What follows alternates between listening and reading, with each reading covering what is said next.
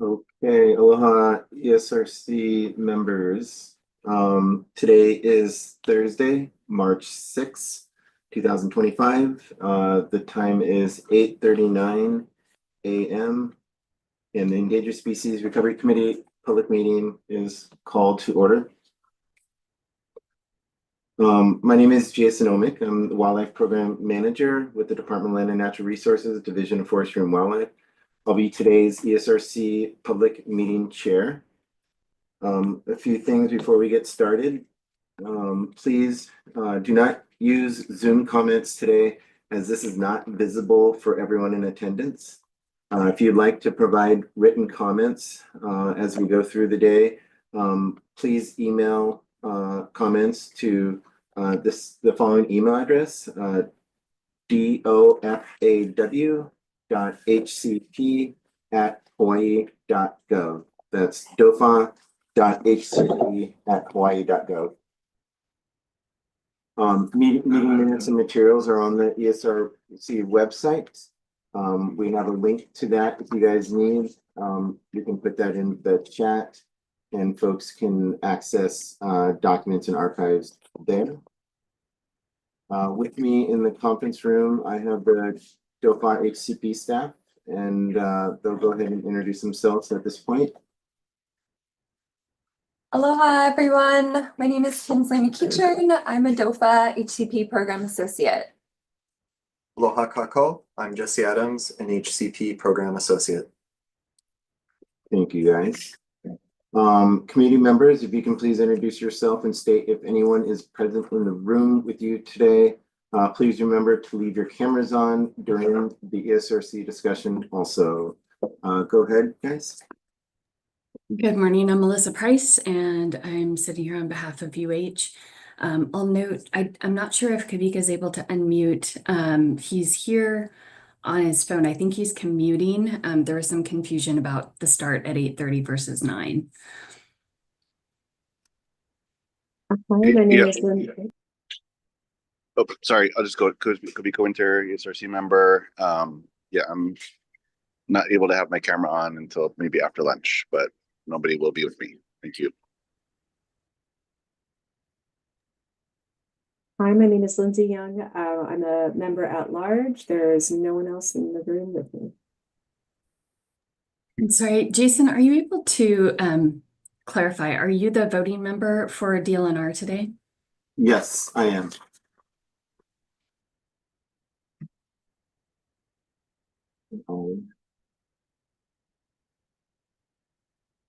I think that's it. Okay, great. Thank you, committee members. We'll move on here on the agenda. Let's see, we have 10 items on today's agenda. Item 2 will be the approval of the draft meeting minutes. For item 3, HCP staff will provide an update on the status of HCPs and ITL's covered species. For items 4 through 9, a representative from each of the WIN HCPs will present on their compliance for fiscal year 2024. Representatives for these WIN HCPs, if you can please keep your presentations to 20 minutes so we can kind of move through the day. We have a lot of stuff to go through today. Staff will then provide DOFAW updates on the HCP. Following each set of presentations, we'll open the floor for the public and the ESRC discussions and comments. Item 10 will be adjournment. Hey, Jason, I'm not sure if the other ESRC members have a preference, but in the interest of moving things along, may I recommend that the presentations go ahead and happen, staying under 20 minutes, and then we reserve our questions for after the presentation's given, because otherwise we kind of don't know how much is remaining in the time.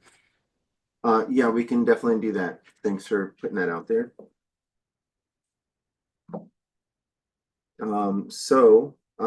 Going on to item 2, we'll begin with the approval of meeting minutes. First, we have February 1st and 2nd, 2024. If members of the public would like to make comments via email, please do so. In the meantime, if there's any comments from the ESRC, we can go for that, and this is for the February 1st and 2nd meeting minutes, 2024. 2024.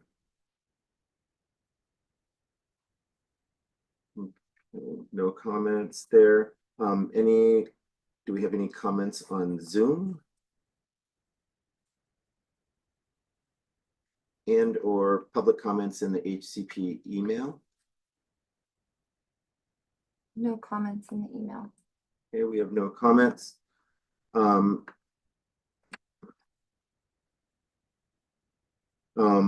make a motion to vote to approve make a motion to approve the minutes, meeting minutes for the February 1st and February 2nd, 2024. I will take a vote now. All in favor? Oh, you Sorry, Sorry. second? Sorry, thank you, Melissa. Okay, so we have two there. So we'll take a vote now. All in favor, please say aye and keep your hand raised so we can count members, please. Because I Okay, Two. we're good. Okay. And all oppose, please say nay and keep your hand raised. I see none. So this motion passes unanimously. Thank you for that. We're going to keep going through minutes because we have a few more to go through. So the next approval of meeting minutes is for March 11th, 2024. If members of the public would like to make comments via email, please do so now. In the meantime, if there are any comments from ESRC members, please present your comments. And okay, thank you guys. No comments there. Are there any public comments on Zoom? Public comments on Zoom. And any comments in the HCP email? No, Okay, I'm gonna get better at this. you're doing great. Do I have a motion? And I'll put a motion out there. Second? Okay, thank you. We'll take a vote. All in favor, say aye, and please keep your hands raised. One. Did we get one more? Kavika, we need him to say aye out loud. I think we'd like to recognize that Karen Koto has arrived. I'm an I. Okay, there we go. Also just noting that we now have Karen here. So I don't know if we want to pause and have her introduce herself as the 5th ESRC member that's present. And then she should be included in the voting as well. Great. Yeah, thank you, Melissa. Karen, you can go ahead and introduce yourself, and then we'll go ahead and just do another vote on these minutes for March 11th, 2024. Yes, sorry to be late. Karen Corto representing USGS. Sorry, I missed there was a vote on the minutes. Yep, we are voting on our second batch of minutes for March 11th, 2024. And I'm just going to go through one more time and we'll just do a vote real quick with everybody that's here. So I'll make a motion. I make a motion to move forward with taking a vote. I have another To approve the minutes. to approve the minutes for March 2024, March 11th, 2024. I need one person to second me.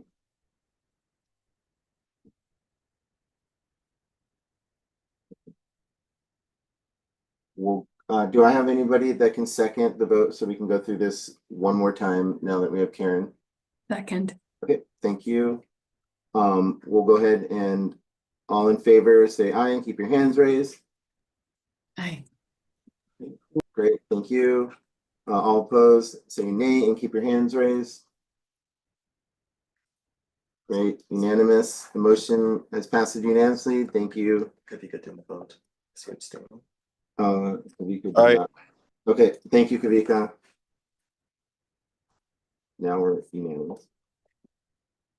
Okay, moving on to the next set of minutes, the next approval of the meeting minutes for December 6th, 2024. If members of the public would like to make comments via email, please do so now. In the meantime, are there any comments from the members of the ESRC? I have none. Are there any comments, public comments on Zoom? Negative. I have none. Are there any comments in the HCP email? I have none. Do I have a motion? I'll make a motion. Okay, we have a second. Second. Thank you, Karen. What So do you let's need the motion for on this one? To vote. to vote.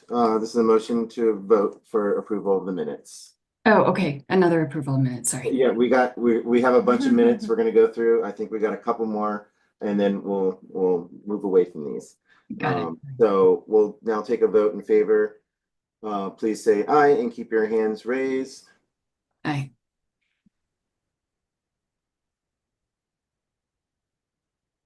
Okay. I saw Kavika's phone briefly unmute, but I didn't hear anything come through. You hear that? Yep, we hear you, Kavika. Thanks. Thank you. Okay. All opposed, say nay and keep your hands raised. No one.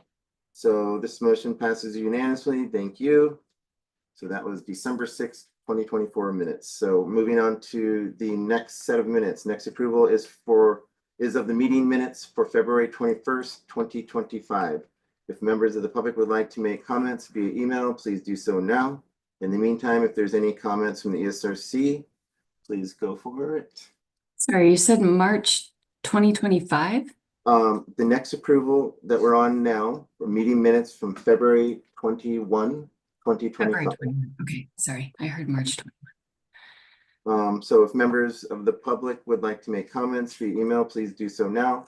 In the meantime, if there's any comments from the ESRC members on the February 21st, 2025 minutes. I see none or hear none. Are there any comments on Zoom?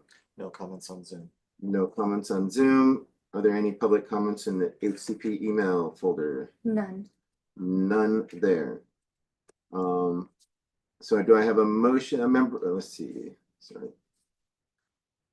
If we have a motion to approve these meeting minutes for February 21st, 2025. Motion to approve. We have a motion there, so we'll now take a vote on. Sorry, you need a second. I'll second. Thank you, Lindsay.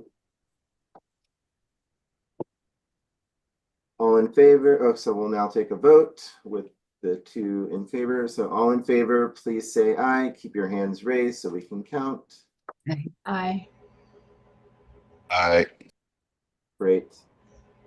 All in favor, say nay and keep your hands raised. Thank you. So that was a unanimous motion there. So thank you. We're passing the minutes for February 21st, 2025. Thank you guys. Okay, we have gotten through the minutes there. Thank you for bearing with me on that. I think usually we would just do one set of minutes, but it looks like we were maybe a little behind in getting these things approved.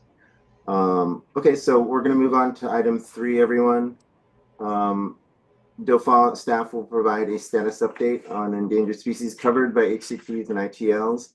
We're going to move to Kingsley is going to do a presentation on this, and I'll leave the microphone over to her. Thank you.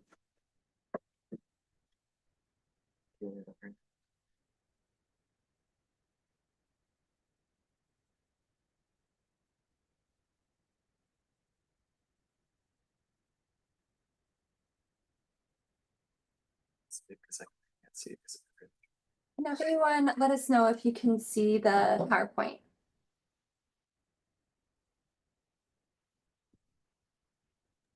There is no PowerPoint being shared.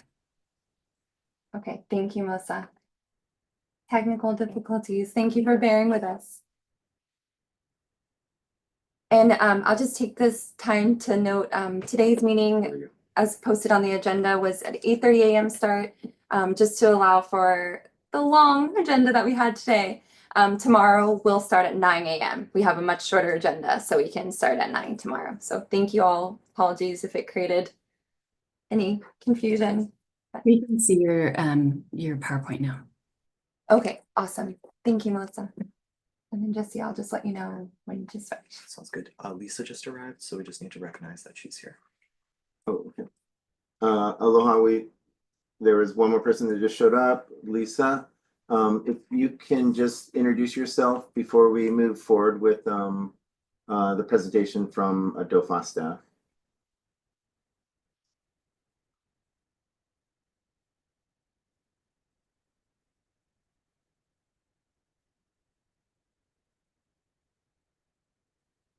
Hi, Lisa, do you hear us?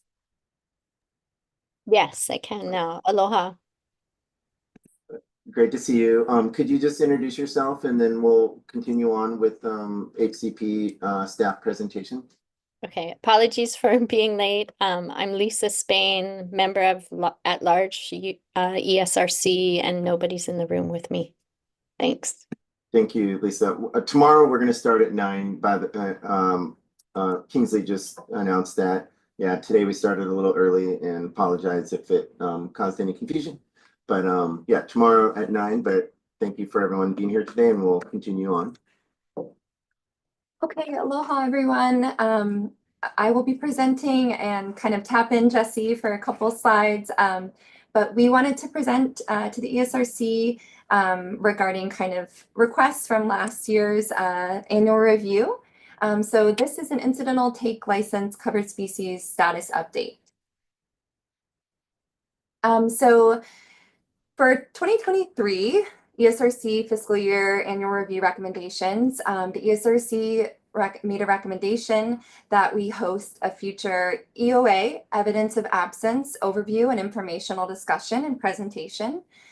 So our staff did try to work on getting this scheduled. Unfortunately, there was lack of presenter availability, but we are going to kind of expand our search and hopefully come back to you all maybe summertime. We're anticipating to have this evidence of absence kind of seminar or presentation. And for now, we had Jesse upload to the HCP website the resources, including a past webinar for your review. So hopefully, if you need to, or if you care to check that out, that is on our website. As for future developing HCPs, we also intend to host a meeting for this. There are HCPs that are in consultation with us in the early stages, and we would like to present and give you all more updates on this. So we wanted to reserve the review this year for just the existing licensed HCPs, but we intend to bring this to you in the future. And I know there's also some concern about offshore wind, so we hope to touch on that in that meeting as well.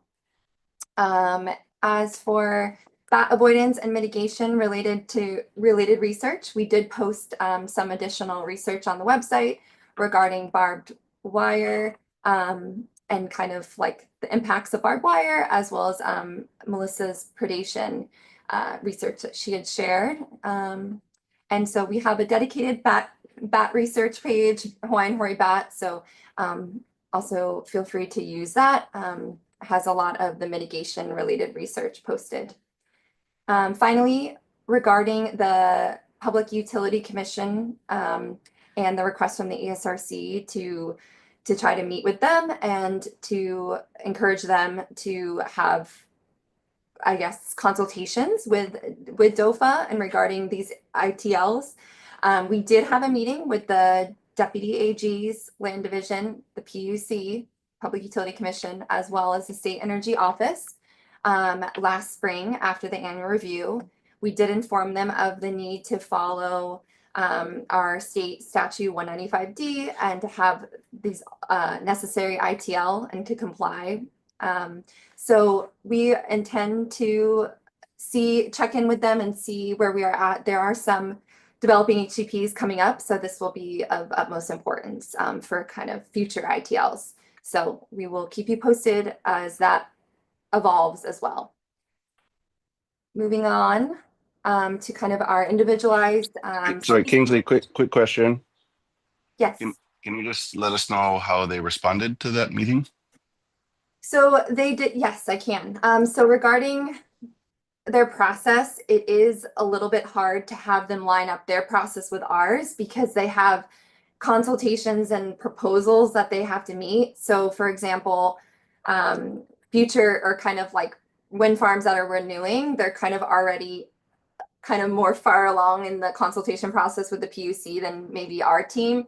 But I think with licensees that are current, those licensees were able to work, I guess, in real time better off with, but new licensees, I guess I should say, coming in, that's going to be a challenge because the PUC does start the process earlier.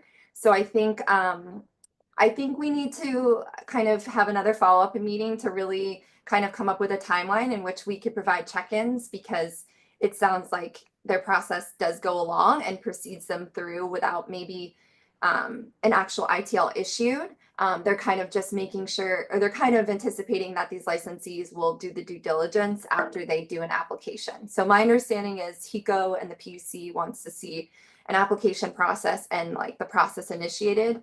But we would like to see it obviously at a deeper level, that they're kind of meeting a higher standard before getting the PPA, or I guess PPA in this case. Yeah, thank you. This is a major issue, so I don't want to just gloss over it. I'm hoping some other ESRC members have comments, but the idea that they're only going to look at existing permits and not new ones is very concerning, because that's, the new ones are where we need to get everybody on board with what's going on with HCPs. So, does anybody else have concerns on this? I'm sorry. I Go ahead. apologize for the confusion. Sorry, Melissa. No, I was just going to ask for clarification. Please, it sounds like you're about to clarify, so go ahead. So they'll continue to review any, I guess, like power purchase agreement proposal that comes in. What I meant was, if we have, for example, I guess I can use KWP. KWP is applying for like a new HCP. Because we've already been working with them, we already have kind of that, they have the exposure and we have that collaboration already going. And so we've been working on them on the new parameters of the new permit. But regarding like a brand new licensee, it's a little bit harder because they might go through more of the PUC process before they then come to us. So I guess we just need to touch base and see if there's like touchstones or places along the timeline with the PUC that we can be inserted to really, because it's a matter of the PUC complying with state and federal statute. Right. Okay, I think that'd be worth a presentation later. Okay. At some point, because that has been a huge crux of the issue, is PUC's been approving things without following these things. So the idea that they'll find some place at the end of the process to comply with state and federal law is very concerning. I think that's a great idea. Any recommendations or comments today we'll make note of, and yes, thank you. We can pull up on a slide at the end if we want to kind of run through all the comments from today, but thank you, Kavika. Okay. On slide 3. So we are moving on to the individualized species updates. These are the species that we're going to be covering today that are our ITL covered species. Okay, so I'm not sure if this is pretty small on your screen. It was compressed to get everything to fit. But this is a cumulative take for all covered species through fiscal year 2024 for our licensed HCPs. So this is showing it by species. The blue bar is the allowed take per the ITL. So this is all ITLs combined, wind and non-wind, the allowed permitted take. The reason why that Newell shearwater number is so high is I actually did not modify this graph to take out KSHCP. So that is including the KSHCP, Kauai Seabird HCP take. We have the orange bar is total estimated take. That is like the cumulative take measurement for all the ITLs. And then the gray is total observed take. So that would be any like fatalities that are found. So of interest is the orange bar, which is total estimated take. And so just seeing that that orange is in fact lower than the blue, I guess, is the importance of this. But it does get really small because the scale is a little biased with the Newell shearwater. But I'm going to touch on these in more detail, so we'll keep running through. Kinsley, I just have a question. The Newell shearwater, isn't that over a 30-year period? That's not meant to be the annual just for 2024. Is that correct? Oh, correct. So my apologies. If we go back to slide 4, Jesse, the cumulative take for all covered species through fiscal year 2024, but this is from the inception of the licenses. And so is the start year different then for each of the species, or? Yes, the start year would be different depending on who has coverage. So I'm actually in my tables going to kind of highlight it. This graph I think is a little confusing. So in my tables for each species, hopefully you'll be able to see it more clearly. Okay, moving on to slide 5.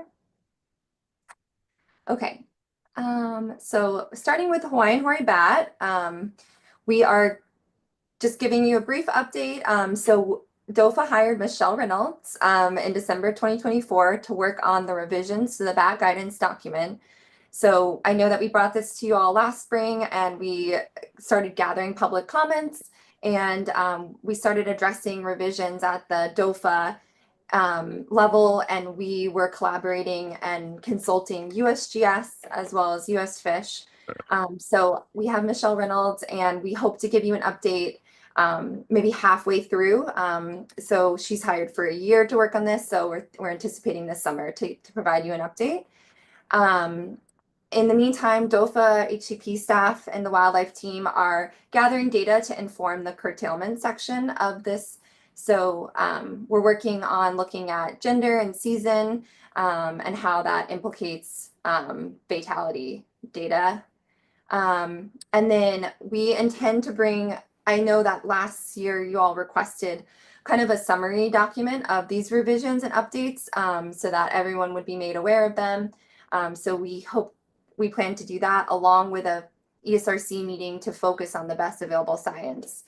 So I know it was mentioned that you desire maybe like a day of like symposium to focus on best available bat research within the scope of HCP projects. So moving on to slide 6, I reached out to USGS and kind of, well, this is in their USGS publication regarding the genetics, but really appreciate Karina for always being there and their entire USGS team for being there to consult so often. It's really grateful as we don't have our own dedicated bat biologist at DOFA. So I'm going to present on the affected population size that has come from Karina et al.'s paper, Karina Pinzari et al., USGS 2023. And this is based on the islands who separated out, but our affected population size is the best estimate of health of a population for the Hawaiian hoary bats. And so right now it looks like the affected population size on Hawaii Island is 1,265, on Maui it's 106, and Oʻahu 21, and Kauai 91. And in this table we have the sample size that was used, as well as the confidence interval, both the jackknife confidence interval and the parametric. So with there being end numbers for Maui and Oʻahu for the confidence interval, we have more confidence that these are in fact more accurate numbers. once again, this effective population size represents like the female individuals that exist to sustain the genetic diversity and prevent inbreeding. And yes, so obviously the more variation that exists in a population, the better prepared that the population will be to adapt to change when it does occur. So I'm presenting on these population estimates to then take you to look at the cumulative take versus the mitigation. So that's why we're kind of going towards. So next slide, Jesse. So this is, I showed this before, but this is a summary of incidental bat take by island as of fiscal year 2024. I showed this in a previous ESRC meeting. So the kind of maroon bar is the permanent total take. The blue is estimated total take, and the aqua green is the observed total take. So right now it's still per Oʻahu and Maui, the estimated total take is below the permanent total take. But I think it will be helpful to see a little bit more trends. So when we move on to slide 8. Okay, slide 8. So we're looking at Maui wind farms from 2008, when there was the first wind farm, to 2024, the cumulative take. And this is arranged by month to kind of indicate the seasonal trends. As you can see, September on Maui is a high month for fatalities. And next slide. So going to Oʻahu, we have the cumulative take for Oʻahu wind farms. And this is divided again by month to show you the seasonal trend. August being the highest on Oʻahu for fatalities of Hawaiian hoary bats. And moving on to slide 10. So we are looking at the cumulative take of Hawaiian hoary bats for the licensed ITLs, I guess I should say, licensees in the state of Hawaii compared to the cumulative mitigation that has been produced. The cumulative mitigation will be described in acreage, funding, and research because those have been the 3 kind of criteria that have been utilized thus far. So for KWP 1, you can see that they have the cumulative take counts are on the left, and then their mitigation included tagging and research and funding contributions for bats. That was for KWP 1 and 2. For Wahi, they have acreage restored. So that's over 2,000 acres that they have been restoring for their tier 1 and tier 4 mitigation. Kahuku, they did a combination of research, fencing, and restoration at Helemano in the Ewa Forest Reserve. Kawailoa has contributed funds to purchase 6,616 acres of land in Waimea Native Forest land, as well as the Helemano Wilderness Area to be protected in perpetuity. So those are a combination acreage and price. They have also restored 135 acres for bat habitat. Nopua Makani currently to date has just done research.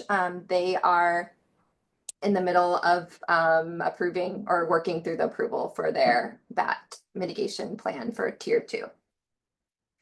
And then Kauai Lagoons does not have any bat on their ITL. So cumulative take count is 272 bats thus far, starting from 2006 to 2024, and the cumulative mitigation in acreage right now is 2,373 acres. And Jesse's going to show you kind of on a map what that looks like, but I'll pause there if there's any questions before we move forward.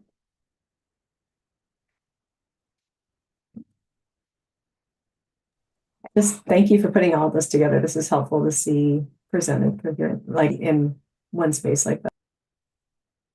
Thank you, Lindsay. And I will say, like right now, the acreage has been a proxy, and obviously the iterations of the bat guidance document has kind of referenced different amount of acreage that really would serve to offset one bat. So I think traditionally there was about 21 acres used as a proxy for one bat. But as we see in Bonacorso's publications, that it might be a much higher increased area that needs to be restored to actually equate to one bat take. So Jesse will present on that, but these past mitigation projects incorporated that, I believe, that kind of lower acreage proxy amount around 20 acres. But this does kind of show that it was a combination of research that was allowed prior, as well as funding to purchase land and the acreage proxy. So I have some questions, but I'll wait until you're finished with the presentation. Okay, sounds good. Jesse can present on his maps.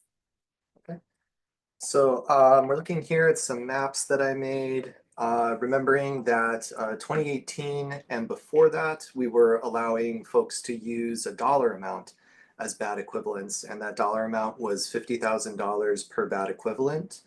After that, it moved to acreage. Again, we're using the best available science number of 97 acres from Bornacoso for one bat equivalent. So looking at sites on Oʻahu, we have some land acquisitions with Kawailoa that you can see that would be for, curiously enough, the Kawailoa area, the Waimea Forest Reserve. Also, they have the Halemano wilderness area. The large bat denotes 5 bats. The smaller bat is 1 bat. So for the Halemano area, that the funding equivalent is about 55 bats. For Kawailoa, the funding equivalent is about 7 bats. And then for their mitigation site at Ukoa Pond, that would be in the yellow on the left-hand side of 135 acres. That's roughly 2 bats. Moving down to Kahuku, which is the small yellow polygon within the Halemano area, kind of in the middle, lower middle part of the map. That's about 95 acres, so the equivalent of roughly 1 bat. Moving over to Napua Makani, this is for proposed mitigation. Sneak peek, these folks will be coming to us on April 11th for an ESRC meeting to go over approval of their bat mitigation and research plan. They are proposing that their actions based on dollar amount will be roughly 34 bat equivalents. So I'm just going to take a moment to pause and let you folks look at this figure. Please let me know if you have any questions. Hey, Jesse, I think we agreed to just go through the presentations, then ask questions at the end. Apologies, sorry. No, no worries. I don't know how to pilot over here. Moving on to Maui bat projects. So here we have Oʻahu doing mitigation. This mitigation is based on acreage. So they have mitigated for about 21 bats. And then Kahuku funded a fence within the forest reserve on Maui. That's a dollar amount. The fence line, as you can see, is in red. It did close off about a 280 acre unit. So that's why I've chosen to display that unit there. However, their mitigation is directly linked to that fence. The fence was about $150,000. So that is roughly 3 bat equivalents. Just taking a quick pause there so you guys can look at that. Moving on. Okay, so moving on from bats to ʻaeʻo, Newell shearwater. Thanks to Jay Pennyman, a Maui Nui Seabird Recovery Project, I was able to kind of recover the best available. It's from 1995, but pelagic population estimate for the species at 84,000 with the confidence interval 57,000 to 115,000. But it is the hopes for these species that they can have updated population estimates. So regarding Newell's cumulative take and mitigation, as you can see in this table, we have the licensees, their cumulative take, and the cumulative mitigation. The numbers are converted to adult equivalents. So that's using an adult survival credit that they get for the number of adults protected, plus the fledglings that are produced, and those are converted to adults using a likelihood of fledgling survival. So KWP 1 and 2 along with Kahuku, contributed to the management at ʻaʻekēʻakē and produced KWP 1 and 2 in combination produced the 8.53 adult equivalent Newell shearwaters. For the other entities, there was funding to Kauai Endangered Seabird Recovery Project, as well as funding to NIFWIF. So yes, we can, so I guess Kauai Lagoons makes a contribution to NIFWIF annually to account for the 3 listed species on their ITL. Moving on to Oʻahu, Hawaiian petrel. Everything good? Okay. We're on Oʻahu. Sorry, not Oʻahu. Oʻahu. Pelagic population estimates at 19,000 with the confidence interval ranging from 11,000 to 34,000. Once again, they just don't really have good counts on these pelagic species. But the hopes, like Maui Nui has expressed, Maui Nui Seabird Recovery Project has expressed, is that with new developing HCPs, that they can do mitigation studies to show adult survivorship rates and nail down a population. But that won't be for another few years as these developing HCPs progress. So in the meantime, they use kind of like this pelagic estimate as the best available. Moving on to slide 16, we have again a table presenting the licensees, their cumulative take for Oʻahu, and the cumulative mitigation and adult equivalents. Once again, this is computed by doing a survival credit, that's an enhanced survival for protecting the adults, plus the fledglings produced converted to adults, and that's also again using a similar 0.3 likelihood of fledgling survival to adult for the species. So KWP 1 and 2 in combination produced 89.72 cumulative mitigation credits. And this is for protection of adults as well as production of fledglings at Makani. It started at Makani and then it moved on to Puʻameʻi. So that was moved to Puʻameʻi when the Oʻahu were not being produced at Makani. For Oʻahu, they have been producing Hawaiian petrels up at Kahiki Nui in the forest reserve. And so this number is from the fledglings produced converted to adult equivalents. Kahuku did barn owl predator control and funding to KESRP, Kauai Endangered Seabird Recovery Project, and Kawailoa also contributed to KESRP as well as Pacific Rim. Napua Makani is in the process of amending and making their contribution. They're currently not covered for Hawaiian petrels on their ITL. As for Kauai Lagoons, they make an annual contribution for those 3 seabird species. Okay, moving on to ʻakēʻakē, Band-rumped storm petrel. Hawaii Island has a unique population segment listed as endangered for this species. Right now, population estimates are uncertain. Unfortunately, there are really no idea for their population or for their abundance. They were listed as endangered by the state back in the 80s and the feds in the early 2000s. There is a major colony on Lanai, but they're nesting on steep cliffs, which are hard to go in and make counts. They also have colonies on Kauai and Big Island. Right now, we have Maui Nui Seabird Recovery Project and the Park Service, funded by NIFWIF, are doing a study on Maui, and they're looking at acoustic monitoring and they're looking at ʻakēʻakē for potential colonies. So they have had nesting calls made at Makani and Haleakala. And so they're narrowing in on the areas and where the potential burrows might be, and they're going to continue with studies this year. They're also going to use last year's recordings that they gained from their preliminary or from the start of their study for continued social attraction. And they are looking for funding to continue this work for in situ protection.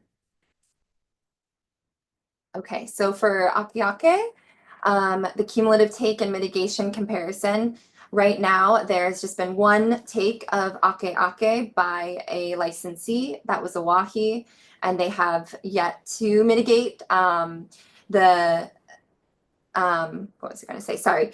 That is hopefully we have been advising them to do an amendment for that to include mitigation to offset that take and any potential other take.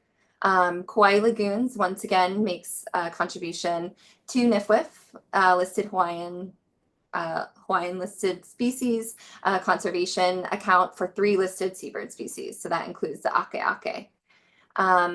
And then just so you know, I don't know if I referenced this on the past tables, but the NA means the species is not a covered species on the ITL. Okay, moving on to nēnē. So thank you to Afshin and the nēnē Recovery Action Group. As of 2024, the population estimate is approximately 3,797.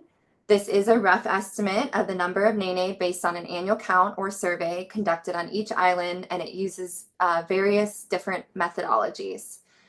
And so we have Maui at 429. Molokai, the population has increased since last year. We had 2 goslings added, so we're at 6 now. Hawaii Island, a little over 1,000, and Kauai, 2,314. And if anyone would care for more information, I can provide kind of where the surveys are and the counts are made on each respective island. But this is an increase from the past estimates from 2022. So that's good. In 2021, it was a little bit higher at 3,864. So seems like it's kind of been around the same size in the last few years. Moving on to nēnē cumulative take and mitigation comparison.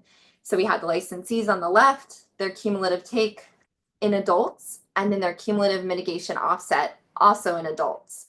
So I basically for the cumulative mitigation, that includes the production of increased adult survivorship as well as the fledglings produced. And those fledglings produced were converted to adults based on an 80% survival for 3 years. That's what's used for KWP 1 and 2 when we issue their mitigation credits. The slides. Is anyone else getting a frozen screen kind of spinny circle? Yes, so Kinsley, the slide you just described, we can't see.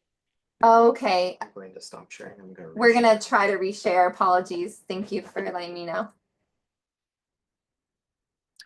It's been happening the whole meeting. We've been getting this like spinning thing, Oh, really? but it hasn't affected anything yet until just now.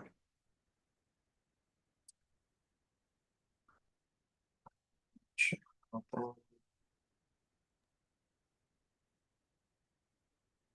think it's the PowerPoint. Maybe exit the PowerPoint.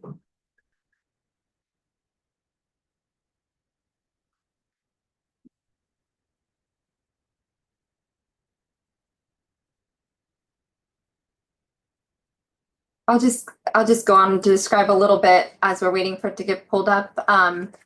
The cumulative mitigation for nēnē that we're presenting on, it's this increased adult survivorship due to them being protected in a pen that is built often for these mitigation projects, and that allows them to be protected throughout the year through various months when they're coming in there and using those pens to nest.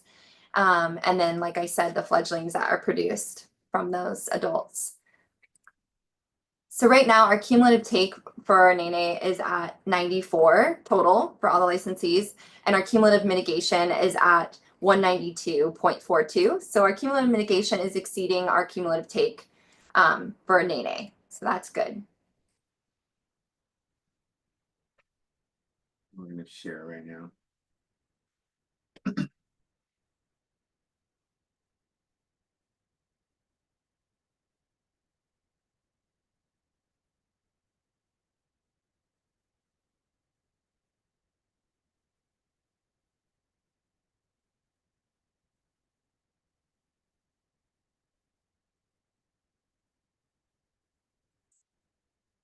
It's so weird.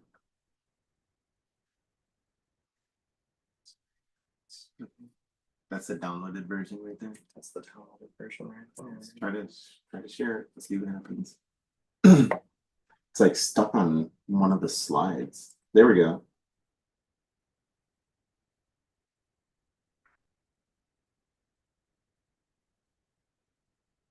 You want me to try to do mine? Yeah, you may have to do Okay. it. We're gonna bear with us. Kingsley's Sorry. gonna try to share her screen. Okay. You would think that this stuff would not have problems anymore with technology the way it is. It's gonna request you to let me share. Okay.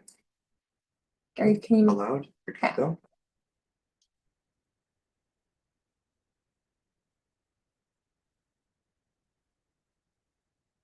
Oh, this is what I want. Okay.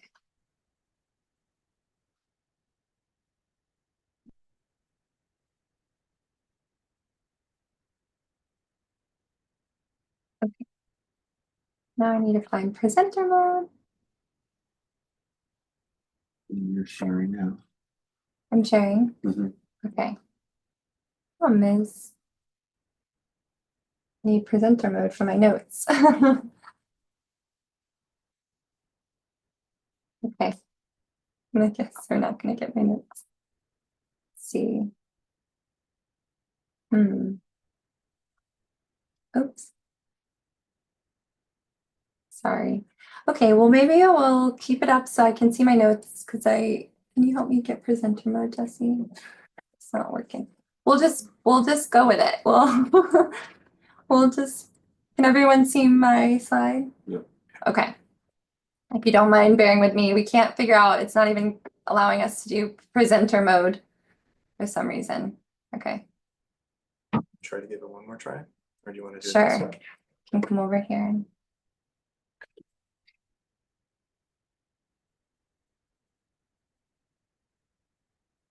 You got it to go in. it's working? We're good. Yeah. Okay. Can everyone see it? Yes? Yep. Okay, great. Thank you for bearing with us. We're just a staff of 3. Okay. And oh, we forgot to introduce Kelly too, but we have Kelly virtually. So okay, moving on. So you can see the slide now, is that I correct? can see this one. Okay, perfect. Were they able to see the population estimate for nēnē? Yep. Yeah, they were able to see. They wrote that one. Okay. So just so you can take a look and see that cumulative take below the cumulative mitigation. And they're both in the adults. So we can move on to next slide. We're going on to ʻakēʻakē, Hawaiian coot, and their estimate of abundance for core and non-core wetlands combined. This comes from Gorison Camp in Paxton, 2024. And right now, with all the islands combined, it's an estimated 1,598 of the Hawaiian coot. And I have the confidence intervals in this table as well. And moving on, because I know this is a long presentation. Thank you for bearing with me. The cumulative take and mitigation comparison for the Hawaiian coot. We have our licensees. On the left, their cumulative take totaling 32. For water birds, it's really distinctly used as fledglings produced for the cumulative mitigation, for the mitigation. So I totaled it up. For each licensee, Kauai lagoons naturally offsets for their property. So they're producing and just on property. And this is their total production of fledglings, 57. Kahuku has produced 13 Hawaiian coot fledglings over the years. Okay, moving on to the alae Hawaiian gallinule. We have their estimate of abundance at between Kauai and Oʻahu. We have 693. Again, this is Gorison Camp in Paxton 2024. This is again an abundance for core and non-core wetlands combined. It's a 5-year average from 2019 to 2023. For their cumulative take and mitigation for alae, we have the licensee, their cumulative take is at 31 total. And the cumulative mitigation, the fledglings produced is 614 fledglings to date.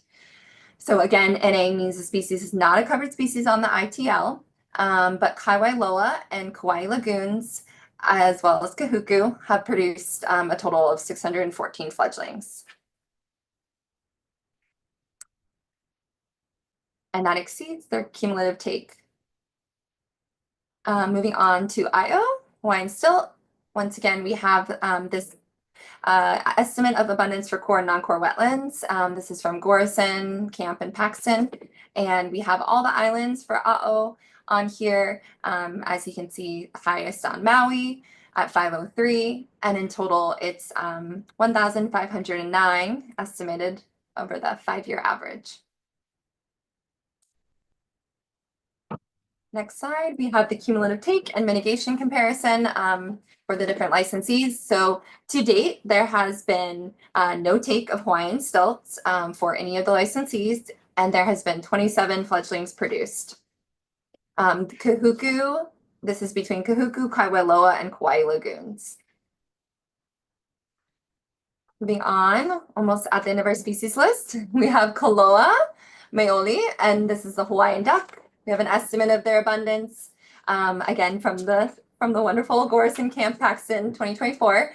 And they're only found the pure koloa on Kauai. So we have a count of 661 as this 5-year average.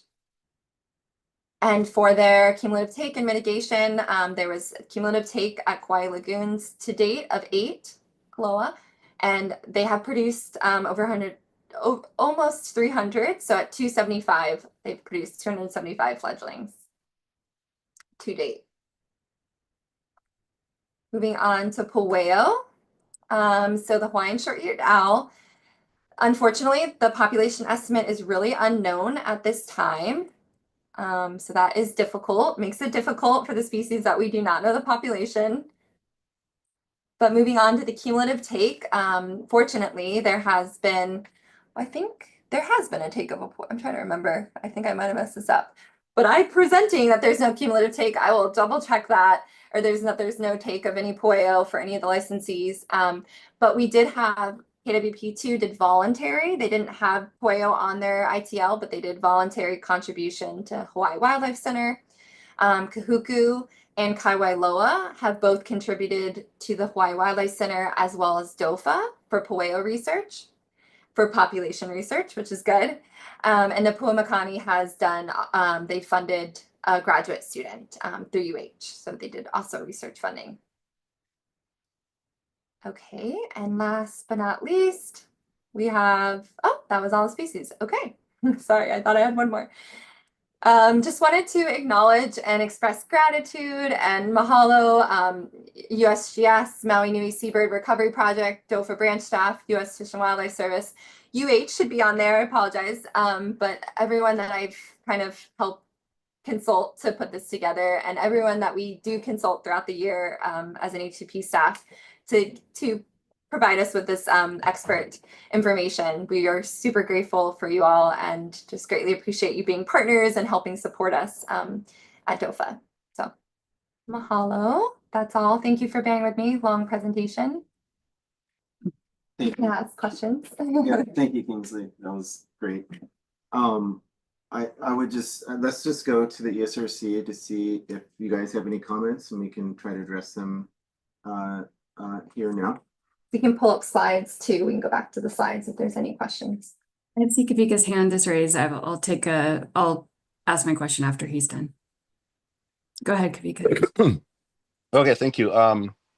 Yeah, that was really great, Kingsley and Jesse. Thank you so much. That's exactly what we need to see at these annual reports so that we can understand the context of everything that's going on. So my only comment was to say good job and thank you so much. I do want to I have a comment about the PUC item from before, but I'll wait till people are done with their questions for this one. Thank you. Thank you, Kavika. Thank you. Similarly, I really appreciate this great summary at the beginning. A couple of things. One, there has been pueo take, just not on Oʻahu where it's listed, where it's state listed. That's right. So Thank you. that was on Maui, I believe, if I'm remembering correctly, but I can double check our mortality study sheets. But yeah, you guys should have that somewhere documented. Yeah, as soon as I posted, I was like, wait a second, I think I missed a fatality of Pueo, so that was my mistake. A few actually. Okay. Not there. It's definitely more than one. But just not on Oahu, to my knowledge. Secondly, on the waterbird stuff. Just out of curiosity, can you remind us, is the mitigation actually counted as a 1-for-1 on fledglings? I believe it is. Can we pull up the waterbird side, Jesse? Yes, which one would you like to look at? Just anyone. Okay, I have the alae ʻakēʻakē. Perfect. So in terms of the ʻakēʻakē, the fledglings produced, yes, I believe it is a 1-to-1 for the fledglings. I can double check on that, or we can even look it up in the middle of the meeting now. But yeah, as far as I know, I think it's like the take is maybe adults, but then it's like fledglings produced for their offset. But I will check on that, Melissa. Yeah, if you can find that out and clarify that, that would be great. And then I'd be really curious about how they're counting fledglings. From having done a lot of years of waterbird studies, I can tell you it's really hard. And that hatchlings are not equivalent to fledglings. You get some super high mortality, like 80% within the first week after hatching. And so I would be a little nervous about how they're tracking that. And then if you're actually tracking them, putting some sort of tracker on them, again, what we see is like really high mortality before they actually fledge from the wetland. Once they actually fledge from the wetland, you get pretty high survival, and that 1-to-1 is less far off from an actual replacement value. But I don't know many people who actually track them well enough to have a lot of confidence about that. So I'd be a little bit nervous about this. But yeah, that's a much broader comment. It's not in particular. I know it's hard when you're just looking across the reports and not looking at any particular single study to be able to ask them about how they came up with their numbers, but just something to keep an eye on. No, that's a really good point, I think. I wonder if Arleon and Molokai may have some good data for that, because she has been, tracking stilts on Molokai for many years, looking at genealogy and stuff like that. But anyways, we might be able to reach out to her and see if we can get some information. And I can say with some decent confidence that we just completed some tracking studies that include alae and aeʻo. And so we've got some percent data on that could be provided. There's also, like, Bryn Weber had done a study on Kauai, so there's data there. So that's probably your couple of best sources on data. I think we have less data on the alae ʻakēʻakē in particular. But yeah, while Arleon has great observational data, to my knowledge, she hasn't attached transmitters that can actually say what happens from hatching to fledging. But she does keep a really good eye on the birds that are in her lagoon. Will that get covered during the presentation tomorrow? Do you know whether they're monitoring, how they're monitoring will be covered tomorrow? For which licensee, Karen? For the Kauai lagoons? Oh, for Kauai lagoons. My apologies. I'm sorry. I just say that would be a good point. We'll see if I'm not sure if the licensees will touch on that. We can make a note for our DOFA staff presentation.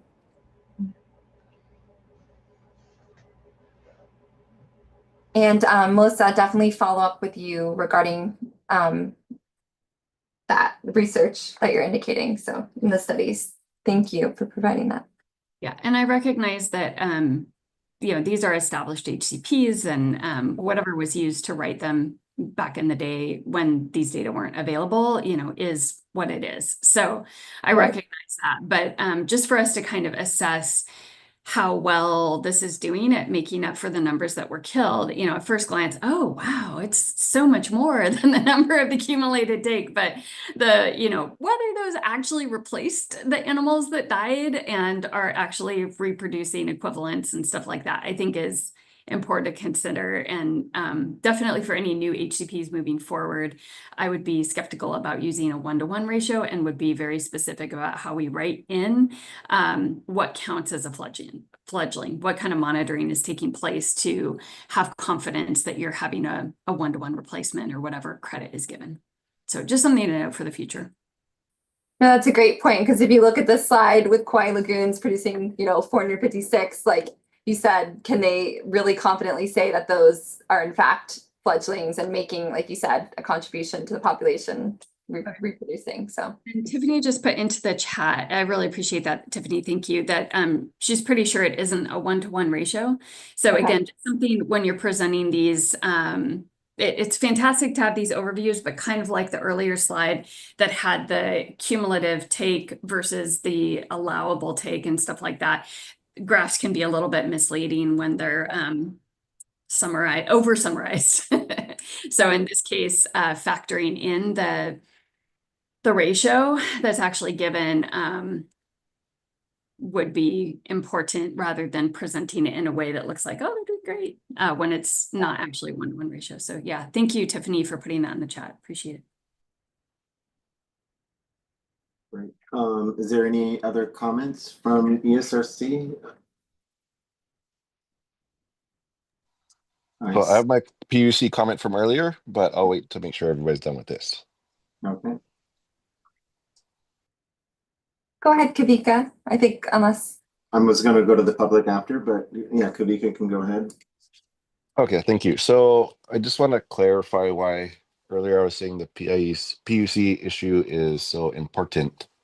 So historically, when we have been talking with permittees about mitigation measures, and we have been a bit hamstringed in what we could recommend.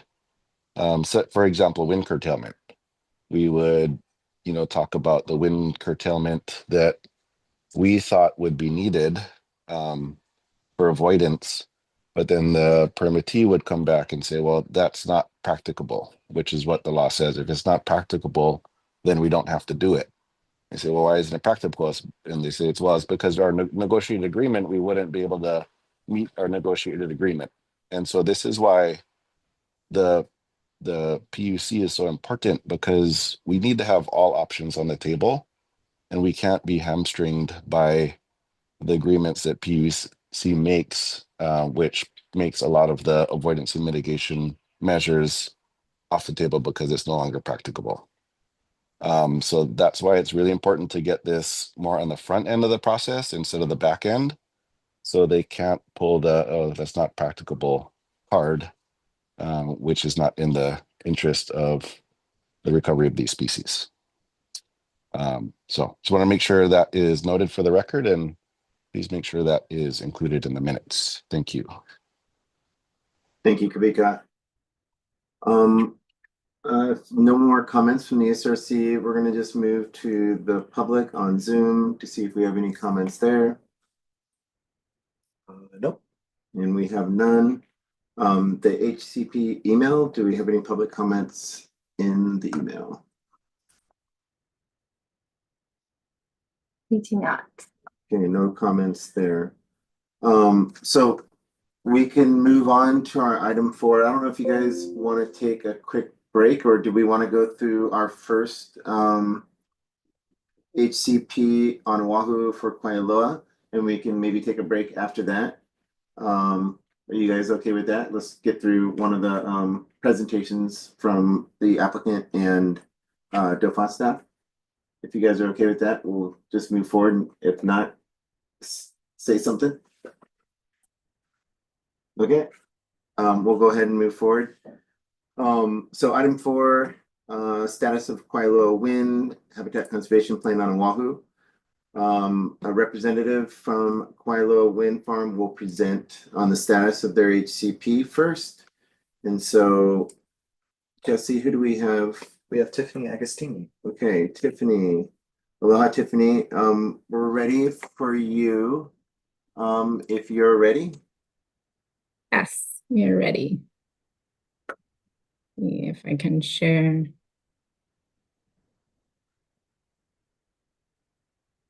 We see your screen. Okay, great. Let me, hold on. Okay, perfect. Good morning, everyone. I'm Tiffany Agostini. I'm Tetra Tech's project manager for HC compliance for Kawailoa Wind, and I'm presenting with Jacob Dutton and Madeline Damon. So Madeline is new to ESRC. She's a wildlife biologist and statistician, and we're really happy to have her experience with the team. Can't see her, but hopefully she's waving to you. The three of okay, I can't see anyone's faces, sorry.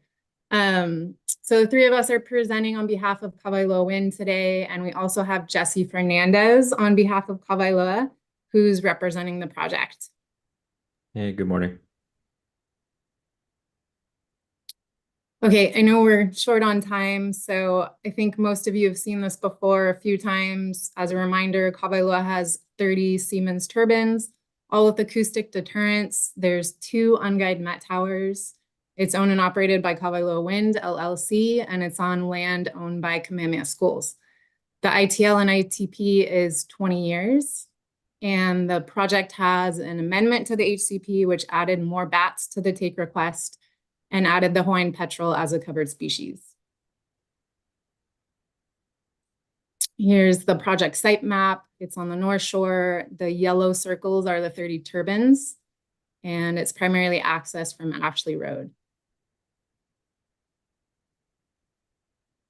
Similar to last fiscal year in 2024, the searchers searched a 55-meter radius circle around each of the turbines, and also roads surrounding the turbines are searched out to 75 meters. And turbines are searched once per week. They are 100% searched by our experienced K9 team. Due to safety issues or physical constraints, there are small portions of the 55-meter radiuses that only at 13 of the turbines that have some unsearchable areas.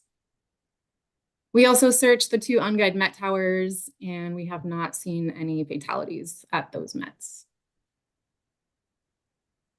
The project has 8 covered species, and I'll present these over 2 slides. This one shows the take authorization for bats per tier. So tiers 1 through 3, which totaled 60 bats, was the original HCP, and tiers 4 to 6 was part of the HCP amendment. The project is currently in tier 4, which it's been in for some time, and we'll talk about that further. There are take authorizations for other covered species. All these species are in tier 1. Hawaiian petrel doesn't have a tier system because we got rid of that during the amendment process.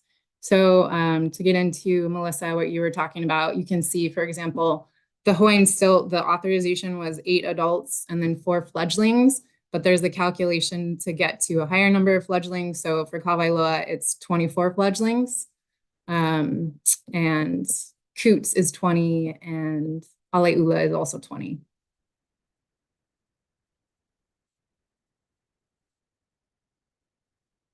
Okay, I'll start with MBTA fatalities, which DOFA has requested that we present. This table shows the total fatalities of MBTA protected species since the beginning of operations, which is on the left-hand side. The middle column is for fiscal year 2024, and the column on the right is for the fiscal year plus to the end of the calendar year, 2024.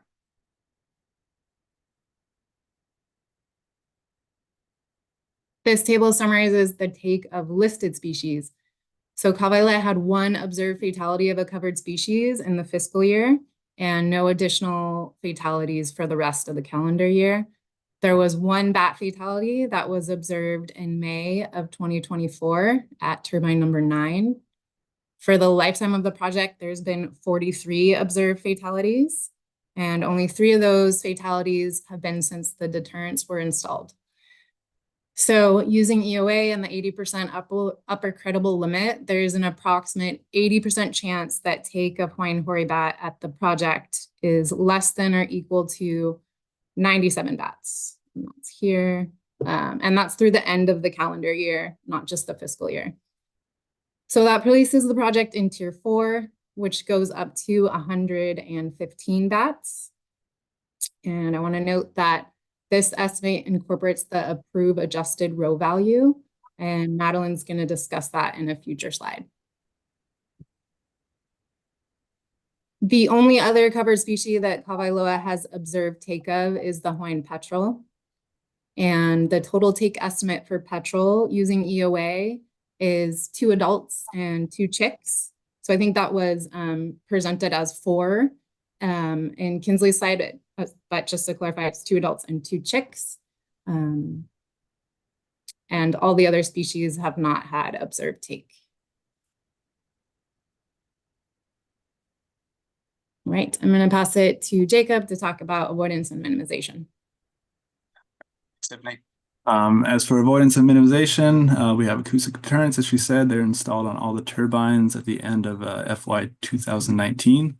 They've been operational from the start of FY 2020 through present. Each deterrent system is comprised of 5 deterrent units or speakers or DUs. They're installed in the star pattern on each nacelle with overlapping coverage. Total site-wide deterrent availability in FY 2024 was 95.4%. And then through the end of Q2 of FY 2025, it is 93.4%. We have any underperforming DUs or DU controllers are replaced as soon as possible based off of manufacturer recommendations. Data demonstrate that the risk to bats at the site has been reduced, which again, Madeline will go over. Year-round low wind speed curtailment is currently implemented at the site as well, as shown on the slide. Low wind speed curtailment has been adaptively managed at the project over the years to reduce the risk to bats, and it's been the projects have been operating under the same low wind speed curtailment regime since the end of FY 2021. So I'll turn it over to Madeline. Awesome. So in June 2024, the project was approved to incorporate benefits of bat deterrence into our take analysis, and this was using a modified row value or the risk of each fatality analysis year. So since installation, there have been only 3 bat fatalities, and we've seen a consistent trend in reduced fatality rates for 5 years. Current analysis determines that there is a significant difference in estimated fatality rates between pre-deterrent and post-deterrent years. So through this time, the search routine has not been adjusted, and we have only been increasing our detection probability. For fiscal year 2024, the modified row value was 0.127, which you can see here. And this row value will be updated annually to incorporate the most recent fatality data, which is a part of the conditions provided by the U.S. Fish and Wildlife Service for approval. A working group was also held in July 2024 that included multiple agency representatives and demonstrated our methods in detail. Data and analysis will continue to be given to U.S. Fish and Wildlife Service to satisfy that condition.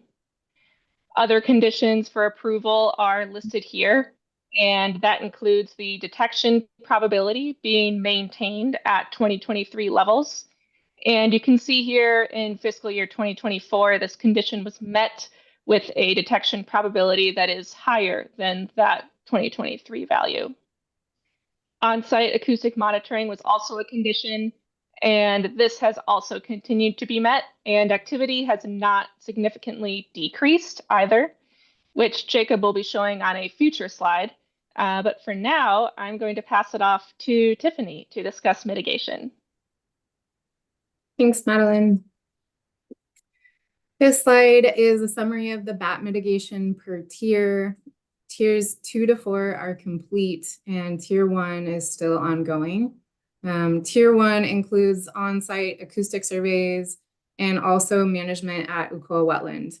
I think that the on-site acoustic surveys in the HCP was only required at 5 years intervals, but Kawailoa has kept the recorders on site continuously. So Jacob is going to talk more about that on this slide. All right, so here we have table 8.3 from the annual report. On-site acoustic monitoring is described in section 8.1 of the annual report. We have 4 ultrasonic recorders at the wind farm site. In FY 2024, bats were detected on 25.3% of detector nights sampled. The detection rate during 2024 was marginally higher than the annual 2023 detection rate, although not significant. All right, next slide, Tiff. And in addition, so also separate from the wind farm, we are doing work at ʻAeʻo, as Tiffany said. So this slide lists the bat mitigation actions at ʻAeʻo. Bat lanes were installed. We had created 16 of them in December of 2017. They're maintained as needed, and several bat lanes were maintained in FY 2024. There was vegetation removal in the open water areas of ʻAeʻo. Water hyacinth was initially removed in December of 2016 through January of 2017, and vegetation maintenance in the open water area continues on a quarterly basis. So there's an example photo of the open water area in the bottom photo there, and a bat lane on the top. Predator control and fence maintenance is ongoing. In FY 2024, 138 predators were removed from ʻAeʻo. That include pigs, mongoose, and rats. And then in addition, bat acoustic surveys have been ongoing for many years down there. They first started in 2012 through 2015 before vegetation removal and bat lane installation. Then post-treatment from June 2017 to the end of May of 2024. So the project had 7 years of post-treatment data. The HCP only required 3 years of post-treatment data, and then at subsequent 5-year intervals. So acoustic monitoring ended at the end of May of 2024 and will resume again in 2029. And then just a reminder, for ʻAeʻo, for Tier 1, the success criteria of bats was adaptively managed and is now currently the completion of management and monitoring components. So here we have a map of ʻAeʻo. It's about 2.5 miles west of the project.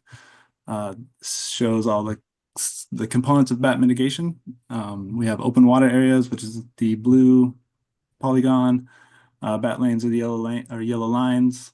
The fence around the wetland is the green polygon, and detector mics are the gray circles. So there's 2 mics per detector. Slide. So then the bat acoustics down at ʻAeʻo. This is table 11 and figure 13 from the annual report, showing just the bat activity down there over the years. During the 2024 sampling period, we had a detection rate of 26.7% of nights sampled with activity. This great again is greater than the 2023 rate, but not statistically significant. So annual detection rates at ʻAeʻo, they've just varied over the sampling years. However, there is a significant increase in the annual detection rate across all years. Thanks, Jacob. Back to you, Tiffany. Yep. Okay, moving on to Tier 5 planning. So as I mentioned, the project is currently in Tier 4, but per the HCP amendment, planning for Tier 5 was triggered in 2019.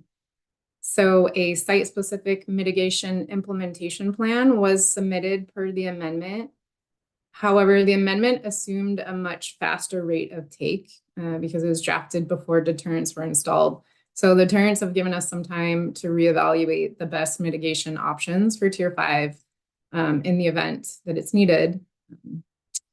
And based on the projections, it's likely that the project could remain within Tier 4.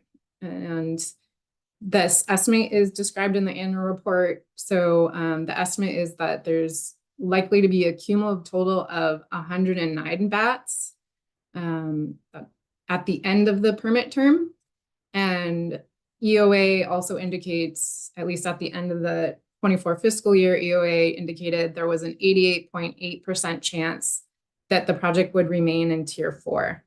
And that percentage is probably a little higher now since the project has not had observed take for the first 2 quarters of fiscal year 2025, but we'll assess that again at the end of this fiscal year. If in the chance that the project does move into tier 5, it would probably only slightly move into that tier. So as a reminder, tier 5 is 85 bats. And it's not expected that the project would take 85 bats. So the project is considering adjusting the mitigation framework. So it's not obligated to mitigate for those 85 if in the event that tier 5 is entered. So we're still having discussion with various folks about tier 5 in case it's needed. Because if it is triggered, it would probably be at the end of the permit term. Acquisition is an appealing option for the project versus doing management. So I've spoke with DOFA, and also I talked to Trust for Public Lands about acquisition options. And right now there aren't any great options for acquisition for bats, but we're still exploring that. So we welcome any input for ideas for mitigation for tier 5 if Kawailoa needs it. Other species mitigation is shown on this slide.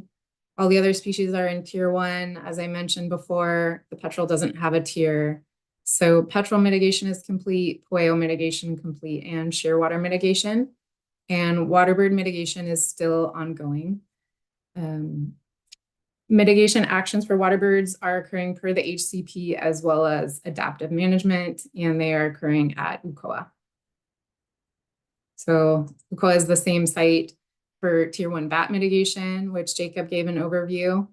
The activities for waterbird mitigation include invasive vegetation removal, particularly in the open water. There's also fence monitoring and maintenance, predator control and monitoring, and we also do weekly waterbird surveys throughout most of the year. So the highlights of the results that we've seen lately, there were 2 alae fledglings that successfully fledged from ʻUkoa in the last fiscal year. We also have seen an increase in stilt detections. So this includes foraging and territorial behavior. And very exciting for us, we saw the first juvenile stilt that we have ever seen at ʻUkoa, and we believe that it fledged from ʻUkoa. When we first saw it, the estimated age was about 5 to 8 weeks. And we also detected coots, or a coot, for the first time since 2017, which was exciting. We think it's just a single bird, but we've seen it now regularly on multiple occasions. So we saw it 2 times in August, 3 times in December. We saw it in January, and Jacob also saw the bird on his last 2 surveys. And just a reminder that birds are not banded at ʻUkoa, so that presents challenges for knowing if it's the same bird. So what does this mean in terms of HCP requirements? The table here shows where the project is with fledgling requirements. For alae, the ITL requires 20 fledglings, and the project currently has 17 fledglings. So we believe that the project is likely to meet the alae requirements. For stilt, we just have the 1, which is exciting, but obviously there's a ways to go to meet the stilt requirement. Because this is the first juvenile we've seen, and also this increased activity is relatively new. We plan to continue to monitor ʻUkoa this year for stilts and possibly do some targeted vegetation management in the mudflat areas. A lot of it depends on the water levels, which we do not have control over, but the water levels do impact the vegetation that's present at ʻUkoa. For coots, no Hawaiian coot breeding has been observed despite years of management there. And I know we've talked about this for several years. It is really interesting to us that there's this coot that's regularly present at ʻUkoa now. So we'd like to continue monitoring this year to see what could happen with that. But overall, as we've discussed in past year, given that there's no observed waterbird take at Kawailoa or any of the other wind farms, the project is considering reducing the take authorization, particularly for coots and stilts, since the project will probably meet the alae requirement. So we're still interested in exploring reasonable alternative mitigation sites, particularly for coots. This has been challenging because most managed sites have multiple funding sources, and it's hard to decipher how Kawailoa would take credit with other funding sources. Also, I just wanted to address something in the DOFA staff report, which I assume you folks read, and Jesse and I have talked about this subsequently, but the ESRC recommendation last year on this topic was to have continued agency discussion on alternative sites and seeking amendment to take. And I just wanted to mention that we did do that. We had 2 semi-annual meetings where this topic was discussed and what the plan is for the future. The project is not currently planning to make a decision this fiscal year about moving sites or doing a take amendment to the take. We'd like to see, where this additional stilt activity goes, and if possibly there can be more than just one lone coot at Ukua. So since the project hasn't had waterbird take and there's no lag in mitigation, there's still time in the permit term to do an amended take request. So we'll continue to discuss with the agencies in this fiscal year, including alternative sites and a take reduction. That's it. Hopefully, I don't know if that was 20 minutes, but welcome any questions. Thank you, Tiffany. Since we have the opportunity to ask the question, just out of curiosity, how do you determine whether something is a fledgling or not? Yes, great question. I'm gonna actually let Jacob talk about that, and I'll chime in. Yeah, since we do weekly surveys, once we document chicks down there, usually I won't consider it a fledgling until it's, I think for the gallinule a day was like, I think it's 51 or something like that. So a couple months after observing the chicks, that's when we'll actually call it a fledgling. Then on subsequent surveys, generally you'll see a subadult hanging out, like especially the gallinules, they seem to hang out with their families longer than others. And then eventually there's dispersion. Like we don't know where the birds go. It's not like there's 17 alae hanging out down there, and they're not tracked. So yeah, it's difficult to say exactly the fate of those fledglings, but that's just what we're doing at this point. So I think it's, yeah, like I said, as good as we can do. Yeah, that's great. Thank you. Given the weekly monitoring, I think based on what I've seen before, that would be adequate. Is that just based on your expertise that you knew you needed to kind of monitor weekly and wait until that point to determine it to be a fledgling, or is that written into the HCP? I like that practice. I think that is adequate. But I'm just wondering if you're doing that. Yeah. I don't think it's, I don't remember if it's in the UCO plan or not specifically, or in the HCP, but yeah, it's just based off of other documents that we've reviewed. I think it was like a chick aging guide. I want to say DOFA gave us a recommended timeline from hatchlings to fledglings back in the day. I don't remember it offhand, but we relied on that. And then just to make sure, the weekly surveys, there are, I think, 2 months that we don't do surveys that are typical non-breeding, or like not the peak of the breeding, just to make sure you. Like October, November. And October, November. I think it's September, October, November. Is that right, Jacob? Yeah, September, October, November, resume in December. But if we do see a breeding activity that says that like maybe goes into the end of August, early September, we just continue monitoring until we can get an outcome of that. No, that all seems like best practices, and that's great. Nice job. And I appreciate you sharing that. I think just for the HCP staff, and again, I mention this just because there's such high turnover in the HCP office, it's important to bring these things up again. So I don't know if that kind of protocol is written into the other HCPs, but just want to note that a small site like this, you can see all the birds. You can, if they disappear, you're going to notice. Some of the larger sites, it might be a little bit more difficult. And so, for example, this might differ from Kauai and what would be best practice there for determining whether a fledgling is a fledgling or whatever. So anyways, thank you so much for answering the question. I appreciate it. Yeah, thank you, Melissa. We can address more questions and comments. We're going to go ahead with the DOFA presentation. And then after that, if you guys have additional questions or comments, we can address them then if that's okay with everyone. Sorry, Jason, are you able to take Kavika's question real quick? I think he had a. Do you mind taking his That's question? fine. We can go to that. Yeah, I also have a number of questions. Okay. as well. We'll take like 3 or 4 questions. Let's take maybe 5 or 6 minutes on it, and then we can move into the next part of the segment of the presentation. But yeah, go ahead, Kavika. Okay, thank you. So I'm concerned with the tier 5 part of the presentation. So did I hear correctly that you're about to be in tier 5, but you don't want to have to do tier 5 mitigation? Can you clarify that, please? No, sorry if that was confusing. Based on all the estimates, we don't think that the project will go into tier 5 because since deterrents were installed, there's been a significant reduction in the take estimate.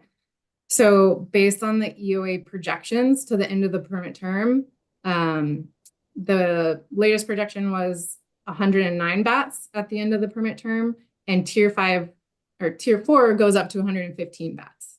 So we think it's very likely that the project will not go into tier 5. Now, we can't say that for sure. And so that's why we're still keeping on our radar options for tier 5 in the event that it's needed. So we're still planning. And if it does go into tier 5, unless something drastically changes, it's not going to be this 85 bats that's in tier 5. It would be something smaller, closer to the initial part of the tier. Okay, thank you. So I have a follow-up question. So, I mean, the decrease in bat take could be either because of the deterrence is working, or it could be because there's been so much take that the population is a lot lower right now. I think we talked about one way to assess if the deterrence is truly working is with the visual and acoustic monitoring side by side.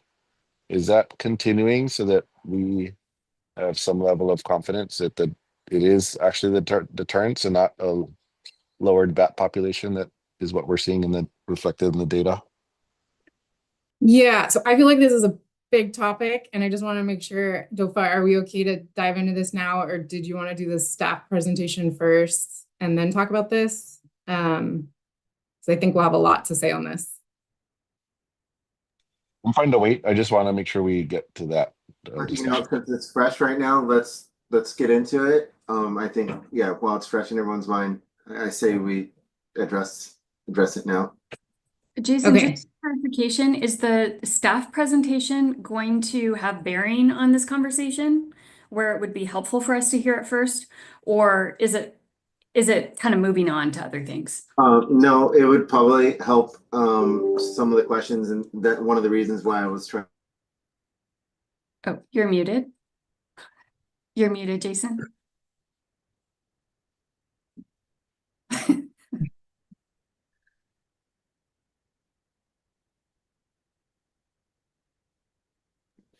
Sorry, Melissa. Yeah, one of our computers just went down. We're plugging it in. You got to have all the backups for this meeting. Yes, the HCP presentation may address some of your questions. Hence the reason why I was trying to, allow DOFAW staff to go through their presentation first, and then we can kind of address a bunch of questions after that. So it might be good that we wait and let DOFAW do the HCP team do their presentation first, and then we can go back if that's okay with you guys. For the rest of ESRC, are you okay with that? I know, Karen, you said you had a number of questions too. Yeah, I mean, my questions are with row values and evidence of absence, so and searcher area and efficacy. So it depends on. I don't want to move on past that topic. So okay, well, let's address these things now, and and we'll move forward after we're done with the questions, and maybe Jesse can speak to it. Jesse can speak to it as well once he's done with his presentation. So let's continue with the comments and questions right now. Okay, so in that case, then the next thing would be Tiffany responding to Kavika's question. Is that correct? Yep. Okay, Thank you. Sorry, I thought we were going the route of having Jesse talk. Okay.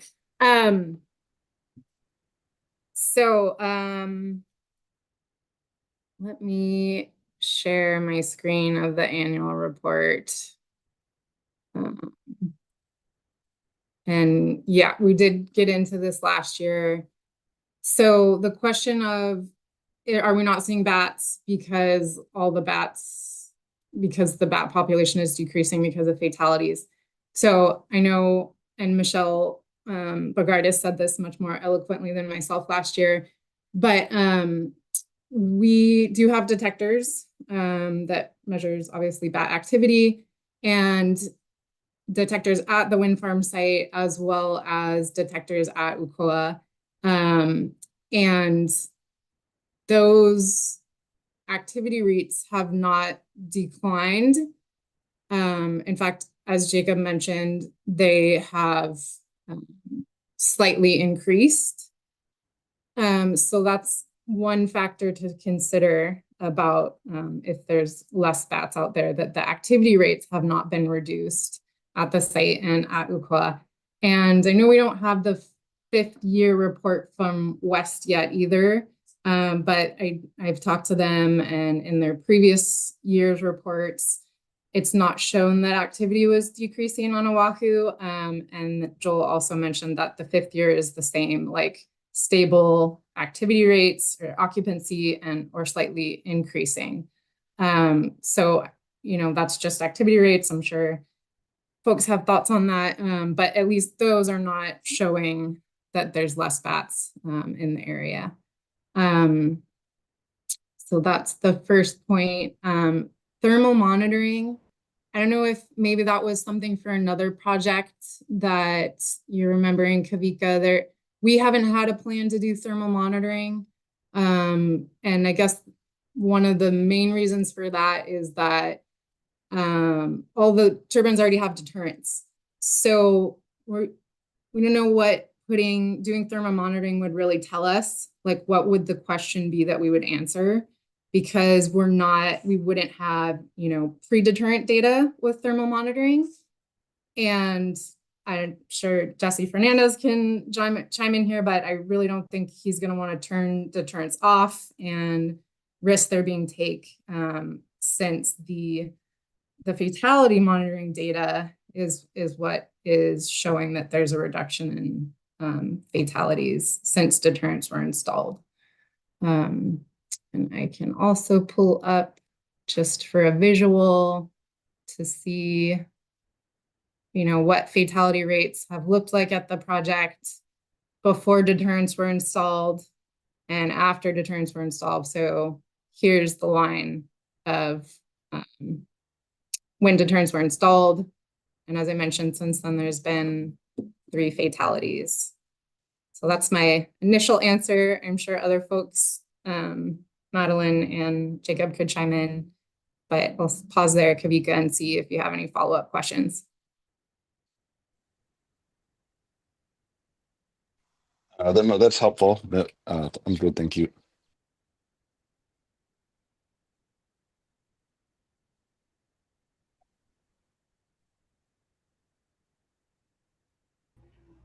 So we can move on to Karen's questions.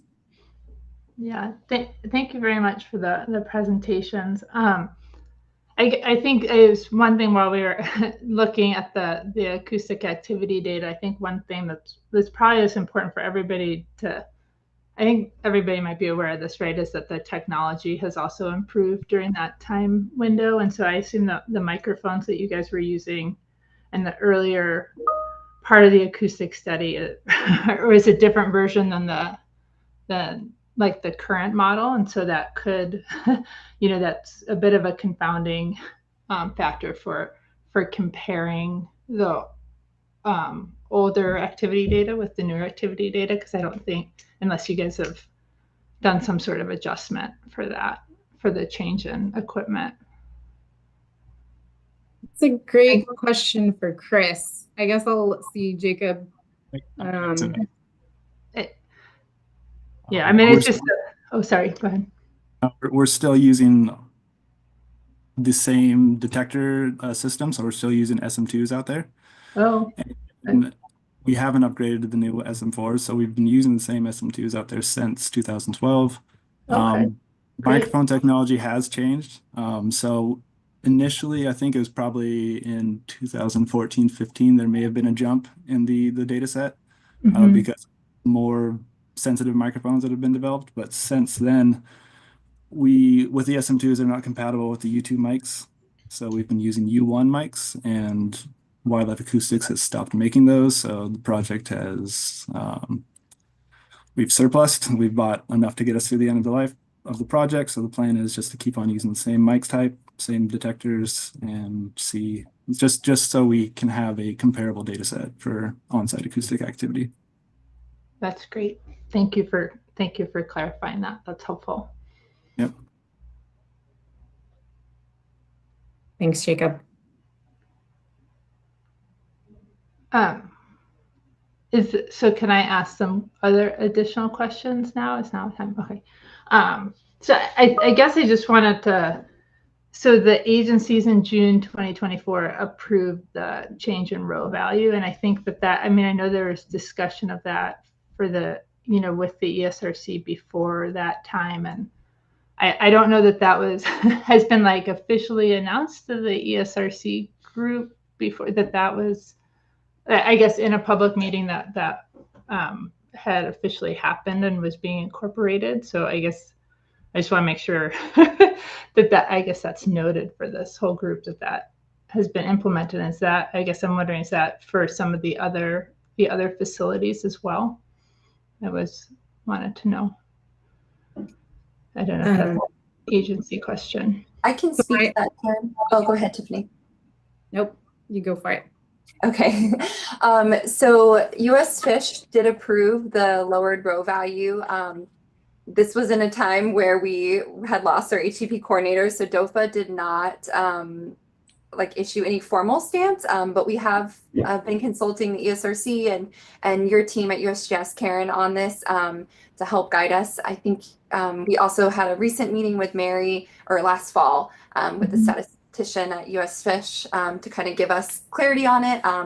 So the contingencies as part of the row being lowered allow for, I should undo my video, so allow for it to be revisited. I believe I don't know if Tiffany spoke to this, but this coming fiscal year. So I think because time has already passed, it's something that we would continue to open for these discussions and hopefully see as the decision comes up in this next year, how we want to proceed.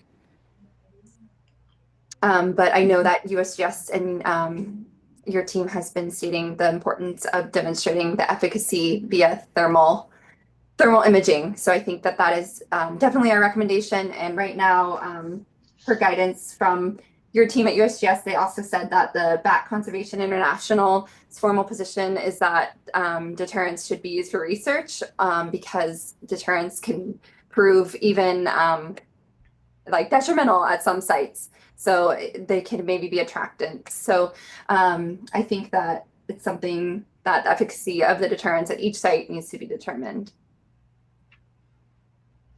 Yeah. I just want to say that, obviously deterrents are not 100%. We had 3 fatalities observed at Kawailoa, but there has been a significant reduction since deterrents were installed.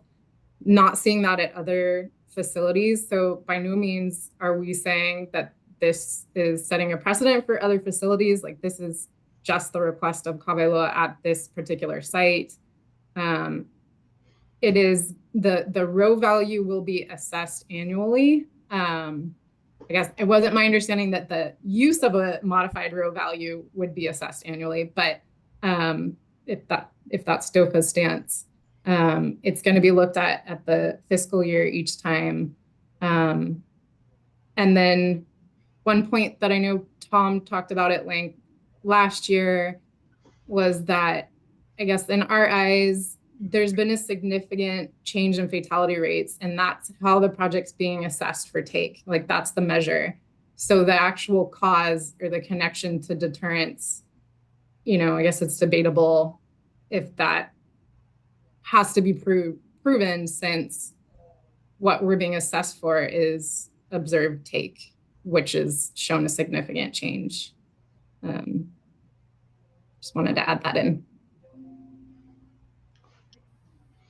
And so I know the Kawailoa and others have looked really carefully at the row and ways, and that's that there was a lot of analysis done for adjusting the row value. And has there been work to look at the other values that are being included in the evidence of absence model to make sure that they their searcher efficacy and searcher area, that those values are using the best available information? I mean, it seems like the estimates of mortality are really sensitive to the inputs for searcher area and efficacy. And I know Fish and Wildlife Service had earlier expressed concerns about the ballistic models and what I guess how those searcher areas were being determined. And I'm just has the same effort been spent on looking at the other values in the model to see if those should also be adjusted? Jacob, do you want to?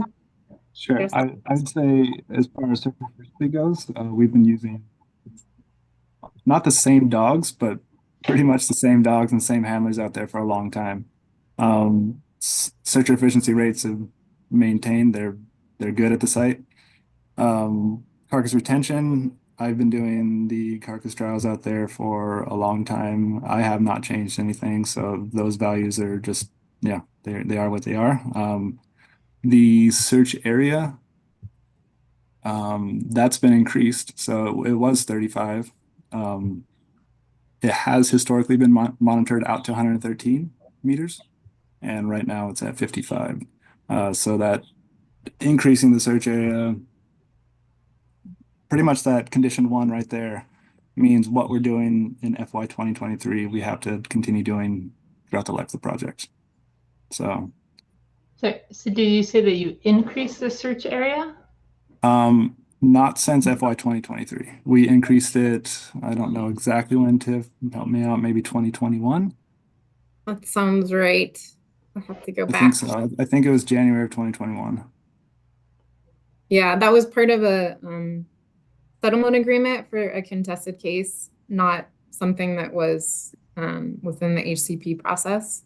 But it was, as Jacob mentioned, 35 and then increased to 55 and also roads out to 75. So more area is being searched. And with that, so before we were searching out to 35 meters twice a week. So searching a smaller area more often, and now we're searching a larger area less often. So that search interval is also reduced from 3.5 days to 7 days. So we search weekly instead of twice a week.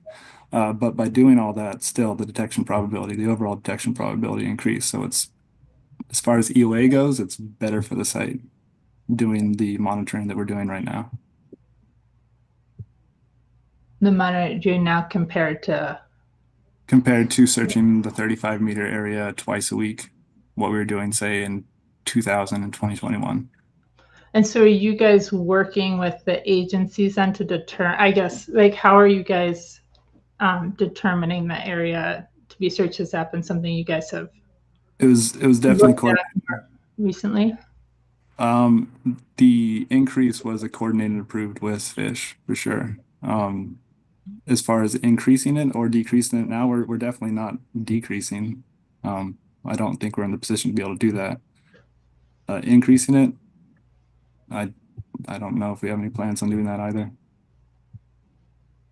And we give all the raw data to run so that, and I'm not sure if this is what you're getting at, but all the raw data we give to the agencies so that they can run it themselves in EOA. My understanding is that the Fish and Wildlife statistician does that. Yeah, I don't know if maybe Madeline has other thoughts. She's, you know, our statistician. So, does she have anything else to add? No, I think you guys are doing great. You know, we've maintained that detection probability that was in those conditions and gone above it, which, you know, detection probability incorporates searcher efficiency and all the things that you're discussing. So. And so was that, so when you guys were going through the process of reevaluating the row value, did you guys also evaluate the searcher area? In other words, I mean, I understand there's been changes over time, but I'm wondering if that was like evaluated in the context of using the best available information now, the same way the row was, or if it was just that one piece of the model. I think my understanding, and sorry, I am not, this is not my area of expertise, but it was really only the row value, because the way that Tom explained it to me is that when you're going through EOA, it basically shows that row is being misassessed. Like it's not being evaluated properly because we aren't seeing the take rate that you would expect. So I don't think we ever had on the table thinking to change other parameters, like expanding the search area. Obviously, we always want to have great detection probability and do what we can, like trapping, and you know, our searchers take their job very seriously. But I think that was why, and sorry if I'm not understanding your question right, that was why row was being looked at versus any other parameters. And I don't know if any of the other projects are looking at modifying the row. I guess I can't speak for them, but I thought it was just Kawailoa.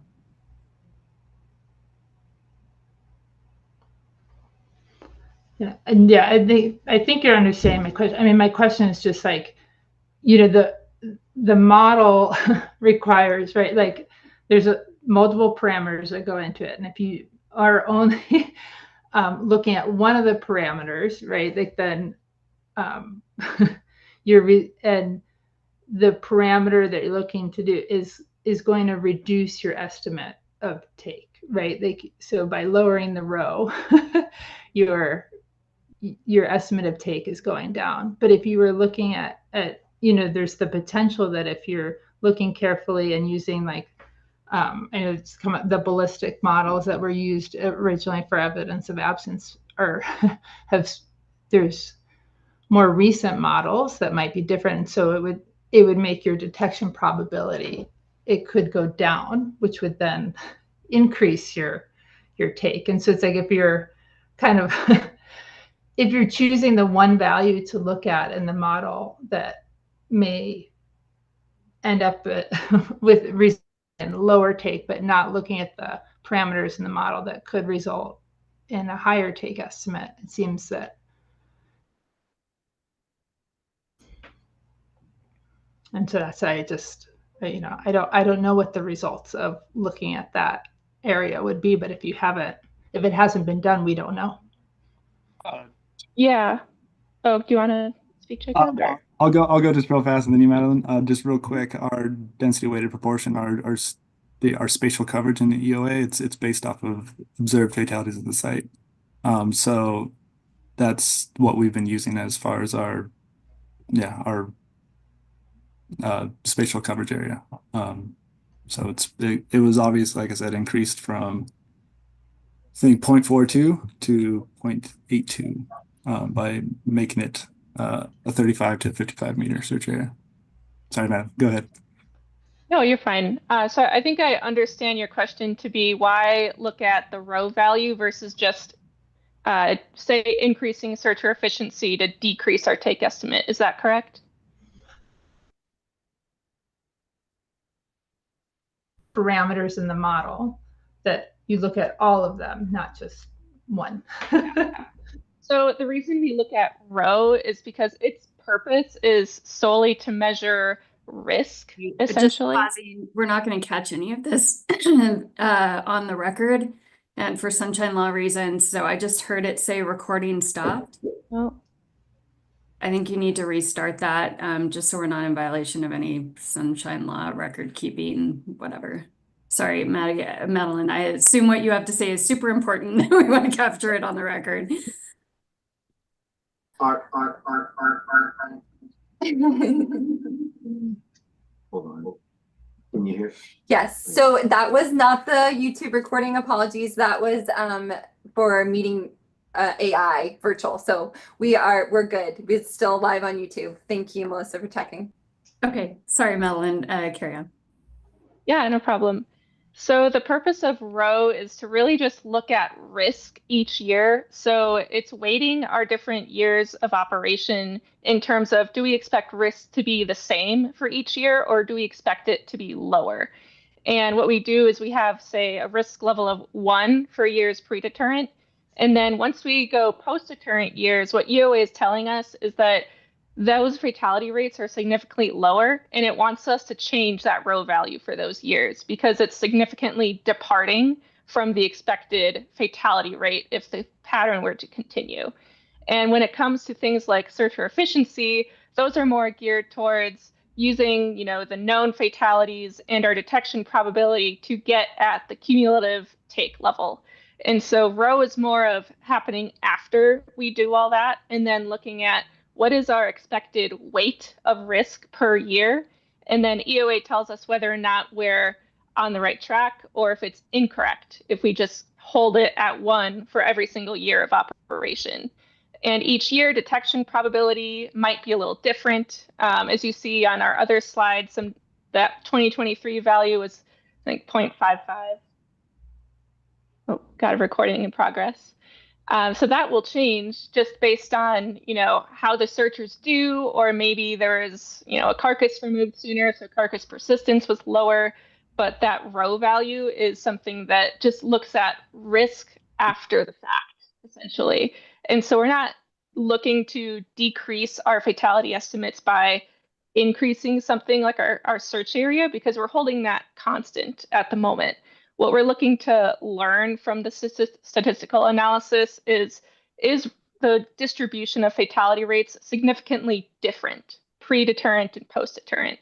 And so that's kind of the goal of using row, is because it's specifically designed to assess risk by year. The other ones are not. They're more geared towards detection probability and increasing or decreasing detection probability.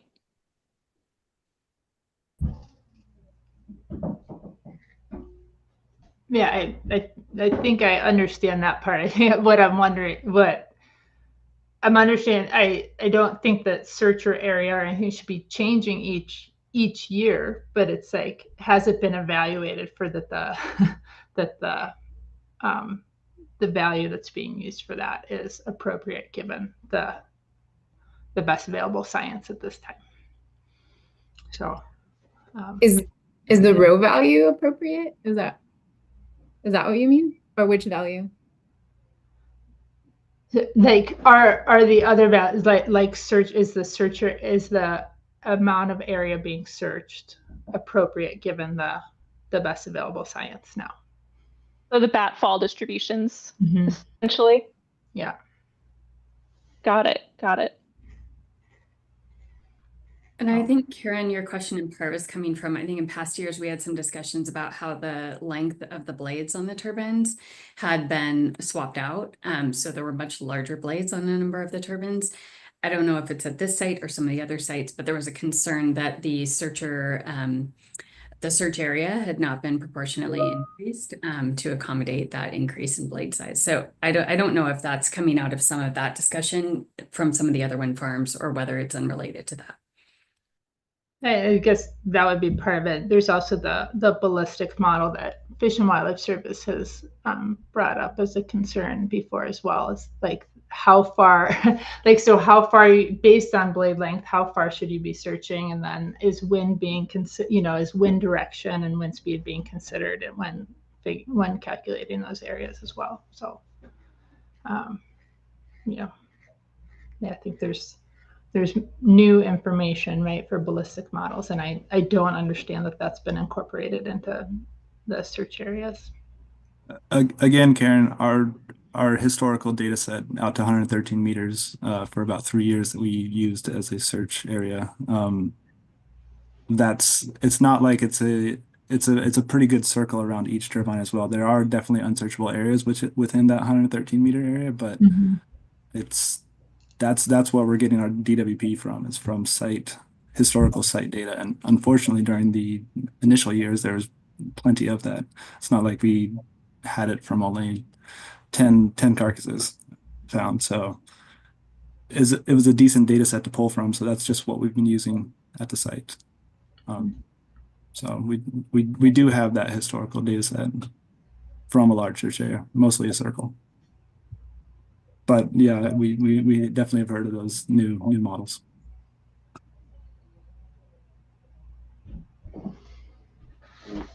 Has your concern been addressed, or do we need to maybe request of Jason to put an agenda item for a deeper dive where we could pull in some modeling experts and kind of have a better conversation around your concern? I think I would also like to add, I mean, I recognize that I believe the U.S. Fish and Wildlife Service was heavily involved in accepting this new row value. And without their team present here today, I think it's kind of difficult for us to understand the context of where they came from as well. So I would want, if there is further conversation around this, to make sure that U.S. Fish and Wildlife Service is at the table too, if possible. Yeah, so maybe just to follow up, Jason, can we maybe request just to have a future agenda item that maybe Fish and Wildlife Service could lead the conversation about their process for accepting this new row value? And that way it's not, the weight isn't so much on this team to address that, but on the process that's already taken place, if I'm understanding Lisa's comment correctly.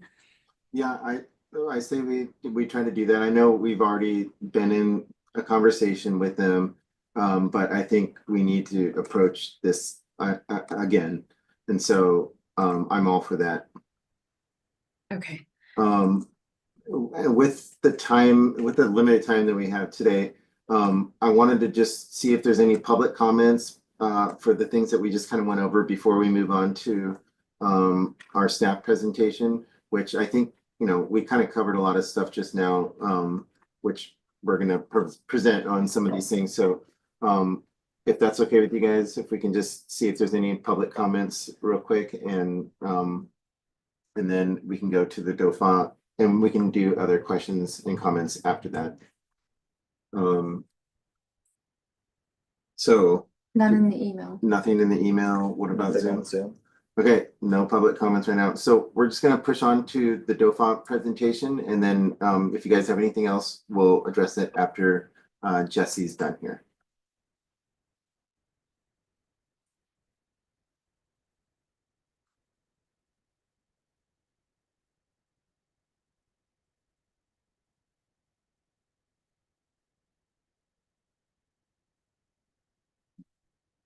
Hi folks, Jesse Adams here. I'm presenting on behalf of DOFAW HCP for Kawailoa.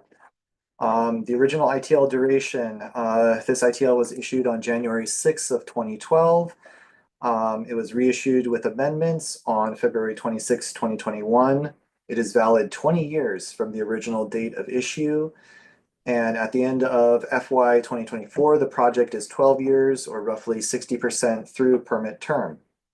They've had a total of 1 Hawaiian hoary bat take found in FY 2024 through Q2 of FY 2025. These folks do submit quarterly reports. There's been no other observed take of covered species in 2024. We can see in the table below that they have their cumulative take in tier 4 of 97 bats. All 6 tiers for bats is a total of 220. For Oʻahu, they have 2 adults and 2 chicks and eggs, and then a cumulative limit of 19 adults and fledglings and 5 chicks and eggs. Thank you, ESRC members, for having great conversation about row values. The feedback last year was to have ongoing discussions, so the applicant did have ongoing discussions. However, DOFA does recognize the need to have this separate meeting with U.S. Fish and Wildlife Service. Since we do not have a statistician on staff at DOFA, we rely heavily on the expertise of the service for this. We do encourage the applicant, though, to start using the new ballistics model. We have some concerns about seasonal trends in the data, and we would like to see them implement thermal imaging. Moving on to the next concern, waterbird mitigation. Tiffany and I have had a couple dialogues on this. The reason that I'd like to bring this to everyone's attention is it's been an ongoing item. So we would like to see some type of resolution to this. And it's specifically for coots. We have production of the gallinule. They recently had the great success of having a production of a stilt. So perhaps taking time and waiting and seeing is a great option for those species. However, we've only observed the one coot in that area, and there's been no production of coots. So two options that have been ongoing that are on the table are perhaps looking at a possible reduction in the take of coots and or moving mitigation for coots specifically to a new location. We would like to recognize that Kawailoa is the only organization that is doing any conservation actions within ʻUkoa. So to continue to support our stilts and our gallinules there, it seems like it could be integral for them to continue conservation activities, but perhaps shift for coots. Talking with Tiffany, getting some background from her, also from my teammate Kinsley, looks like folks were looking at Pohala Marsh. This is a fish and wildlife area, or our administrator, Dave Smith, suggested Kauai Marsh for coots. There's ample opportunity for vegetation removal and predator control at Kauai Nui. Both Tiffany and I have reached out to the service via different folks to see what the situation is with Pohala Marsh. I did talk with Jason Misaki, Oʻahu DOFAW Wildlife. Kauai Nui is an option. He feels like there could be better production at Pohala. However, Kauai Nui is an option. They're going to be reconfiguring some of their ponds at Kauai Nui. So that's another reason that Pohala is potentially a better option. But we're just seeking some resolution on this. Even at the very least, if it's an understanding that we talk about this on a regular basis, since we are kind of waiting and seeing how production would go, but just some type of resolution. And I believe that's all I have, folks. Jesse, just a quick comment on that. And I didn't see anything in here that actually spoke to, I think, the earlier conversation on bats. So we may need to return to talking about bats. But just a quick comment on this, since I know these conversations are taking place in the background in between these meetings, that moving mitigation for the species to a state site, I think it's really difficult to demonstrate that the increase in chick output is from the mitigation funds and not from ongoing activities at these state managed sites that are already receiving management. So I don't think that's best practice. There's a lot of other sites that could use predator control and other things that would demonstrably increase chick output. And I think that you should consider sites that lack predator control, but otherwise have management. So for example, I don't know what the legal implications are of, for example, if this was added to some lo'i sites that are otherwise providing great habitat but don't have capacity for predator control and wouldn't have it in the absence of funds like this, then that would be a net benefit, right? So I think that we should consider sites that are not already state managed sites. It just gets really sticky. Understood. And if you have specific sites, I would love to hear those.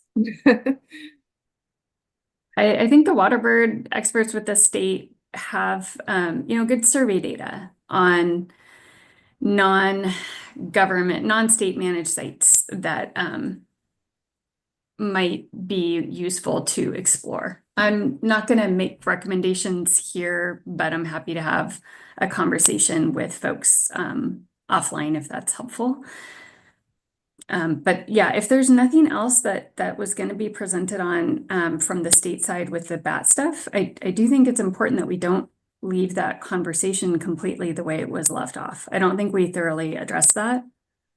I think in particular, I was really a bit confused by you're asking to not have to do tier 5 mitigation, even though you're entering tier 5 bat take numbers. I'm super confused. No, yeah, I don't know. Sorry if that was confusing. No. If the project goes into tier 5, of course, the project's going to do mitigation for tier 5. What I'm saying is that we're not in tier 5 right now. And the current projections are showing that the project is not going to enter tier 5 within the permit term. So the permit term, depending if you're looking at the ITL or the ITP, the ITL is January of 2032. So all the modeling is showing that if the take rate is staying as it is now, the project won't go into tier 5. But yeah, if the project does go into tier 5, say, hopefully this doesn't happen, but for whatever reason, the project starts seeing more take, and the take rate changes, then yes, of course, the project will mitigate for the take that's, the estimated take rate.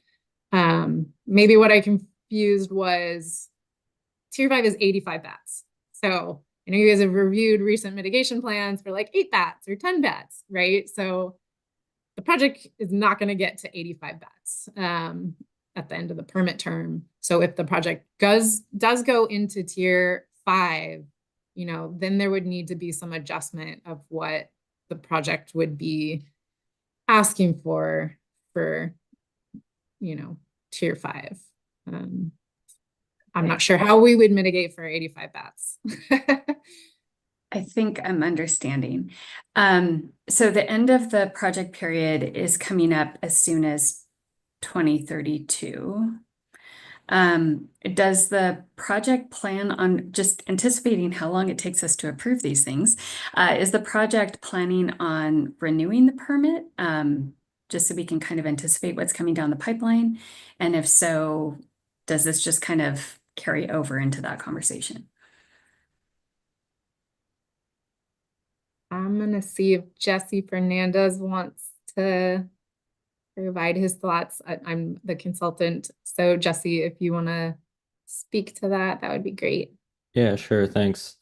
At this time, HECO has reached out to all different generators that are kind of on their horizon of completion, right? So at this point, we don't have any formal plans, and we just kicked off conversations about what this would look like. Nothing really set in stone yet, but we've just notified our internal teams that we need to start looking at what the options are and what the permits look like and what that process is going to look like in the future. So nothing at this time. Okay, and I haven't seen one of these projects reach the end before. If it does, if they decided to discontinue operations, would they remove the turbines? Yeah, there's decommissioning. Okay. Yeah. And sorry, just to ask what to me is an obvious question, is there an HCP associated with the decommissioning, or is that addressed in the current HCP? It's part of the current HCP. Okay, Yeah, and that's written. and it's typically, I believe, like a stipulation in our lease agreement and PPA that we have to return the land as it was essentially prior to development. Okay, thank you. And this is Lisa. I just wanted to add, and I'm glad to see that DOFA has a growing team of HCP staff. And I would encourage DOFA to continue to look into the development of the administrative rules associated with this program, because I think several of these kinds of issues and discussions we're having could be much more directly clarified if there was an administrative rules associated with the program. Even things like changes in row and how that process happens. What happens if there's a new agreement or not? Like all of those things could be kind of outlined in an administrative rules process. And I know, and I think you guys were kind of starting on that, and I just encourage you to continue and hope that your staff remains constant and growing.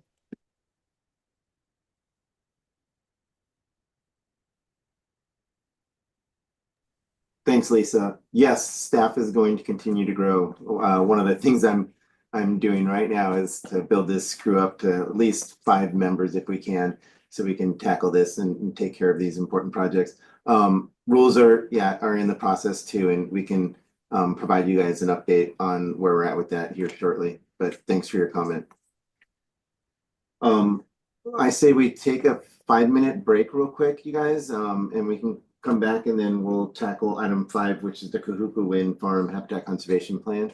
If that's Share the recommendations. if that's okay with you guys. What's that? Share the recommendations first. Oh, I have questions still. I'm not clear on some of the recommendations. So yeah, I was hoping we could, if we want to break, that's fine. But no, we can actually, we can share recommendations really quick first, and then take questions on that before we break, so we don't leave that hanging. Jesse. I think Okay. Karen had her hand up too, and Tiffany has questions first. Okay. Tiffany, do you want to go first? You said you had questions. Sure. Okay. So I think in the past, what you guys did and was super helpful, at least for me, like you had your general recommendations that maybe were like applied to all projects or ESRC procedure and whatnot, and then you had specific project recommendations. So just looking at this, I guess I would love if you could do that again, to make it clear which ones are specifically for the project. And I did have, from what I heard, this ballistic models for Kawailoa. I guess I don't understand what that is. This is the first time that I've heard about this specifically for Kawailoa. I know just tangentially it's been talked about for other projects. So if there could be some clarity on what exactly you're asking for, so that our statisticians can hear that and address it appropriately for the ballistic models.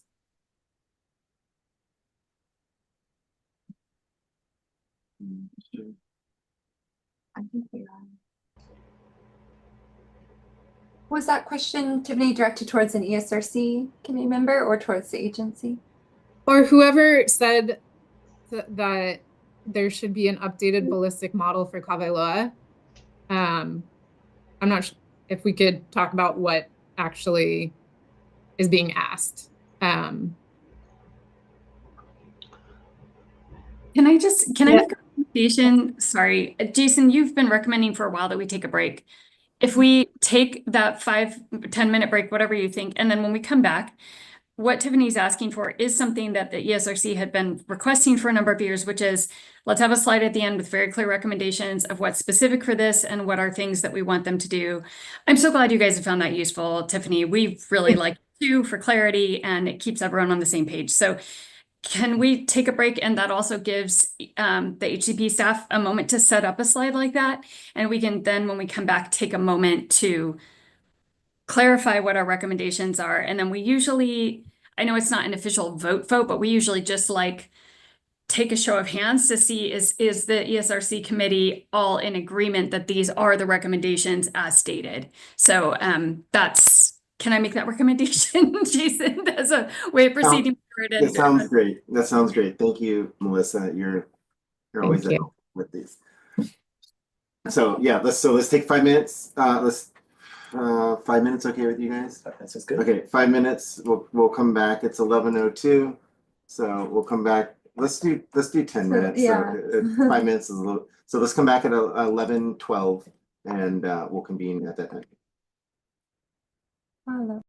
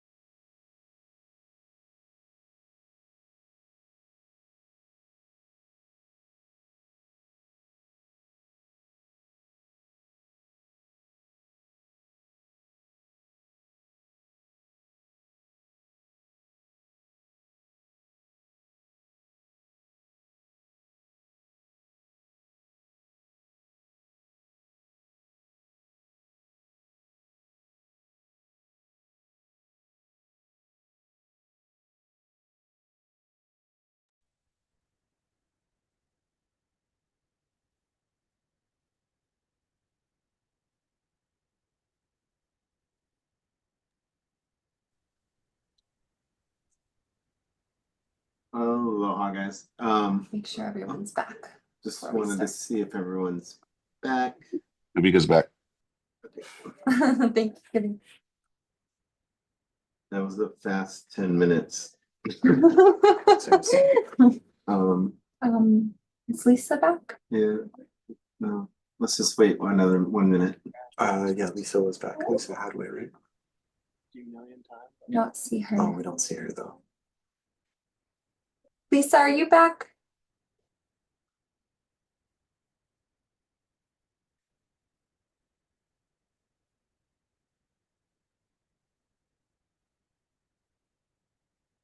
Give Lisa another minute. It looks like everyone else has their screen on.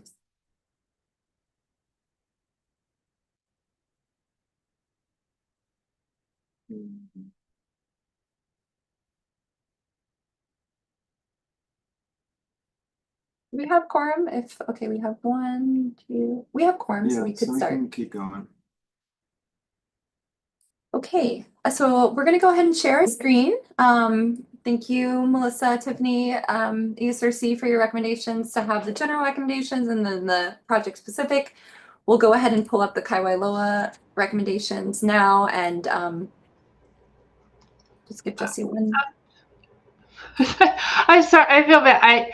I don't want to like belabor everything. I did have one other question that might be relevant to potential recommendations, and I'm just trying to find information about the deterrence in the report, and so. Oh, go ahead, Karen.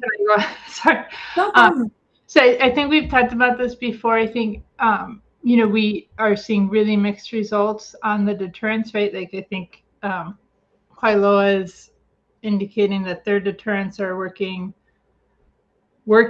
and then I think at Oʻahu, as we understand, it's the same system that's being deployed, and they are not having those, you know, and their fatalities have not gone down. And I think we've talked about before trying to have within the reports, like some of the specifications about the deterrence being used so that we can, I guess, understand if there's potentially a difference in the systems or the settings or the frequency of maintenance. And I didn't see that in the report, and I don't know if it's somewhere out, like if the agencies have access to that information or how that information is getting shared and carried through, and so that there's like,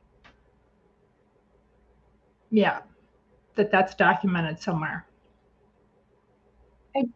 Good point, Karen, and I do recognize that this was brought up previously by the ESRC. So I believe we did start our requests out to all the licensees, and I think we did ask Kawailoa, but it would be great if each licensee could present it in their annual report. So I'll defer to Kawailoa to see if they're able to do that. We didn't include all the specifications in the report. We did provide spec sheets and installation manuals and whatever DOFA else would like for Kawailoa specific, but again, it's going to be different for every single site. Not so much the specifications, but as far as the installation goes, there's different turbines, so they have to be installed differently. The Siemens turbines at Kawailoa are different than the Siemens turbines at Oʻahu. So we only provided what was specific to Kawailoa. Yeah, and just to note that, you know, obviously the site is different, the winds are different, Right. how that would be using the area would be different. So even though it's the same system, you know. Well, yeah, I mean, I think that's part of the piece that's missing in understanding the deterrent efficacy, right? It's like we don't understand what's, yeah. Why, as far as I know, there's not an understanding of why a deterrent might be working at Kawailoa and not at another site. And so I think without at least understanding the basics of, you know, I think having that documentation to know that what exactly is being deployed at different sites would just be useful to have. And how, I guess, yeah, maintenance and those things, so that, yeah. Yeah, and I'm sure you've spoke with NRG, like all the DUs, all the speakers they should be identical between the sites. brackets, the angle of them, that should be the same, but it just depends on how it's mounted to the nacelle. So that's where we don't have clarity on like what's going on between sites exactly.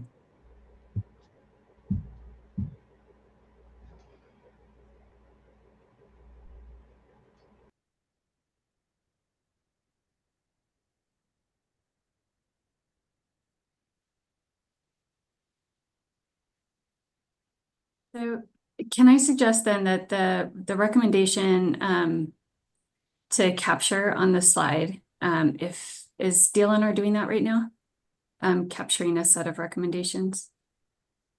Yes, we are. Thank you, Melissa. Yep, I'm typing it out. And I do just want to confirm we did receive specs from Jacob regarding Kawailoa. So, but sorry, go ahead to interrupt. Is this what the screen we're looking at right now? Is this what you're typing into, or can you we're gonna share right now. Perfect. Okay. Yes, it's So, gonna pull up. just as a way of starting the conversation, can I recommend that this would be a broader recommendation for DLNR that the permittees include in their report the specifications for how the deterrents are mounted, and that there be, as part of the DLNR HCP process review at the end of each year, that we have maybe a summary of how the different mounting types or whatever are affecting things. Am I capturing this right? Just as a place to start, if anyone wants to correct that. Just trying to summarize what I've heard and what might be useful from a broad recommendation perspective. Because this sounds more like a thing that we need to be learning from this as we do it, and not that we necessarily know what best practices are yet. I don't know that. Listen. Is this capturing it to include specs for deterrence by individual projects in their annual reports? And I wouldn't shorten, I would say specifications for deterrence by individual projects in annual reports. And that the HCP office needs to have a way of kind of capturing that, like. So it's one thing for it to go into a report, that's great. But secondly, it's another thing to be able to learn from these different projects and figure out why some might be working and some might not be working. I don't think it's necessarily their job to do that meta-analysis. It's nobody's job at the moment, but it would be nice if we start compiling that information. I don't know if anyone else on ESRC wants to have their take on what you're hearing from this, but just trying to capture what we've heard.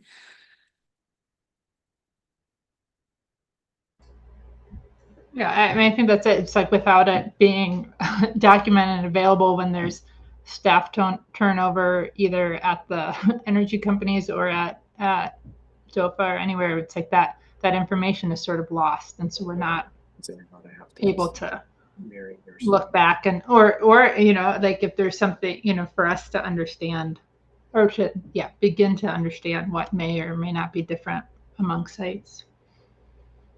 I think it needs to be captured.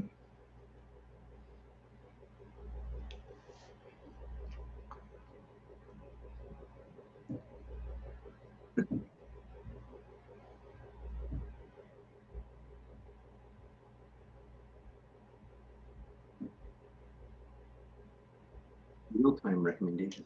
Yeah, I mean, I guess I don't know if the recommendation is for the HCP staff to analyze efficacy at the sites. I mean, I think, I guess I mean, that sounds great, but I don't think the information is available for that. I mean, at this point, but it's to at least have that documentation of what's being used and how at the sites.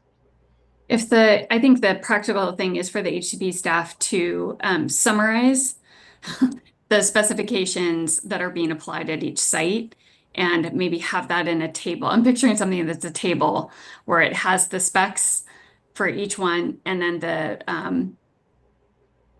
what would it be, reduction in mortalities or something? Something that's helps us to connect what specifications might be working with the effects of those changes. But again, this seems like something that a broader study is needed that's beyond the capacity of HCP staff or any individual permittee or applicant. But as a start, capturing that information would be great.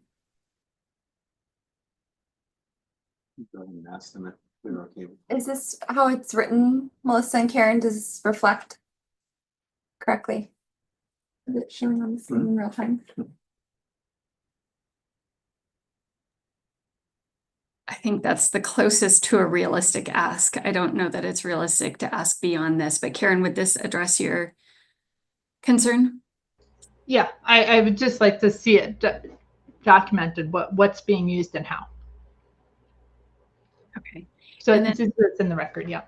Okay. And Karen, was there something else you wanted to add in as well, as far as, let's see here, it talks about the further conversations on row with Fish and Wildlife Service future ESRC meeting. Do you want to just help massage the wording on that to be a little bit more clear about what our ask is?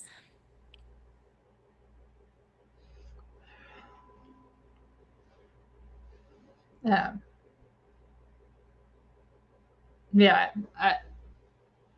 I think I just want, I'd like to understand really, you know, how the decision was made and what considerations are being made for evaluating the, you know, the model more holistically.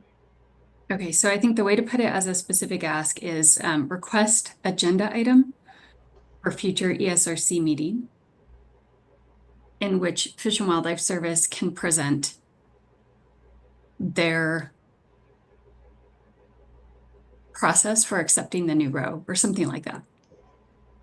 That sound right, Karen? Yeah. Okay.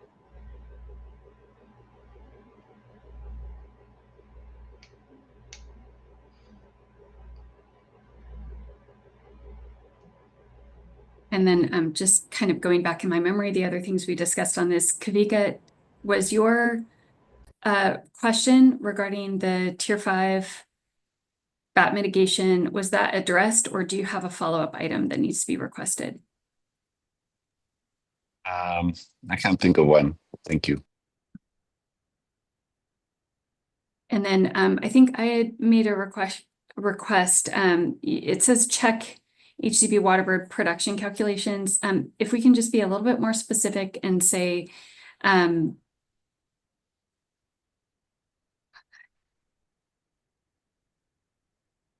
is the process for determining whether something is a fledgling that's counted as mitigation, is that standardized across the HCPs? Something along those lines. So that's the check, and that's a check for HCP staff.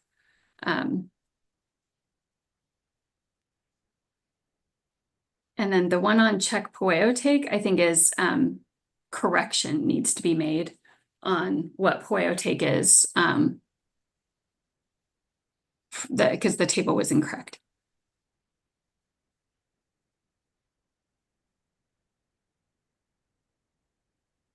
Vika, there's the one here that says contact PUC about decision-making process regarding approval of PPA in relation to 185D impacts. Is that clear enough to you that does that capture your recommendation? More of a, yeah, but that was more of a recommendation for ESRC in general, not necessarily this project. Right. Yeah, I think but that's why we're on the general recommendations one. Okay, sorry. Yeah, I think having a presentation from the staff to the ESRC about the engagement with PUC would be great. Thank you. And just to be thorough, Karen, it says here the PCMM deeper dive on updated ballistic models for Kawailoa and other projects, future ESRC meeting. Is that in combination with the request agenda item for future ESRC meetings for the new row, or is that would that be the same people, or is that specific for Kawailoa that you're interested in their ballistic models, or did you have a broader concern? it's all part of the same broader concern, right? So it's, yeah, it would be for the evaluating searcher area, you know, the parameters that are being used for evaluating what searcher area should be. Okay, so maybe that's at any, I guess, at any facility. But. Okay, so after the word row on the next bullet down, then maybe you would say for accepting new row and evaluating search area criteria.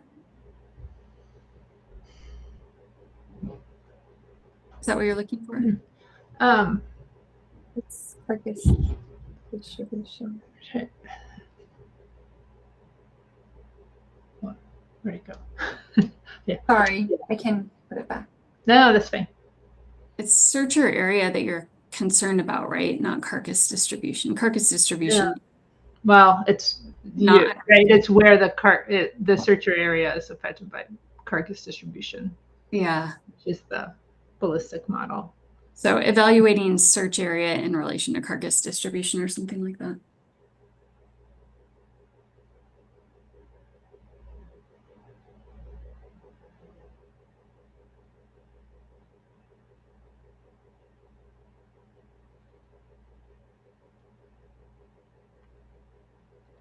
I don't know. Do you want me to make these two separate? Are we going to ask US Fish to present on this as well? I think, Karen, your idea is that it's a combined conversation because they're related. Is that right? Yeah. And then the HCP administrative rules, that was Lisa's recommendation. It doesn't read like an action item. Can you just massage the wording on that so it is reflective of what your request is? Yeah, I'm not asking for specific models or EOA. I'm just asking for the administrative rules to be completed in general, because it is going to help us to help guide permittees in a more succinct and consistent way. Okay, and just a dumb question on my part, is that a task that the DOFAW HCP office would take to the legislature, or are they able to do that on their own? Oh no, the rulemaking process has got it's all outlined, and it actually has to go be accepted. It usually takes about 2 years to get a set of administrative rules through, but this program has been without administrative rules for a very long time. And I think it's challenging for us as a committee, and it's challenging for the permittees as well. And so I'm just hopeful that that can be something that's looked into and given some time and effort, with a hopeful, a new wildlife manager and new staff. It would be wonderful, even if they had like a law intern help. Jason has experience with moving through those things in other areas. So great. Okay, so that now captures what you were looking for. Is there anything, just ESRC committee, is there anything that you had a concern about that isn't captured here as far as general recommendations? Then we can take a quick look at the slide number 3.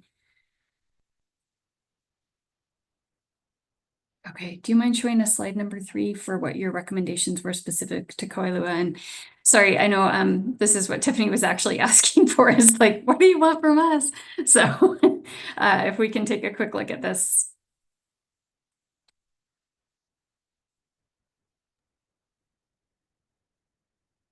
Thank you. So I wrote in there just one example of a paper that I found on our break, but this is an update. I think it was 2021 3-dimensional ballistics model. So that's one example that I can provide right now, but I'm sure your team can also.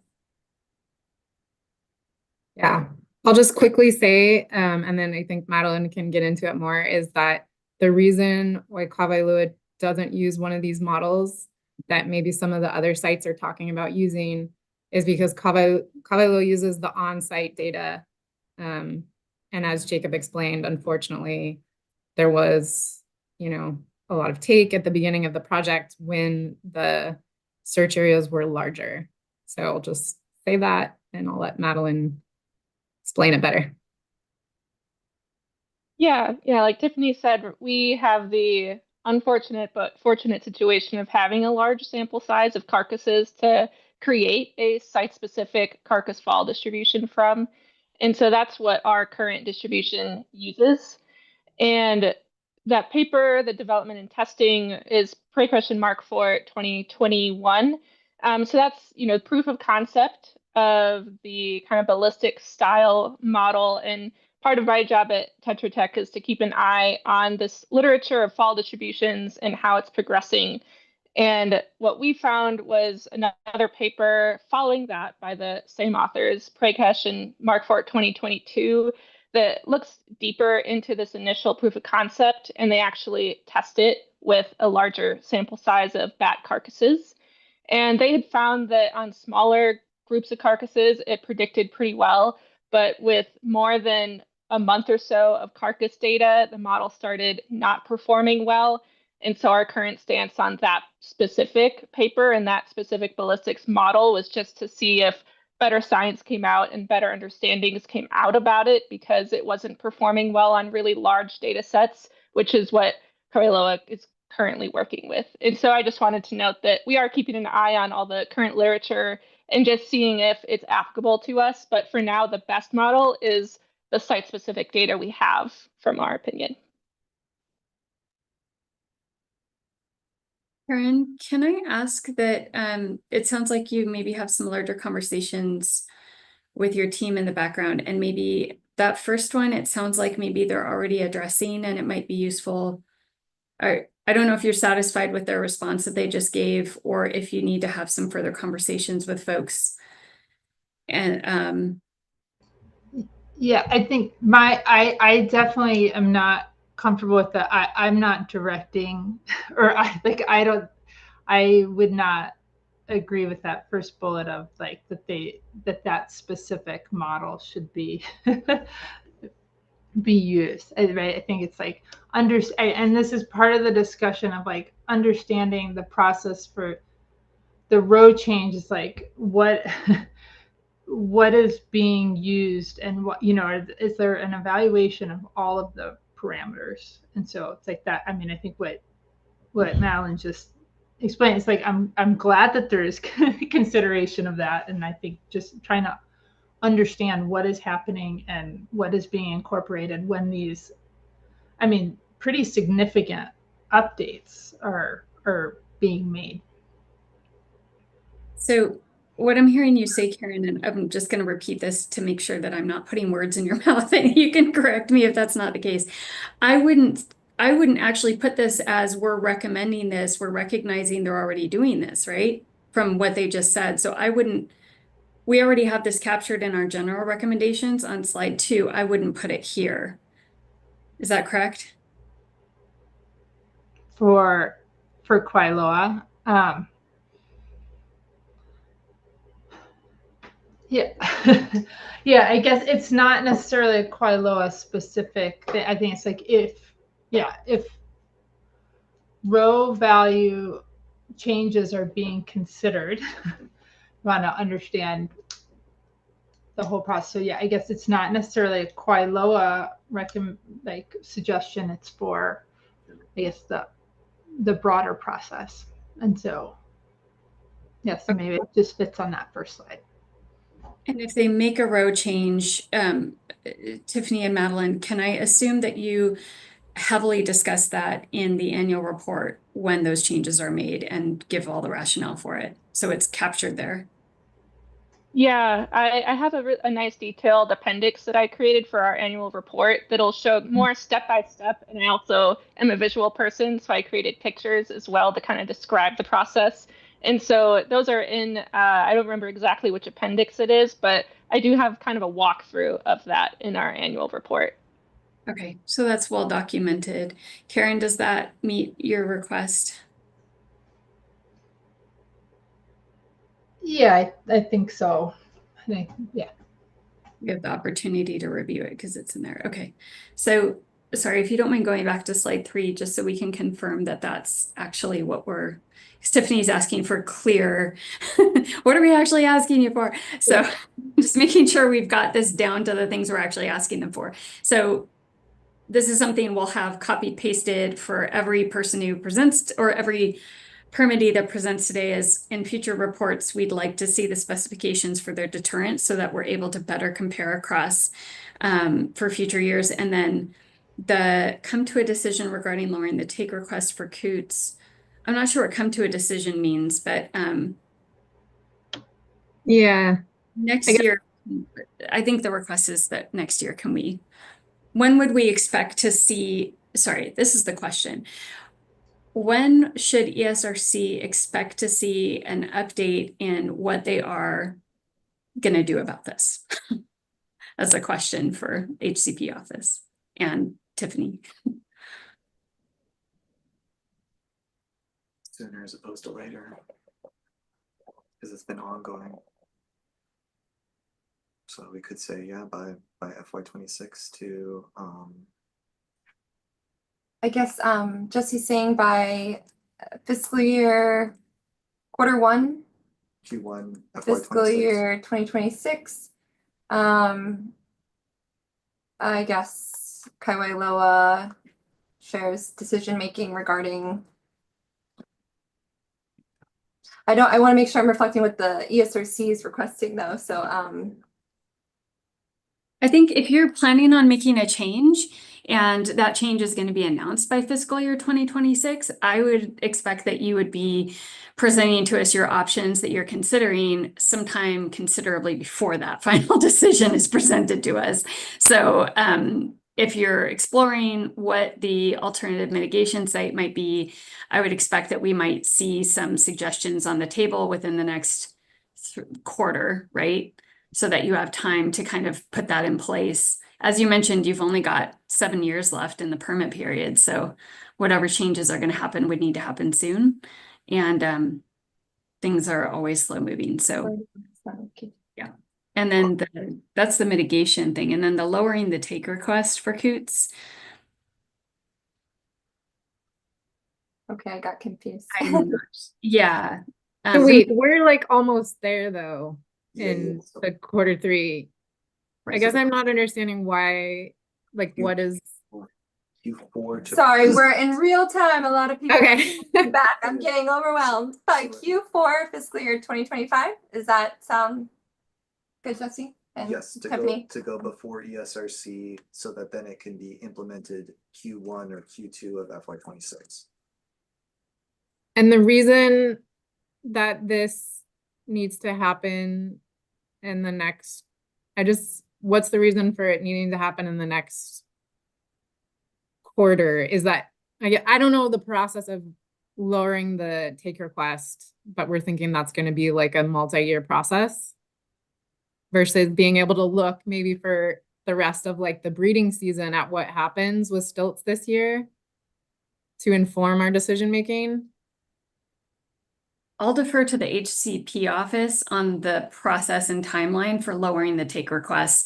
I was specifically speaking to the mitigation sites and selecting those, and that if you're planning on making a change, because the permit period is only 7 years more, that the suggested mitigation sites might be brought before the committee, before you make a final decision on what that change might be. That was actually okay. Yeah, maybe we could just rephrase that to not like decide on a mitigation site, but like have options mitigation sites. Is that possible? Yes, I would like it to not go a whole year before we see options for the new mitigation sites. And humbly asking, but can we add on to that that when you come to us for the mitigation sites, that these are shovel ready, not just a list of things, but actual projects that are fully outlined with budgets? Yeah. I hope there are some. I guess we need to hear from Fish and Wildlife.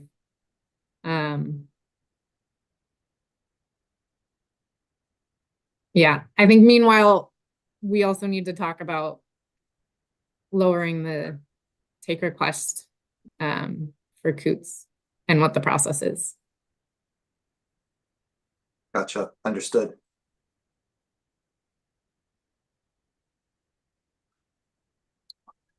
Does this reflect, Melissa, Jesse, does this reflect by Q4 fiscal year 2025, Kawailoa will go before the ESRC regarding the consideration of the take request being lowered and present options for mitigation sites? That works for me, yeah. I just want to make sure it captures what the ESRC is recommending. Yeah, the presenting options for mitigation sites, again, if that's going to happen, it seems like it would happen sooner rather than later.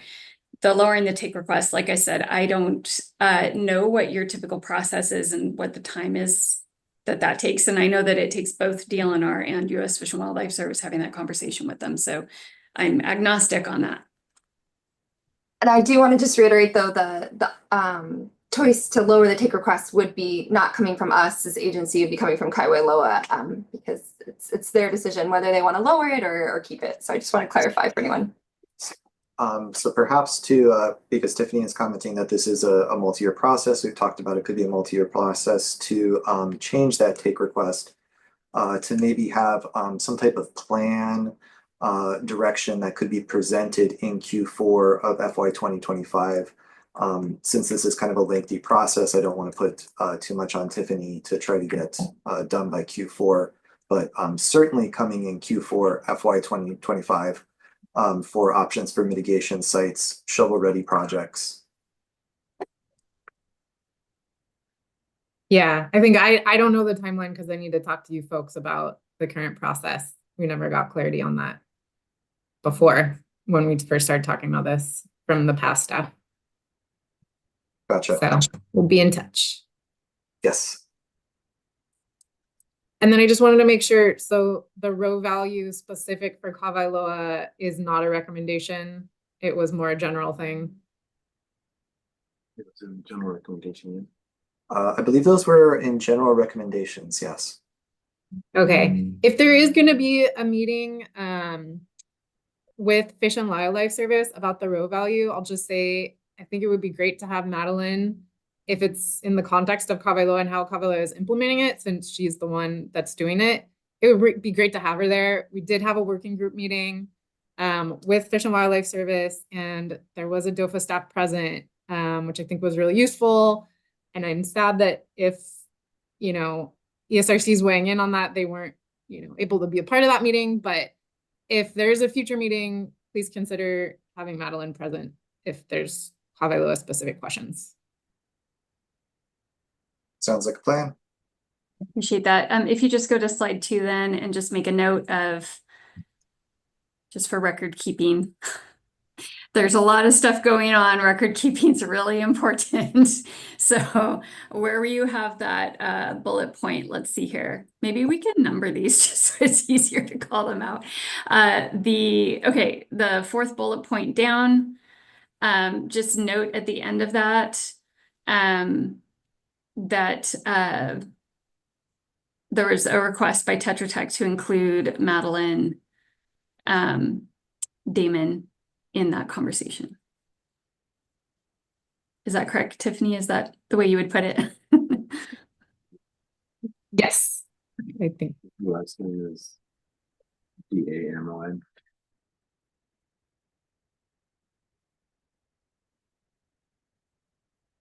And will you know when you read this a year later, or if the staff suddenly entirely turns over in the next year, which I don't mean to be snarky, it's just happened a lot in my 5 years on the committee.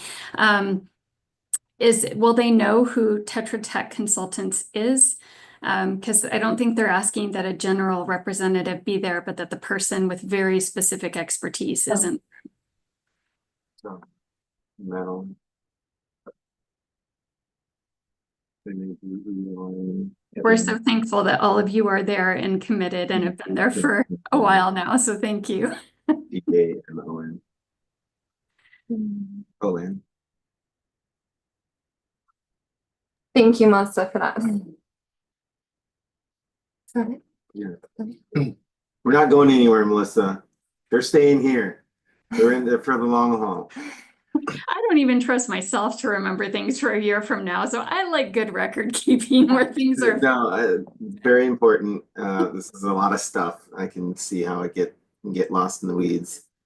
So, and it is very helpful because we were able to go back to last year's, because you all recommended this process and writing it out on the slides, and then we were able to go back and see, and then like kind of reflect on what we've accomplished and what we need to keep doing. So, and present that to you all. So appreciate it. Okay. So we need to, Go ahead.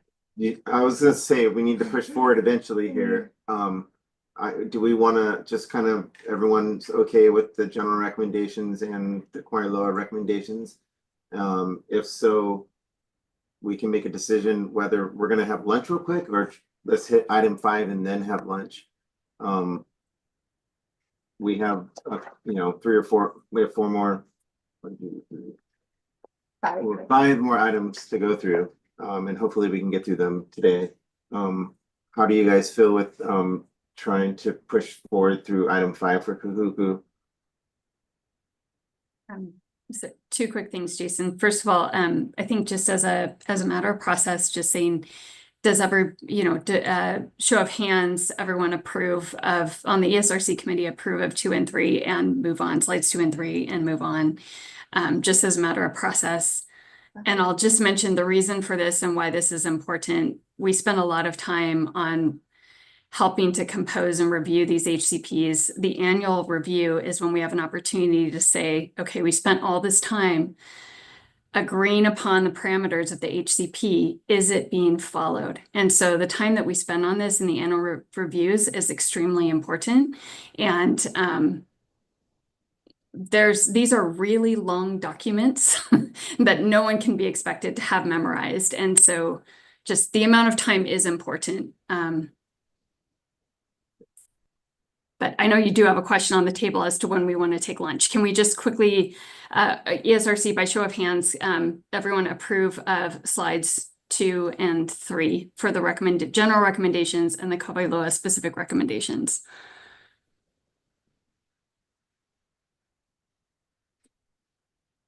Go ahead and take a Kawailoa. Yep, already there. Okay.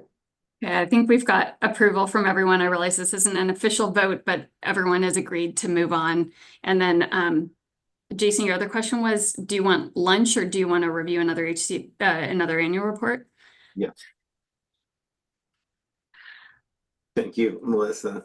So, however you guys want to go about this, I think if we kind of have some momentum, maybe push through one more. If ESRC members, raise your hand if you guys want to move forward with item 5, if you want to move forward with item 5.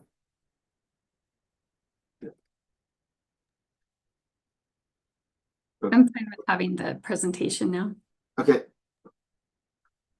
All right, so we're moving on to item 5. This agenda item is representative from Kahuku Wind Farm will present on the status of their HCP. Molly Stevenson is here on behalf of Kahuku. Okay.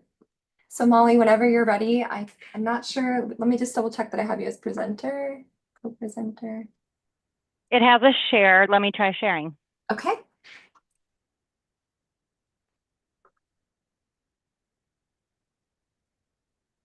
Can you all see that?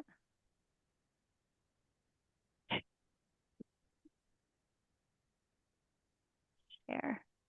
There we go. Okay, there we go.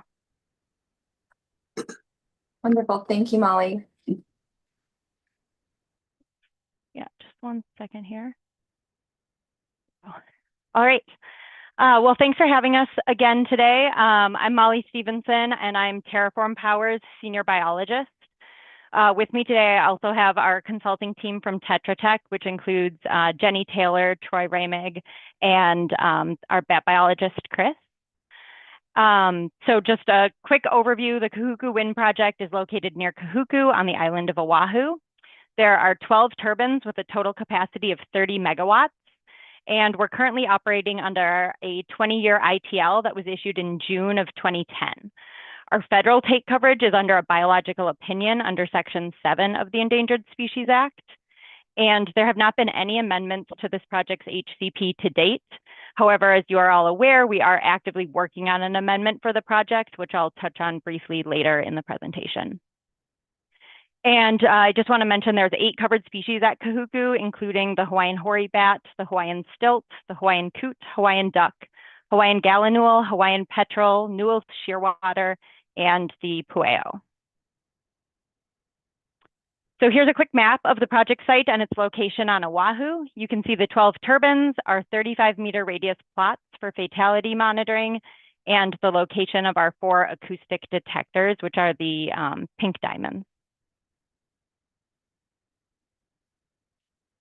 All right, as part of our post-construction monitoring, we've been using Tetra Tech to conduct weekly searches at all 12 turbines using a canine search team. Like I mentioned, we're utilizing 35-meter radius plots at each turbine where we manage the vegetation within the plot to keep the areas highly searchable through approximately monthly mowing. Searcher efficiency trials are run throughout the year, and carcass persistence trials are run quarterly. We also have a scavenger control program where we trap potential scavengers such as mongoose or feral cats. For FY 2024, we had a mean probability of persistence to next search of 55% for bats and 100% for medium-sized birds, or 90% for medium-sized birds, and we had a searcher efficiency rate of 100% for bats and birds. And then this presentation also covers the first 2 quarters of FY 2025. Thus far this year, our searcher efficiency has been 100% for birds and 81% for bats. And our carcass retention has increased to 72% for bats and 100% for birds. Between FY 2024 and the first 2 quarters of FY 2025, we removed 235 mongoose, 45 rats, 19 feral cats, and 4 mice from the project area.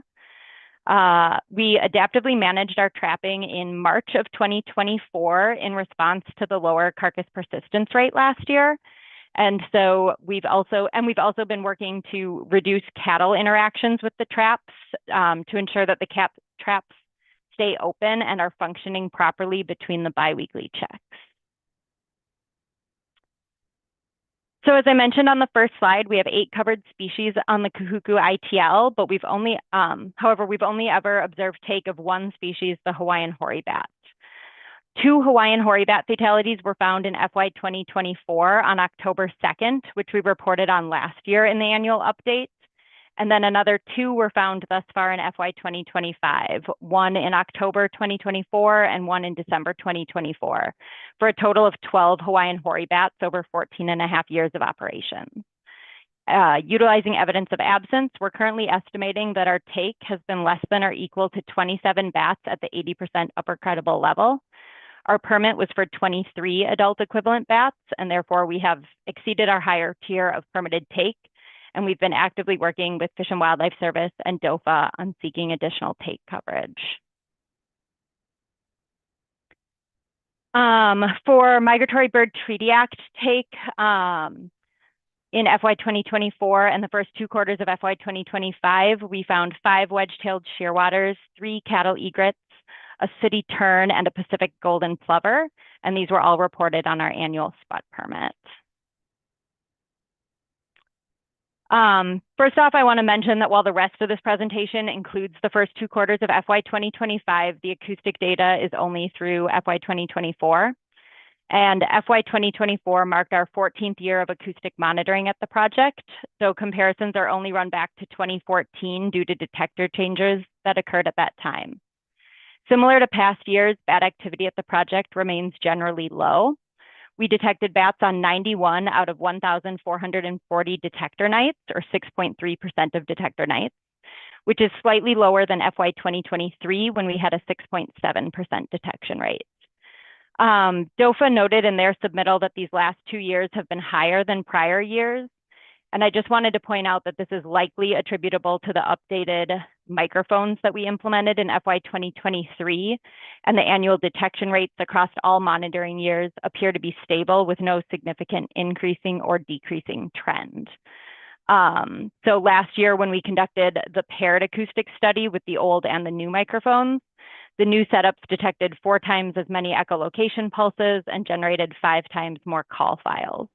The difference wasn't statistically different, but it did result in twice as many detector nights with the detection compared to the old setup. And we're now just running the new setup going forward. The figure shown here shows the general annual pattern of activity at the site, which has remained consistent over time. For mitigation, Kahuku has finished the baseline tier of mitigation for all 8 covered species. For the 7 species we have not had any fatality records of, no additional mitigations needed at this time.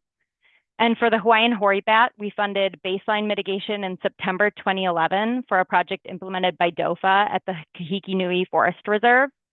Mitigation planning for the higher tier was initiated in FY 2020, and the final mitigation plan was approved in FY 2024. And I'm going to flip to the next slide to go more into detail on that effort. So our mitigation plan for Heli Mano was approved last April, and we worked with agencies over the last year to finalize the implementation plan, develop and sign a memorandum of understanding or MOU, and secure the special use permit from DOFAW before we began work. If you recall, there are several aspects of this plan for the bats, including the creation of bat foraging corridors, replacing the existing barbed wire fence with smooth tensile wire, adding a water feature that will also serve as a dip tank for fire suppression. And then overall, there's an aspect of continuing to allow and encourage cattle grazing at the site.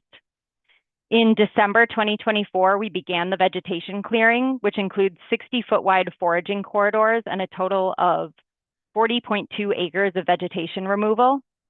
And as of March 2nd, so Sunday of this week, we've completed vegetation clearing in 3 of the 4 parcels, and we're actively working in the final parcel, and just under 30 acres of vegetation has been removed so far. So I'm going to flip through a couple slides now just to give everyone a visual of this. So first off is a map of the corridor work. In the lower right-hand corner are the first 2 parcels we cleared in December and January, which have been completed. And then the larger map shows where we're currently making progress, with the cleared corridors in blue and the areas to be cleared this month in purple. We anticipate that all the corridors will be completed by the end of March, though this is dependent on weather and equipment. So here's some photos of the completed clearings in parcels 1 and 2 from a few weeks after the mechanical clearing was completed. You can see along the edge of the corridor how thick the vegetation was prior to clearing, and then you can also see the roost tree that was retained in the middle of the left-hand picture, as well as some of the albizia, which were also retained due to size. And then these photos are of parcels 3 and 4, which show a different makeup of vegetation, but you can still see the thick vegetation along the edge of the corridor, as well as the roost trees that we're retaining. So our next steps for Heli Mano after finishing the vegetation clearing are to get the water tank and piping installed and to remove and replace the barbed wire fencing. Because these 2 items do involve some minimal ground disturbance, we're currently working on getting State Historic Preservation Division consultation completed prior to initiating this work. Our timeline depends on their ability to review our materials, and we'll work around the timing of their determination and how that aligns with the bat pupping season. The photo here is an example of a similar dip tank to what we will be installing, just to give everyone a visual. And lastly, we're scheduled to initiate year 1 acoustic and insect monitoring. The monitors and insect collection equipment for this effort will be deployed in June, and then we'll be visiting the site monthly to monitor vegetation regrowth and conduct maintenance as needed. For adaptive management and minimization, low wind speed curtailment was implemented again this year from April through November, and it includes feathering turbines below 5 meters per second from sunset to sunrise. This was an adaptive management measure added in April 2012, and it has been implemented annually since then. We also continue to manage vegetation and control for scavengers as part of our post-construction monitoring program. And then in response to the recent increase in bat fatalities, and as we're working on the HCP amendment, we're also implementing additional adaptive management measures, which I'll touch on subsequent slides, but it includes bat deterrence and thermal imaging, and then potential smart curtailment or redistribution of curtailment. So we presented these to you all back in September, but I wanted to give you an update on our progress and just touch on them briefly here. So the first adaptive management measure we're implementing is to add deterrence to all 12 turbines at the project. As we've mentioned in previous ESRC meetings, historically, these weren't compatible with our turbine models, but in the past year, they've released a new mounting system that attaches around the turbine base, which is what's shown in the photo here. So you have 4 deterrent units mounted around the turbine base, just above the entry door in height, and they're angled up towards the rotor swept area to deter bats. And so this differs than the mounting that you guys were just discussing with Kawailoa and Oʻahu, where they're on the nacelles. These deterrents are currently being ordered, and we hope to install them as soon as possible. And then, as we mentioned in September, we're also installing thermal cameras on 4 of the turbines. The thermal cameras have been delivered to Oʻahu and are being configured and installed and should be operational in the next 2 weeks. The images to the right here show the zone of detection for a camera, which is the red pyramid-like graphic, and then also show what the output might look like when you overlay multiple bat passes over one another, which is the yellowish-green tracks around the turbine at the bottom. What we want to investigate using the thermal imaging is threefold. First, we want to determine what relative height the Hawaiian hoary bats are flying at within the measurable portion of the rotor swept area.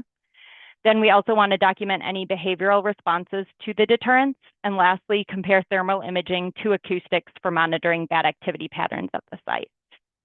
And I should mention the 4 turbines we're going to put these on are the same 4 turbines that we have acoustic detectors near. As mentioned, our current low wind speed curtailment regime includes feathering turbines when wind speeds are below 5 meters per second from sunset to sunrise from April 1st through November 30th of each year.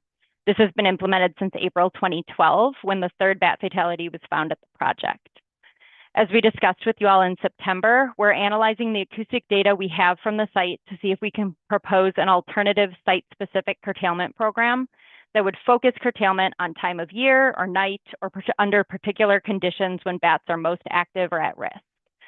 We're still analyzing our data, so the figure shown here is preliminary, but this is one example of how we're looking at the temporal distribution of bat activity within nighttime relative to sunset.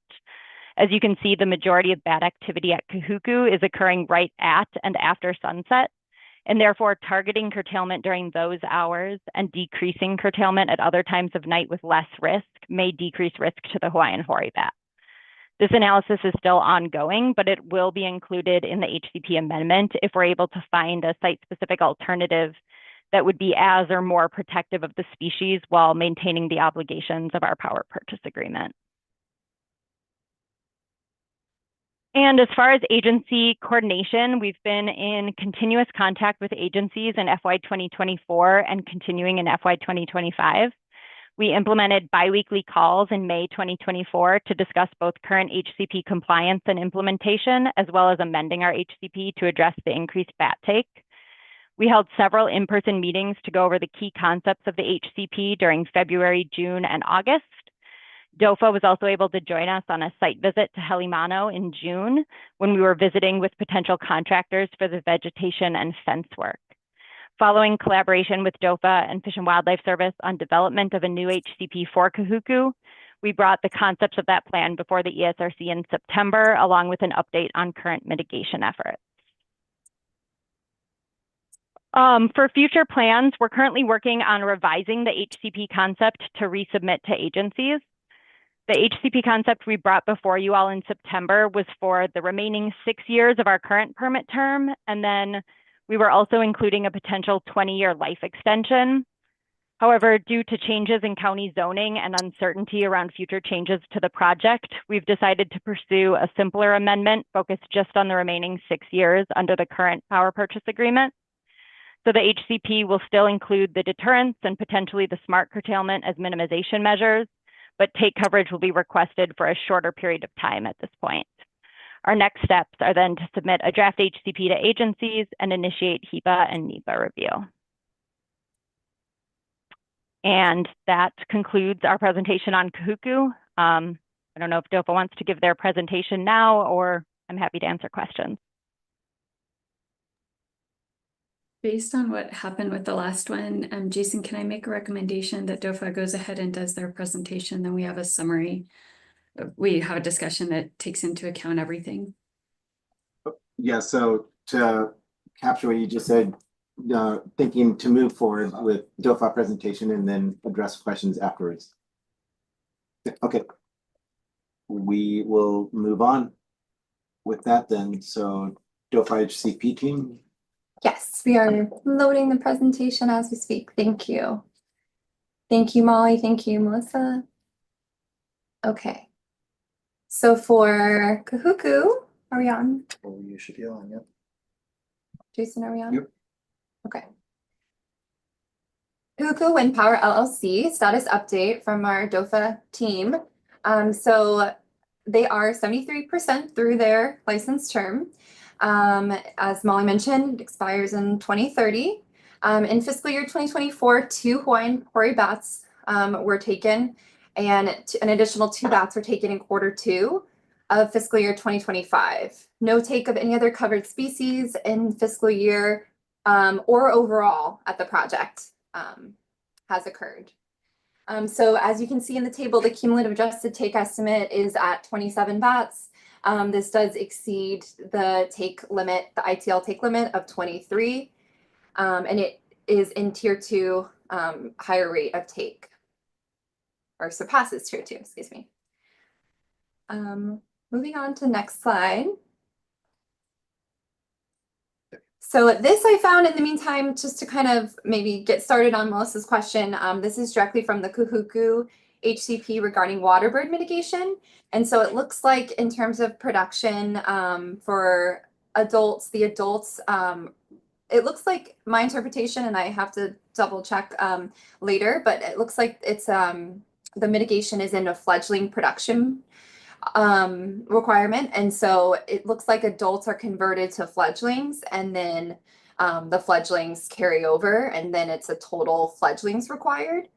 So thank you, Melissa, for reminding me, and I'll go back and update my previous table that it's not just like a 1-to-1, and when I needed to demonstrate how many adults were taken and how many fledglings were taken, and the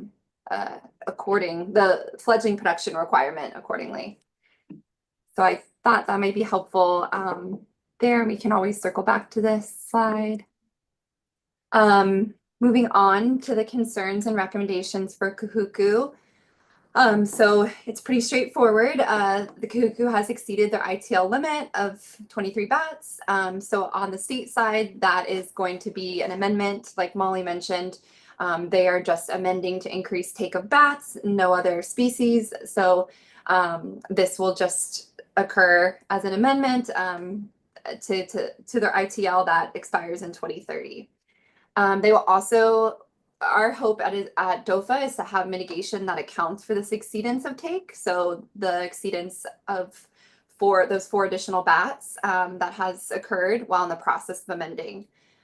So that is our hope, so that we don't have any of that loss, coverage. And then in terms of just reinforcing what Molly touched on about the deterrence and minimization actions taken, we have been discussing with Kahuku about further minimization and avoidance that's needed because of this high rate of take, exceeding the expected rate in the HCP. And so as Molly mentioned, they have installed the thermal cameras, and the deterrence will be installed this quarter. And this will require, I guess, analysis, and like we've talked about earlier in the meeting, kind of reviewing using the thermal cameras to determine the efficacy of the deterrence at this particular site, since it seems very site specific for all the deterrence used. I think also, oh wait, no, I think that was it actually. So I think that covers my presentation. You can go back to Jason. Okay, so we'll move forward with questions at this point. We can start with the ESRC and then go to the public. So ESRC, do you guys have any comments or questions at this time? I have a couple questions on the back corridors. So the roost trees that were left in the middle, were those known roost trees, or were they intentionally left to serve as roost trees? That's a great question, Lindsay. They are species that are known to be roost trees, but no, they're not. They weren't specifically known to be being utilized as roost trees. And then the second part of that is what kind of predator control mechanism is existing at the site or is being implemented as part of clearing of these corridors? And I apologize, I wasn't part of the initial discussions when this came up. I just recently joined the ESRC, so I know you may have covered some of this previously. Yeah, I don't believe there's any predator control measures in the mitigation plan that was approved last year, but I will let Jenny jump in if I'm misspeaking. Thanks, Molly. To start with, Jenny, you're really quiet. apologies, it's a microphone issue on my new computer. Is that better? Not really. What about now? Slightly better. Mhm. All right. I can hear you now. Okay. Sometimes it just takes a moment to adjust. So to answer the predator control question, it was not specified in the mitigation plan, although we do have adaptive management opportunities. And so one of the things that we are considering is as we go into our first year of monitoring after changes that have been made to the area, to look at what our comparative detection rates are, and if we are not seeing any change, starting to bring in predator control, naming that as one of the adaptive management activities. So it was not named specifically at the onset or within the plan, but rather it's falling into this category of potential other options. Okay. The reason why I bring it up is just looking at that from a management standpoint. You're creating essentially an island. It's almost like a little kipuka in that corridor, and anything is going to be attracted to that in addition to the bats. And so I worry that if you're creating a roost tree, if there's not something around there to prevent things from getting into it, or just low level rat or cat control on some level, that you might inadvertently be creating a target for them. Because you're going to be attracting predators to the one thing that's in the middle of that corridor. Yeah, we will certainly take that into consideration as we start to do our next round of deployment for the acoustic monitors, and as we, once we have the site actions completed, and as we move towards especially towards pupping season.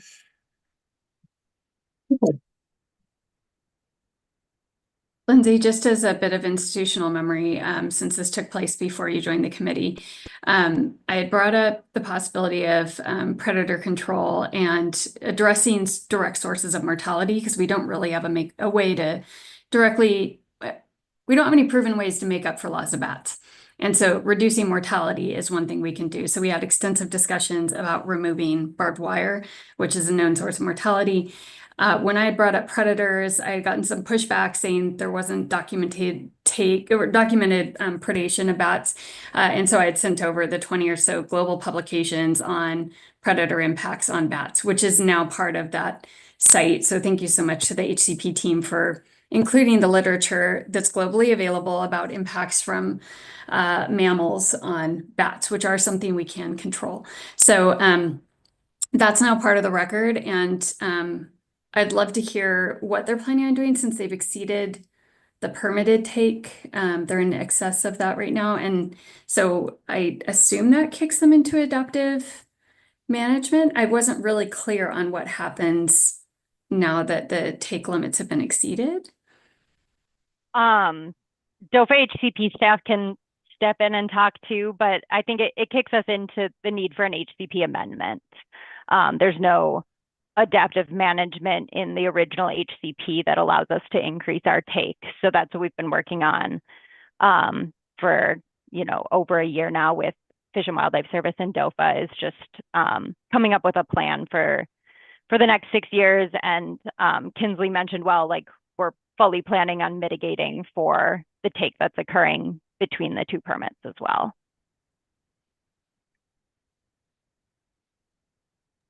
DOFA HCP?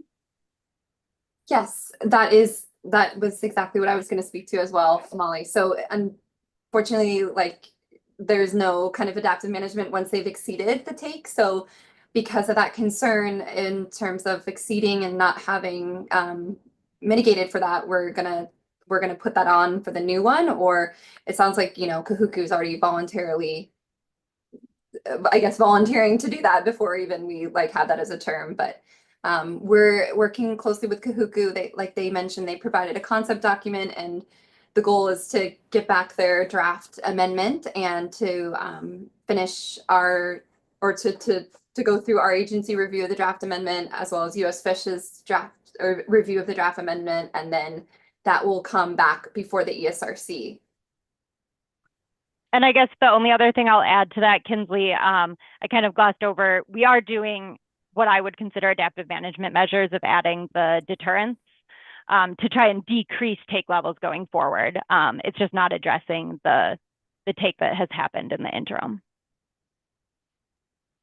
Considering, and I appreciate at the beginning of the day that the HCP staff presented the best available information on population sizes. So I realized that effective population size genetically based is not the same as an actual population size. However, the 10-to-1 ratio that's well published in the literature suggests that there's not a lot more than around 200 bats in the population because there's 21 effective population size genetically based.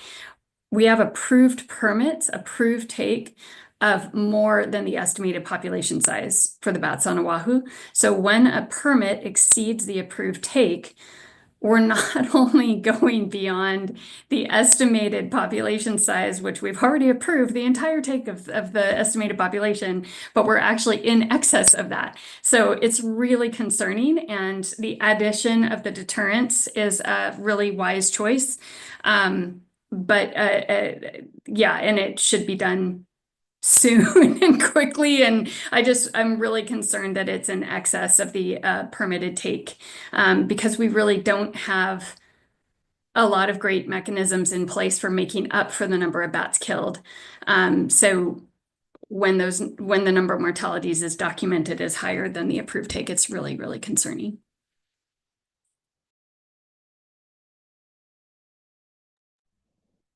And Molly, I stepped out during your presentation for a minute, but I don't know, did you speak to when the deterrents were being installed? Because I believe they're being ordered and shipped right now. So assuming FedEx doesn't drive them around the island and ship them back to the mainland like they did our thermal cameras, hopefully they'll be here soon. We should be able to avoid that. So I don't have the tracking information yet for it, but we're hoping this month or next. As far as recommendations from ESRC, if you've started that document, can we put in a request for an update sooner rather than later on the permit amendment that's taking place to address exceeding the approved take?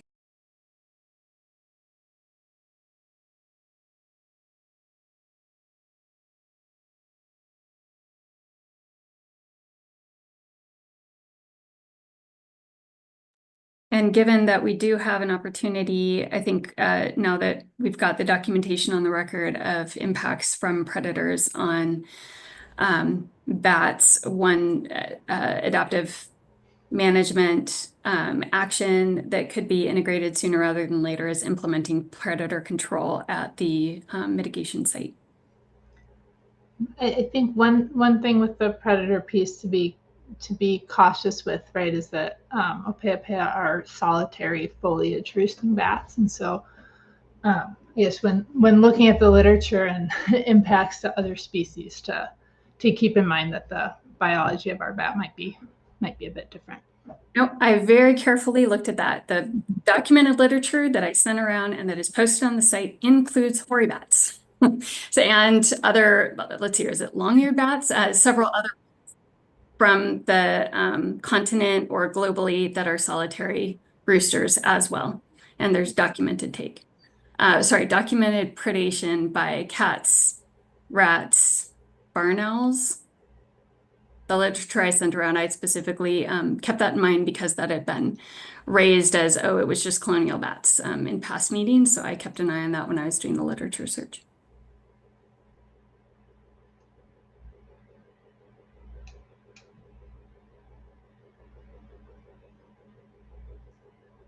But I think to your point, the benefit of doing it is going to be lower than benefits of threat abatement at colonies because you don't know if they're going to utilize that particular area where you've done the predator control or not.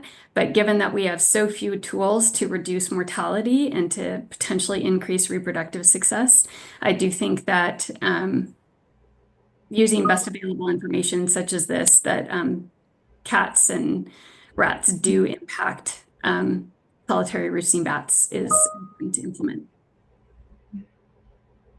Yeah, and I mean, I'll admit that I've not looked through all the literature set. There's also the important piece of the foliage roosting versus like a cavity or something roosting, right? In terms of accessibility to predators. So just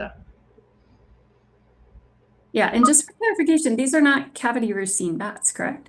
No, they're foliage roosting. Yeah, so they, hang on to the, they're often at the very, very tips, at the very ends of branches. Yeah. So.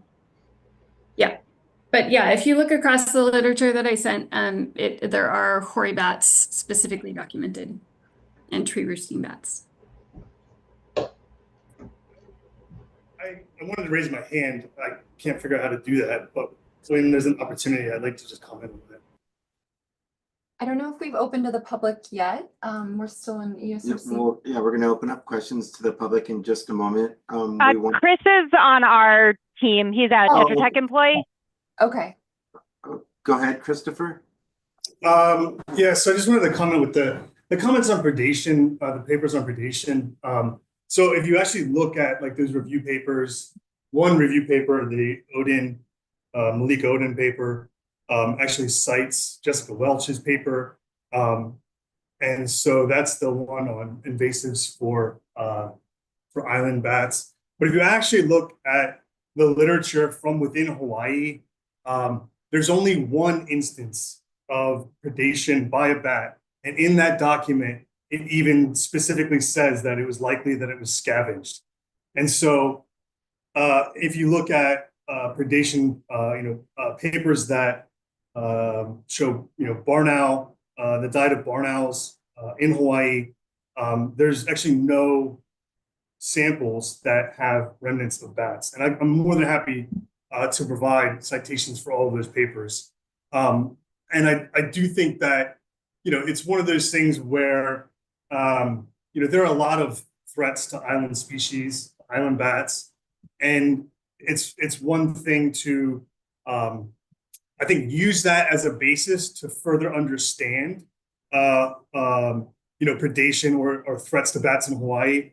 I think it's another to just go into blanket application when there's not a strong confidence or evidence to suggest that funding or money would actually affect change in the population.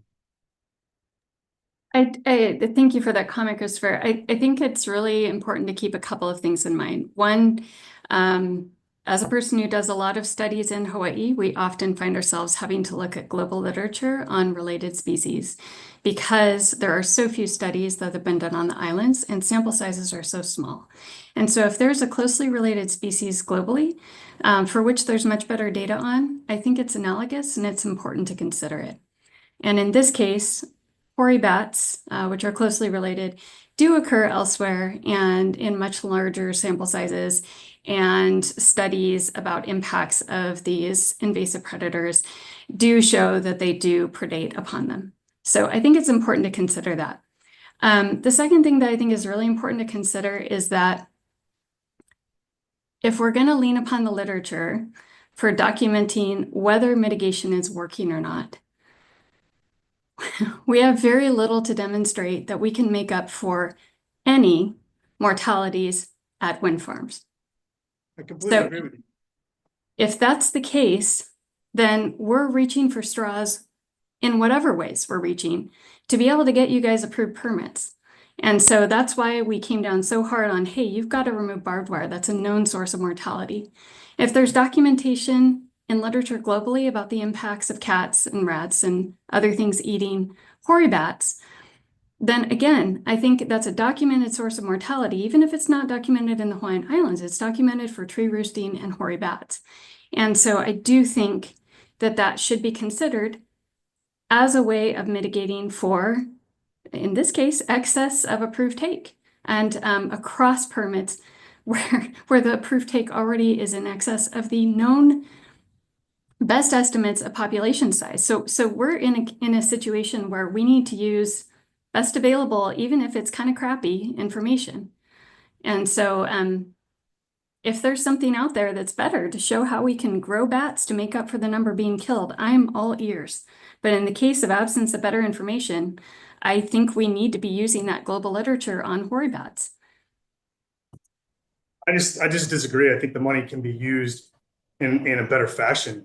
You know, there's no way to, if we don't know, if one, we can't document evidence of, you know, predation by bats, predation by cats in Hawaii, how can we calculate you know, that to any number of, you know, in terms of adding to success criteria? If you capture, you know, 50 cats, 100 cats, anything like that, it doesn't add to that. And that money that goes into those programs could be better used to, you know, I think understand the species needs or the you know, the habitat use. There's Maui and Kauai. We have we have island studies for Oʻahu and the Big Island. We know nothing about, you know, distribution, habitat use on Maui and Kauai. So I just think that money could be better used to understand the species needs and how we move forward if we are going to go to mitigate or to minimize take in the first place. And if it's okay if I chime in for a second, can you hear me now? Am I having the microphone? Okay. One of the things that we are working towards is deploying thermal monitoring at the mitigation site as well. And so, you know, we have a thermal camera available for that. And looking at how some of the movements, especially around roost trees, that are left in the open like that, you know, that is one piece of information. But we also have game cameras that we can partner with the thermal imaging to try to get an idea of how this might look, especially because there are not very many roost trees that are remaining in the corridors. I mean, we marked and left all of them, but it's not a frequent occurrence. So we have the opportunity to collect some data on what it looks like around those roost trees. Thank you. I'll just, I realize that we are headed into lunchtime here. I'll just summarize by saying I'm really looking forward to a strong plan being presented for how the excess take is going to be addressed the next time that we meet. Yeah, that's fine.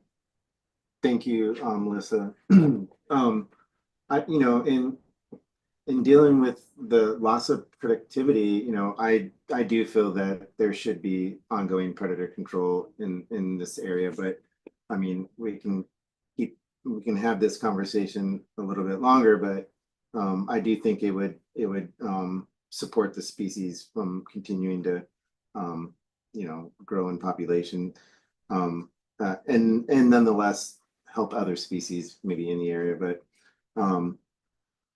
okay, well, I you know, to keep moving forward, let's go and just see if there's anybody in the public that has comments real quick, and then we can come back to just everyone agreeing with the recommendations that we have here. If that's okay with everyone. No comments. Nothing on Zoom. Okay, so we have no comments on Zoom and no comments in the HCP email. So going back to the recommendations here that we have, you guys are you guys okay with this? And can we just agree to address these recommendations? I think for the third bullet, for me, it would be to consider implementation. I don't, I wouldn't feel comfortable saying that that it should happen.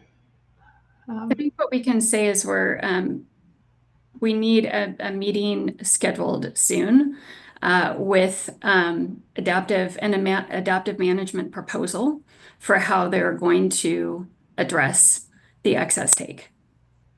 And whether that includes predator control or something else that they want to make a strong case for, making up for the number killed, I'm all ears. I have one clarifying question on that, Melissa. So when you're saying adaptive management at the mitigation site to add predator control, is that something that you're thinking of would be like in addition to our approved mitigation plan? Because you're kind of talking about it as mitigation for additional bats beyond what the current mitigation plan that was approved for 8 bats. Sorry, thank you for the question for clarification. You presented today that you're in excess of the take on the permit. And so I assume you'd be coming back with some sort of a plan for how to address the excess take. Yes. You don't currently have adaptive management written into the plan, so you need to propose something. Is that correct? We would be proposing we are proposing a new HCP with mitigation for all the bats that have been taken above the 23 that we were permitted for and that our current mitigation is covering. Okay, so whatever the formal process is there, and I look to guidance for to both the DOFAW HCP office and the AG as far as what the appropriate process is, but we'd like to see that addressed soon. So I realize that you have an approved permit that you're following, and but you're in excess of that number. And so when you come back to let us know how you're going to address that, I'm looking forward to seeing that. I have one more follow-up question. Sorry. So we did present the initial concepts back in September, although it's changing. Would your recommendation be that we come back before you guys before the draft HCP goes out? Sorry, hold on, I'm talking while I'm thinking.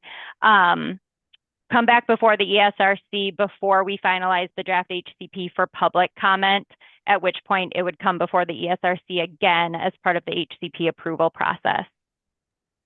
Is the amendment, or are you calling it a new permit or an amendment? On the federal side, it will for sure be a new permit. I'm not sure on the state side whether it would be an amendment or a new permit at this time. Sorry, I was just trying to use the correct wording. Whichever one it is, are we referring to the one that we met about several times as far as with the Helemano and the barbed wire removal, and that one that we met for multiple times on? Sorry, sometimes they get No, just in September we came before you with like we did present on Helemano, and then we had a second presentation on what our new HCP would look like and what the new sort of permit would look like. It didn't have it had some ideas for bat mitigation, but we haven't brought like a detailed mitigation plan back before you. Well, certainly if we haven't seen a detailed plan yet, then we would expect to see that. We haven't approved it yet if we haven't seen a detailed plan, correct? Correct. Yes, absolutely. So we would expect to see that. I'm sorry, I'm confused. Yeah, I think we're talking about two different things, because there's the HCP that will come before you guys, I believe, multiple times, and then there's mitigation plans that hopefully they will be one and the same would be the goal. Yeah, I think Lindsay had to step off, but I think her concern about Essentially, the way that the bat lanes have been created and the vegetation removal has been done, she believes may create a new kind of hazard at the site due to predator impacts, which are an area that she's familiar with. So I think that that's essentially being raised by the way that the mitigation is taking place. So that's specific to that and not in response to like, hey, we need to make sure we're making up for this new or excess take, right? So maybe to kind of separate those two things out. And I know we're all getting low on calories. My brain is going to work less and less as we get to lunch, but yeah, I think I'm good. I think I'm good now. I think I understand the request. Yeah, so two things to deal with what's written here, and I think Lindsay may not be with us right now, which makes it extra difficult because I'd like to check this with her. But I think the other recommendation from Lindsay was she was expressing concern about the leaving single trees in the middle of the cleared lanes, that may create predation. A predator attractant. And I'm not sure how to put that as an action item, but she raised it as a concern. Perhaps, I think she's back at 2:00, but we can come back and update this. yeah, maybe we can revisit when she gets back. And just to speak to the process on the state side, Melissa, so it most likely at this point, we've seen the concept document, so we anticipate it will be an amendment, a formal amendment, and that requires coming back to the ESRC. So like Molly mentioned, we would be asking for them to have their mitigation plan fully complete when they bring their amendment to you all. So that would definitely be in there, as well as like measures to minimize take. And I added in the point, perhaps minimizing take at the mitigation site, because I thought that was maybe capturing your concern, but let me know if I should modify this.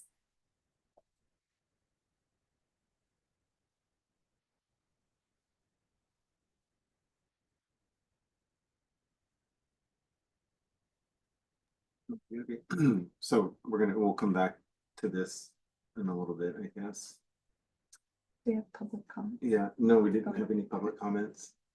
We do lunch or? Yeah, so I guess at this point we can decide if we want to do one more item or move on to lunch. I know people are probably getting hungry. Motion. One thing. Okay. I We were on a roll there for a minute. I mean, so this is I just want to comment that I am really happy to see that there's going to be thermal monitoring happening concurrent with the deployment of deterrents. I think that's a really important step in trying to understand the efficacy of these. So I'm really glad. I was really glad to see that being implemented, and then I was also glad to see the implementation of looking at time and night activity for the smart curtailment. So thank you for including on your updates. And thanks, Karen, and thanks to you and others at USGS for consulting with us on some of those items. So we're excited about it. Okay, guys. We're gonna take a lunch. 30 minutes. We'll come maybe a couple minutes over that, but we'll be back if we can convene at 1:15. Does that sound okay with everyone? Okay. All right. We will see you back here shortly after lunch. Thank you, everyone.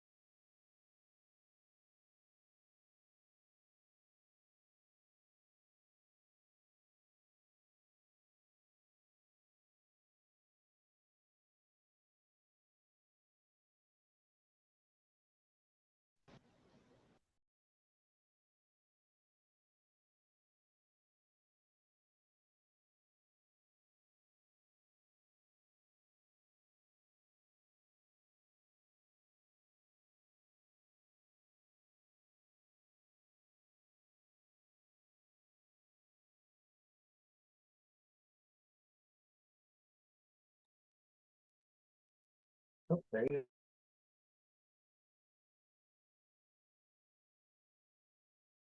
go. Aloha, everyone. We're getting everyone back. Looks like could turn on your video screen when you arrive back from lunch. That would be appreciated.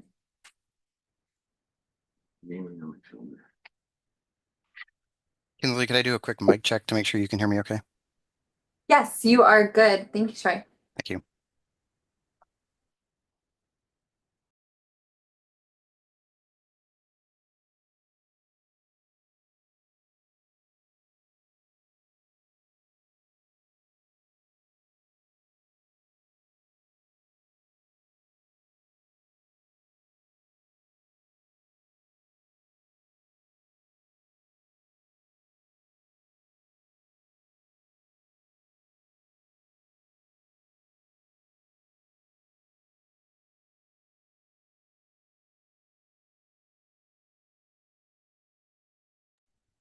We're just waiting one more minute.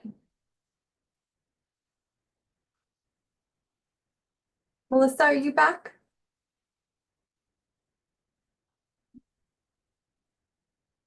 I think we're waiting for just Melissa and Karen. There's Melissa. I'm here. Okay, thank you. And it looks like Karen's trying to connect, and it looks like here, right? One second. I'm here, but having problems. No problem. Okay, well, I think we can go ahead, Jason. All right. Thank you guys. Sorry for the quick lunch, but let's get through this a little bit quicker. Hopefully everyone got fed real quick. We're gonna move on to item 6. And this is the status of Makani Power Partners Habitat Conservation Plan on the island of Oʻahu. So this is item 6 again. So a representative from Makani Power Partners will present the status of their HCP. Hey, Jason, I'm so sorry to interrupt. We didn't get a chance to confirm recommendations before we closed for lunch. Can we just make sure that that is actually done, or are we waiting until 2 o'clock when Lindsay gets back? Thank you, Melissa. Yeah, we're gonna wait until 2 when Lindsay gets back, and we have that noted, and then we'll go through that recommendation. Perfect, thank you. So yeah, we're gonna go ahead and move forward with Nipua, and want him. Troy, okay. Troy, if you want to introduce yourself and go for it. Thank you very much for being here today. Thank you for having me. Yeah, Troy Ramick with Tetra Tech. I'm here representing the Makani Power Partners, and I'm going to give an update on the Makani wind facility. And with me, I have Priya Kumar and Tyler Bastian and Kareem Ledal-Bonin from AES. They're the permit holders. And then also Jenny Taylor is on the phone from, or on the line, whatever, video call from Tetra Tech. So let's dive in. You all know the drill by now, but here is a quick update for those that might be new to the project. So 8 Vestas wind turbines, 4 of those turbines have deterrents on them, which I'll talk about more, of course, later today. 4 of the turbines are on private land, 4 are on state land, and I have a visual for you on the next slide to dive into that a little bit. The project's effectively been operating for just over 4 years. Post-construction monitoring has been happening during that time. So in everything we're talking about today, you can just kind of think about this is what's been occurring over about a 4-year period. The incidental take license has a duration of 21 years. We do have an amendment in process, which I'll talk about at the end of the presentation today in more detail. So here's a visual. I mentioned 8 turbines, 4 of them, if you can see my cursor here, are on state land and 4 are on private land. Might be a little hard to see, but there are deterrents on 4 of the turbines that those have the kind of blue around them. So 3 of these turbines over here on the left and 1 on the right have deterrents. And then also just draw your attention, because this will be, I think, useful context for the rest of the presentation. And that is, as you all are pretty familiar with by now, there's mixed land use around this facility. So certainly some forested areas, but also some pretty intensive agricultural areas. And all of this is relevant because when we get into discussion about post-construction mortality monitoring, there are some kind of inherent constraints related to land use out there that we have been talking about with you all for a while. Take authorization for the project looks like this. So there's 8 covered species. The only species that we have observed take for is ōpe'ape'a or Hawaiian hoary bat. Right now we're in tier 1. So we have authorization for 34 bats in tier 1, and so far have a total adjusted take of 9 individuals. Again, no other observed take for other covered species at this point in time. Diving a little deeper on that, the 9 that I just spoke about, actually the first take of Hawaiian hoary bat was back in 2021, and then there wasn't any take for a couple of years, and then last year there was no take in fiscal year 2024, but in the second half of the last calendar year or the first 2 quarters of 2025, there were 2 observed take, 1 in August, 1 in December.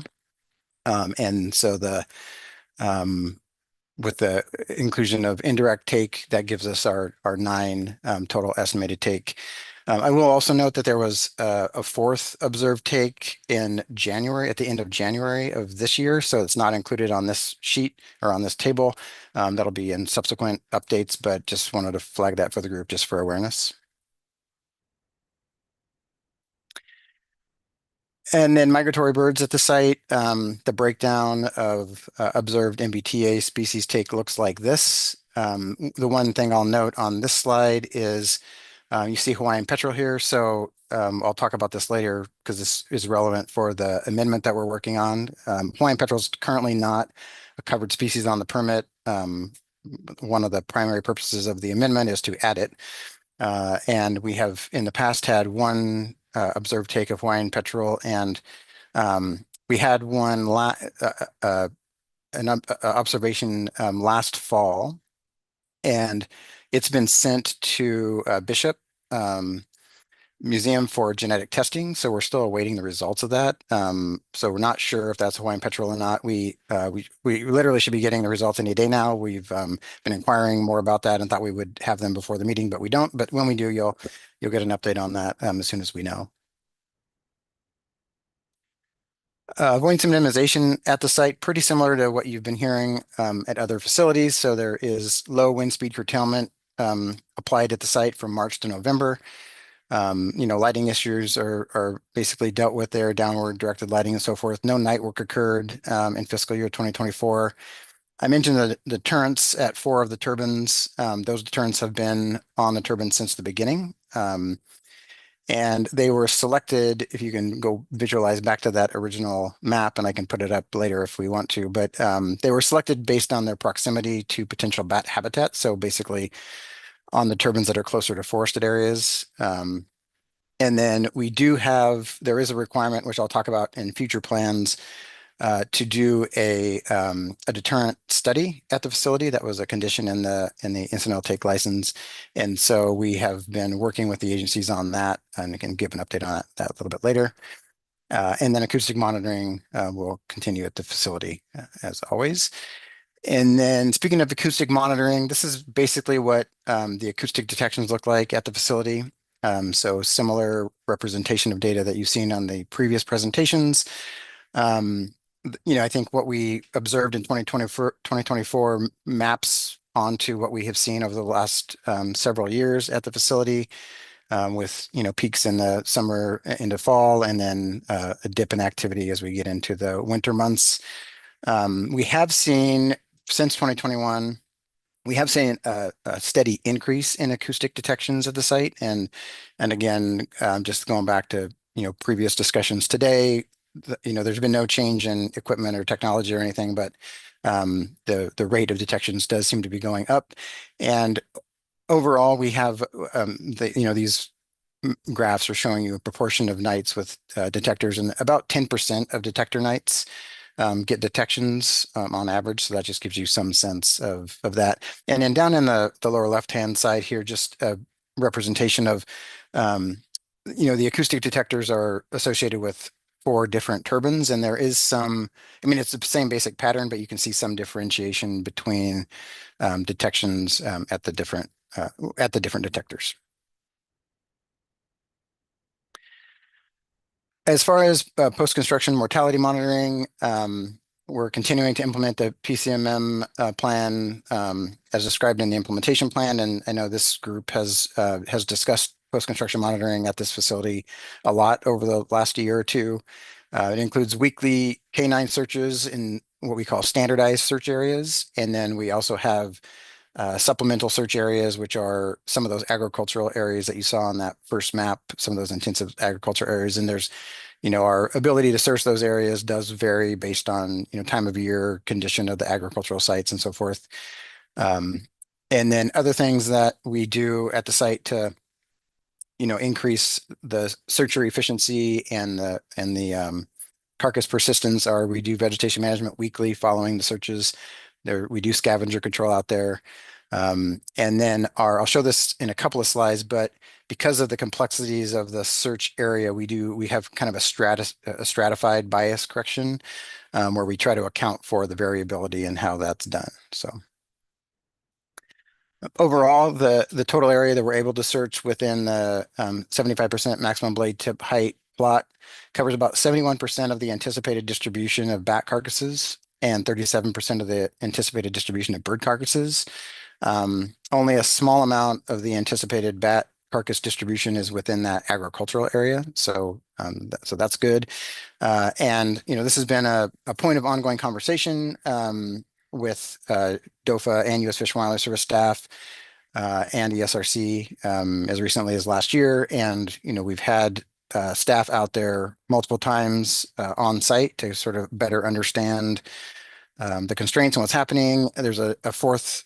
Because there's some new staff involved now, there's a 4th site visit plan for April.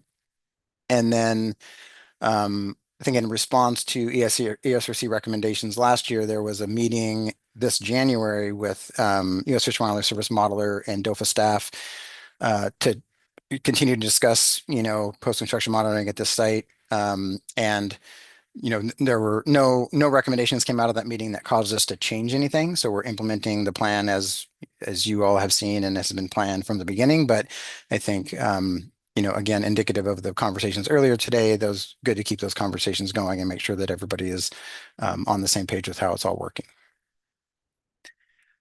I mentioned that we stratify our bias correction trials because of the complexities of the site. So we do use canine searchers out there as much as possible. As you've heard in the past, there are some safety considerations because there are occasionally not wild, but loose dogs out in the vicinity, which is a hazard if you have a searcher dog out there, and also a hazard for humans. And so we have a combination of canine searches and human searches depending on proximity.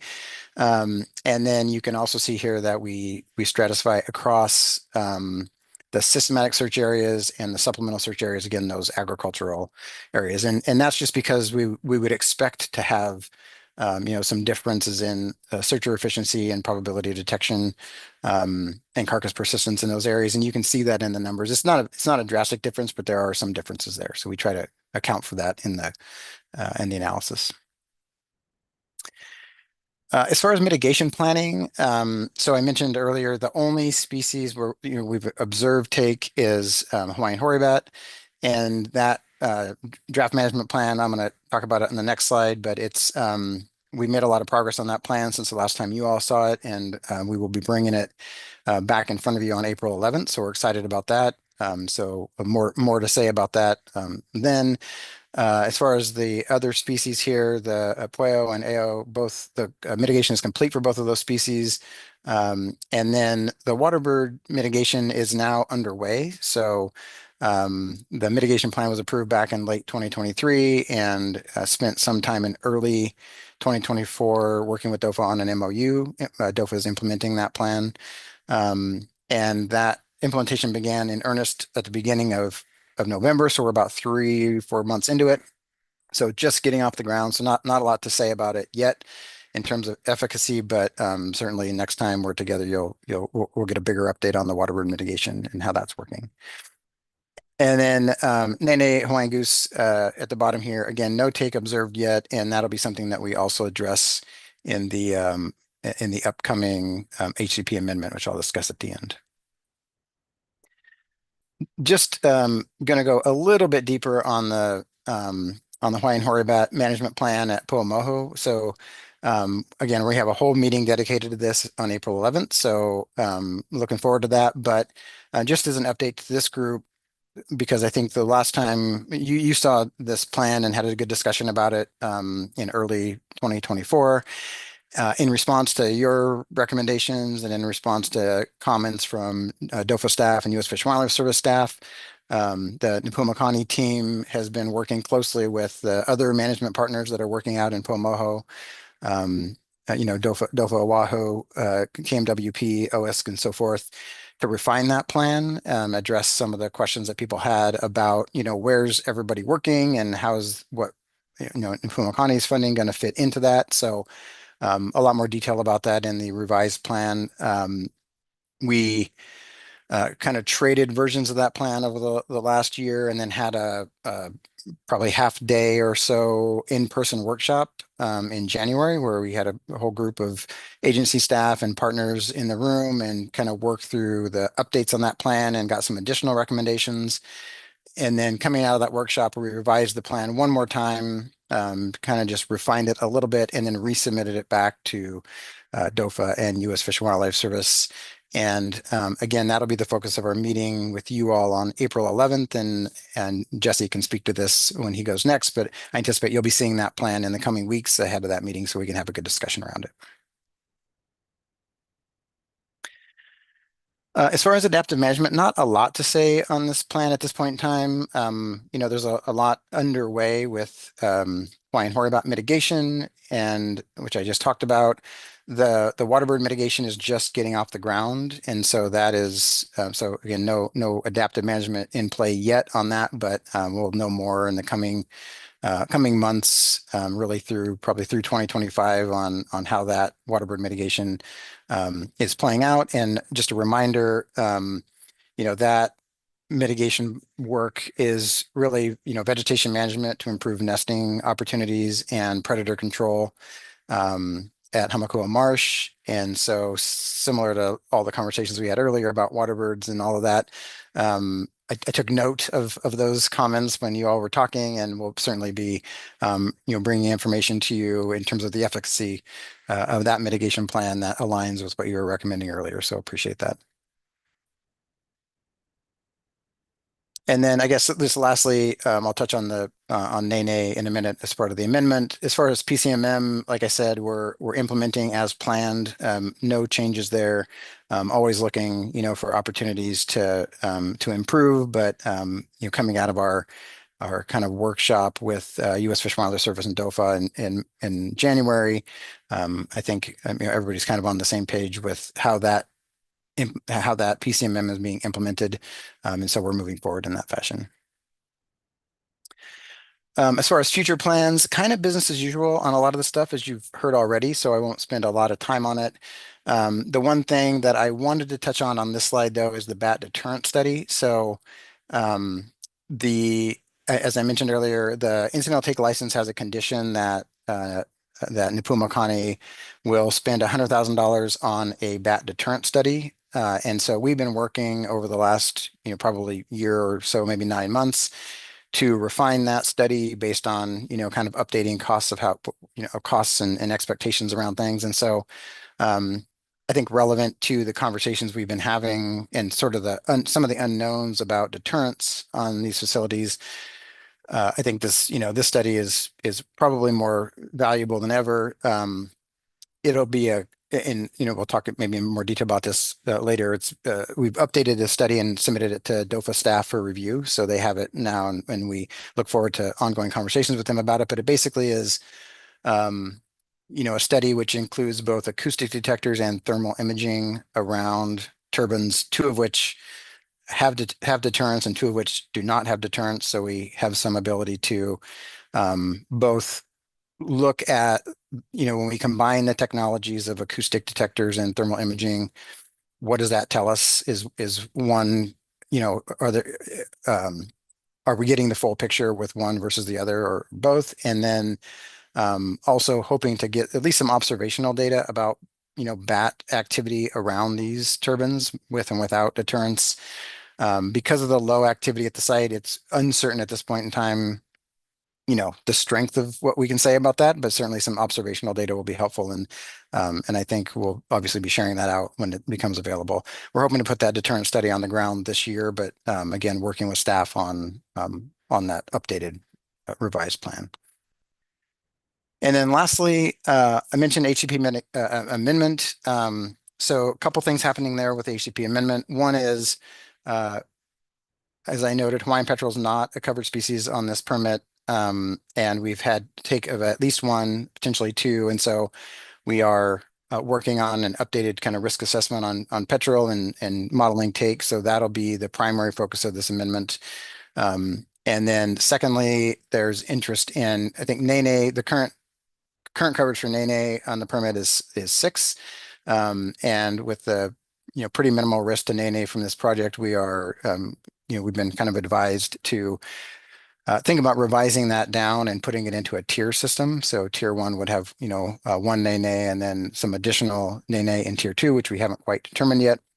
So just updating and refining the expectations around nēnē there. The draft revision of that HCP amendment is actually basically done. We are kind of just waiting on the outcomes of this genetic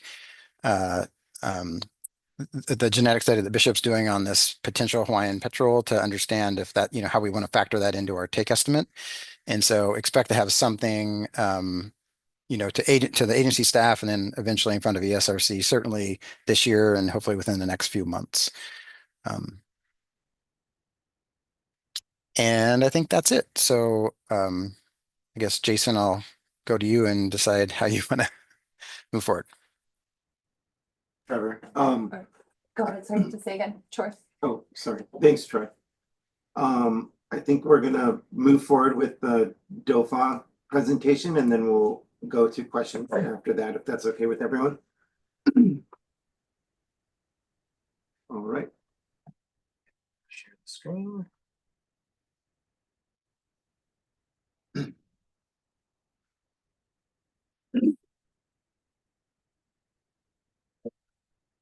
Hello folks, Jesse Adams here again, presenting on Makani for DOFAW. Remembering that their ITL duration, it was issued on April 30th, 2019, and is valid through April 30th, 2040. At the end of fiscal year 2024, the project is 5 years, or approximately 24% through their permitted term. They had no Hawaiian hoary bat takes found in fiscal year 2024. However, there were the takes that Troy brought up. So there were an additional 3, 1 in each quarter of 2025 fiscal year. There was no take of other covered species reported in FY 2024. So cumulative adjusted take through December 2024 is 9 bats. This puts them in tier 1. Remembering that tier 1 is a total of 34 bats. And then there's a cumulative limit of 51 bats, remembering that there are 2 tiers. So concerns and recommendations for an ōpe'ape'a Makani for Oʻahu. There have been 2 and possibly a 3rd documented fatality for this species. There's been a lack of major amendment covering the take and obviously no compensatory mitigation. As Troy has stated, the licensee is in the process of submitting a finalized copy of this major amendment. DOFAW HCP expects the submission of this to be received by or before Q1 of FY 2026. And then just some more information on that 3rd take. I did call over to Bishop, spoke with Ken Hayes. They have it extracted and amplified. It should be going for sequencing either today or tomorrow. So we should have results very quickly on that.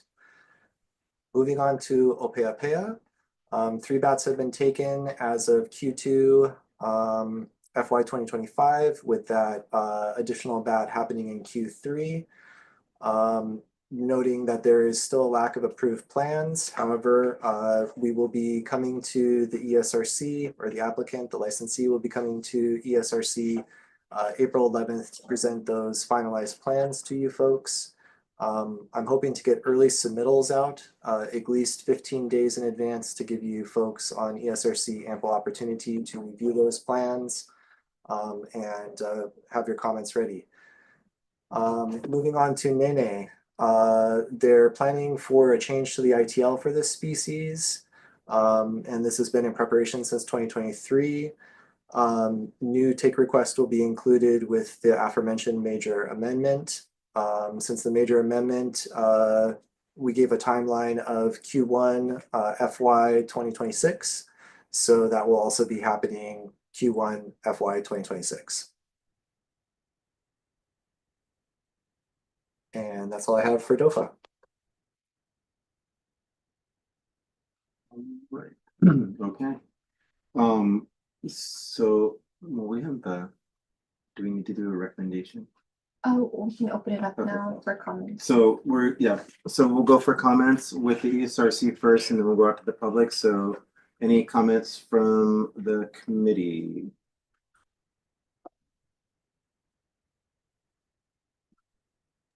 I had a point of clarification I was curious about. So Nopua Makani, Troy, you had mentioned that sometimes it's human searchers and sometimes it's dogs. In the estimates, are you given credit for it being humans or it being dogs? When you're doing the evidence of absence models to predict the ratio of how many you detected versus how many were actually killed at the site. I might yield to Jenny Taylor to maybe say something about that. If I'm understanding your question correctly, I mean, I guess what I was showing on the one slide, and I can pull it up again, we differentiate our searcher efficiency by dog and human and actually land use type, so that we have we have an understanding of some control of the differences there, because we know there are differences. I don't know, Jenny, do you want to say any more about how that then flows into the modeling? Sure. So we do, the short answer, Melissa, is yes, we do account separately for human searches and for the canine searches. And I have a slide pulled up that shows our modeling process. I'm just trying to get to it. If I can share my screen, this is a flow chart that explains how everything feeds into EOA. So it's a highly complex modeling process. So there's a lot to take in, but I'll just show you the different components that go into the modeling process. I'm just see if I can do this.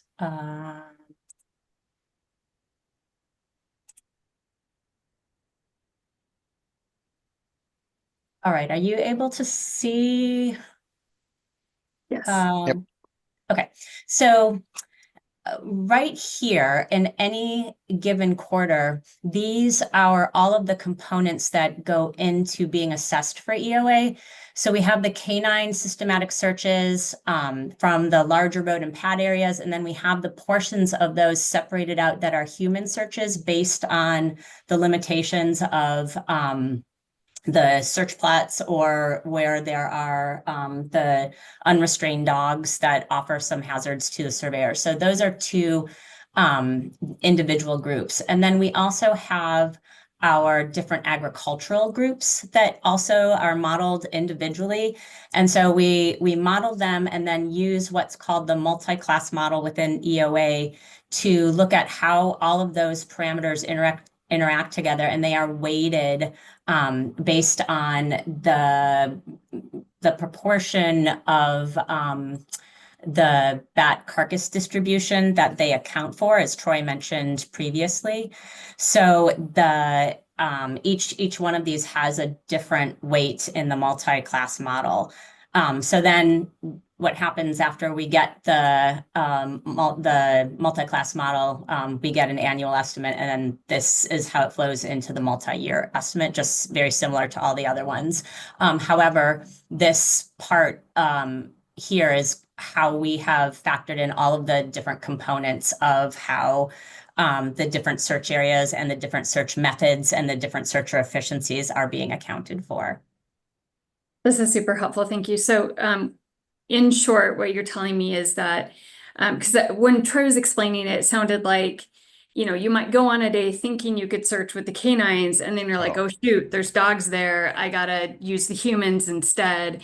And essentially, I was wondering if that went into those two separate bins. But am I misunderstanding the scenario? There are targeted areas that are always human searched because of the conditions. And then that plan that you just described is always a backup. I don't know that we've had to use it at all at Napua Makani, but it is a backup. If there is some situation, we are prepared to use those human searches. But what this is showing here is the parts that are always searched by humans. It's a portion. It is a portion of near the O&M building. Yeah, I have to go back and look at exactly where that is, but that one is representative. However, if we did have searcher efficiency, or if we did have a situation where we would search by human, that we would normally search by canine for whatever circumstance that is, we would likely do that again and searcher efficiency test that particular area so that we could have an adjustment for that area with both different methods. And then we would throw another, what we call single class assessment of that into this model so that all of those factors get weighted together into a multi-class assessment. That sounds fantastic in theory. I guess I'm just asking for clarification on what actually happened over the last year. It's a great plan. Yeah. Go ahead, Troy. Yeah, I was gonna say, sorry if I confused the issue there. Because of the history at the site, we have these kind of predetermined, canine and human search areas. So the scenario that you described has not occurred, although Priya could weigh in if that's the case. But yeah, so sorry about that. We try to keep it as standardized and predictable as possible, and just for safety purposes, err on the side of caution. So yeah, of course. Okay. All right. And okay. And it's already accounted for. And to the extent possible, you're using the canines as much as possible. I know we've just had a lot higher confidence in the canine searches than in the human searches. And if you have those roaming packs of dogs, that in theory would also lower your retention, your carcass retention numbers substantially. So is that accounted for? Well, it shows up in certainly, I guess it's ultimately reflected in the carcass persistence trials. So, I think because that's kind of a variable condition. It doesn't happen in a standardized way, but it's a reality of the site, right? As is the land use. The land use also influences carcass persistence. And so I think it's reflected in the carcass persistence, and then, the model accounts for that uncertainty. So yeah. It's not an ideal situation, understandable, but I think that's the value of carcass persistence, in that it does tell us whether or not those, occasional packs of dogs are influencing that number. Just to add that on the slide that Troy showed with the data, if you look at the line item that was for human searcher efficiency, it was lower than the canines, which we would expect. But it was still, 66.7%. So that's pretty great for humans.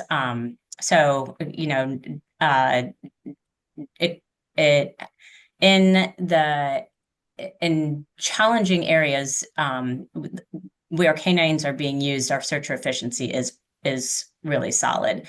And if you look at the probability of persistence to R value,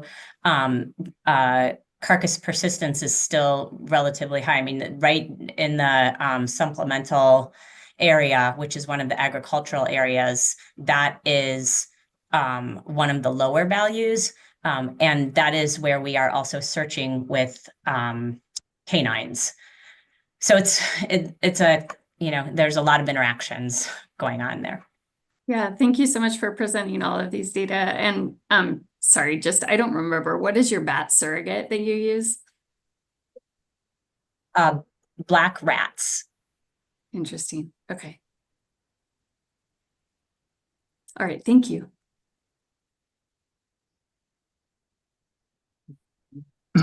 If we have any other questions from ESRC, if we have none, we can check. Karen's got a question, and I'm just giving time for other people. I did have one other question I want to direct to the committee, but I want to leave plenty of time for other ESRC members to ask questions. We'll let the others go. Sorry, I didn't see anybody. I just want, I'm sorry if I missed this. Did you say which turbines the fatalities were at? Were they at ones with deterrents or without, the 4 that were in the last few quarters? Yeah, great question. So of the 4, remember there 3 were represented in the table, but there has been this 4th one in January. Of the 4, 3 of them are at turbines with deterrents, and 1 is at a turbine without a deterrent. And then interestingly, 1 was here. Let me go back here for a second. I'll reshare my screen real quick here.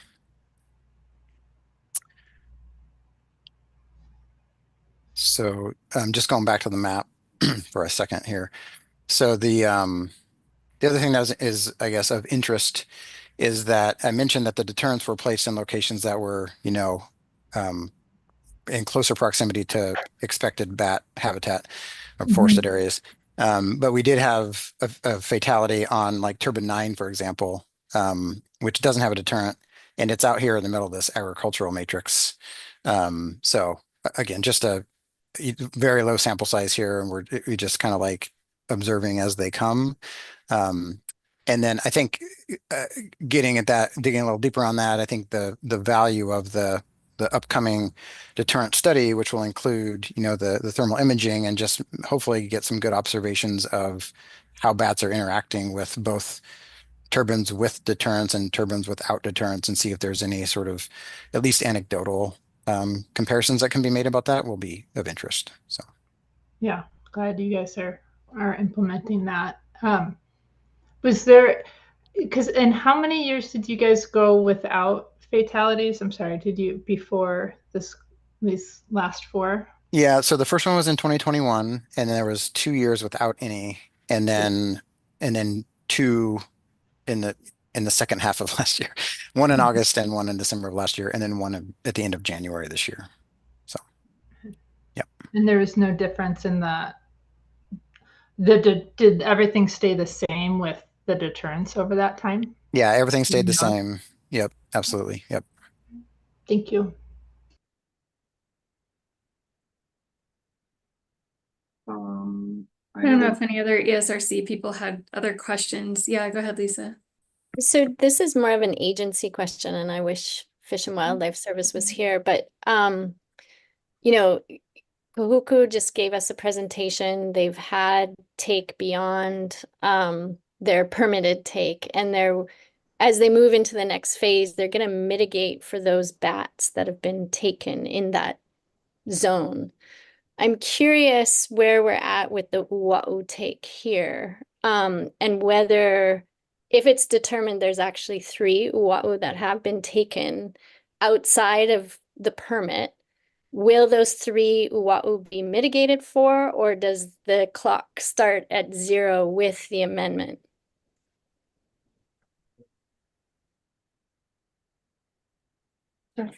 I'm happy to answer, but I think it was drifted. I know the answer. And go ahead. Sorry.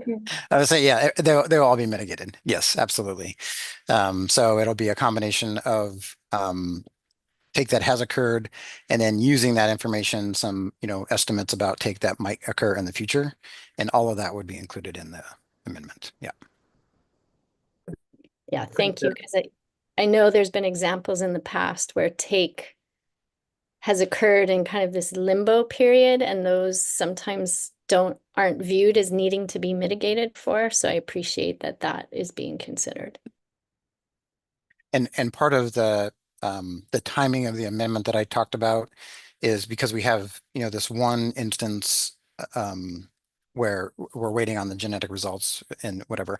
But, obviously, in this case, one instance of take will change our future take projection. So we want to make sure that we capture that appropriately in the amendment. So that's part of the kind of waiting game on that. Lisa, Jesse had something to add. Yeah, so working with Troy and the folks over at NAPUA, we are identifying shovel-ready projects for hate mitigation. We've identified sites on Maui and sites on Big Island. Big Island would be fencing. There are 2 opportunities for that. And then there's an opportunity on Maui to fund staff, vehicles for those staff to get to the work site, and other materials for predator control.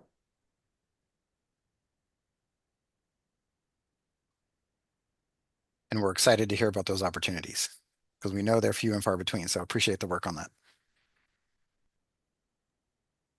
So if no one has a follow-up question on that, just a question for, I guess, the committee and the HCP office. This is not directed at this project because I realize that's over and done and approved with, but when we're identifying mitigation sites for and projects for making up for the numbers killed, I assume we're looking for things that we can demonstrate an increase beyond the baseline of what would have been done anyways, right? So like in this case, the money went to Hamakua. I'm a fan of Hamakua. They're doing great things.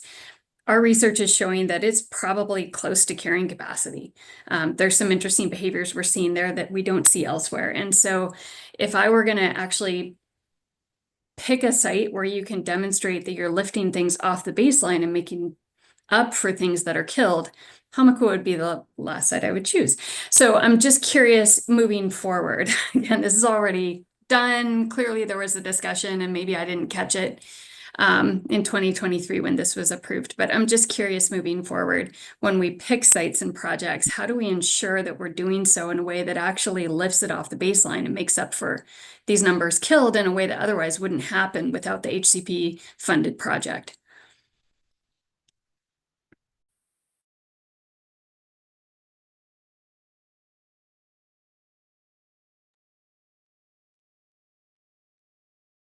Melissa.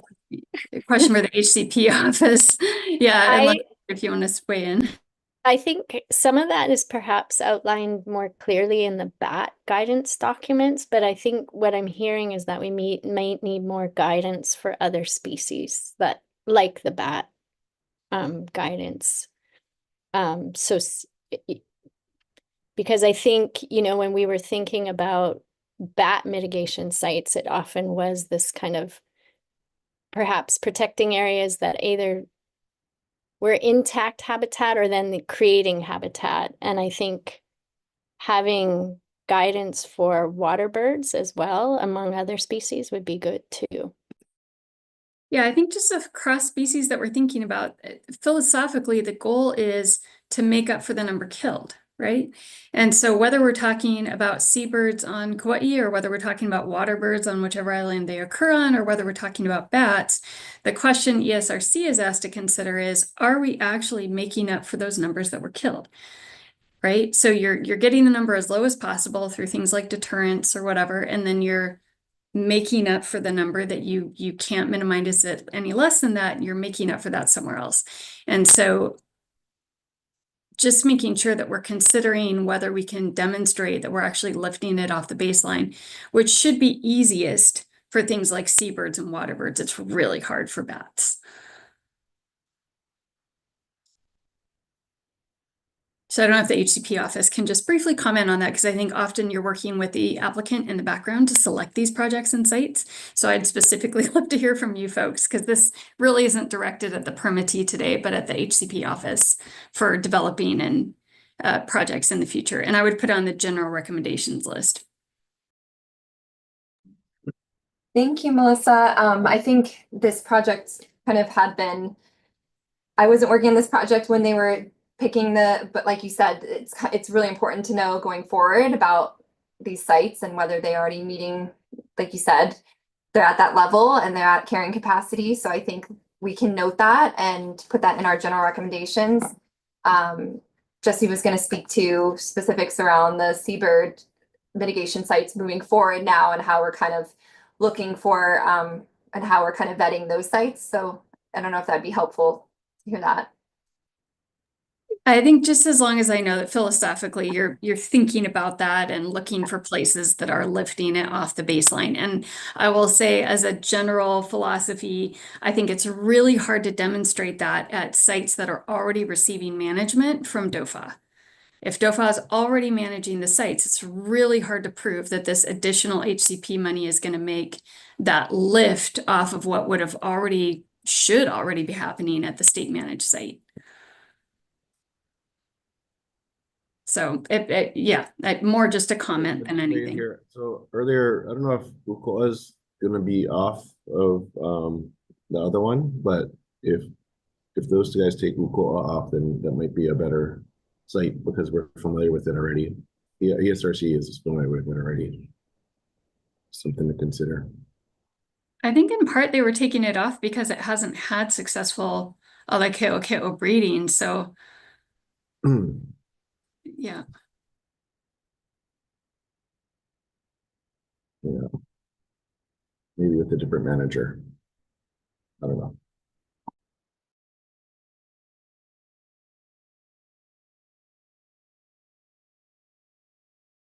So yeah, that's it. Just wanted to comment on that. I don't know if there's anything else, if you have the recommendation sheet or if anyone had any additional things to point up on this before we move on.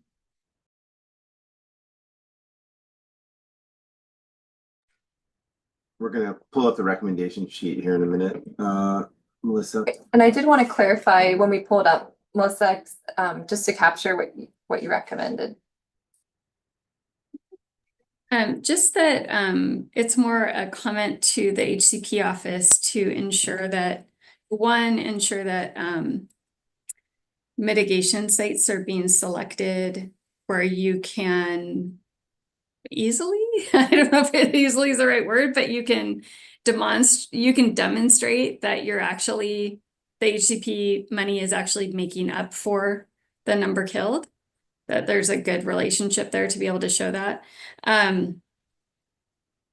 And I think I just noting a comment that I think it's really hard to prove that if it's a site that's already really receiving a lot of management from state.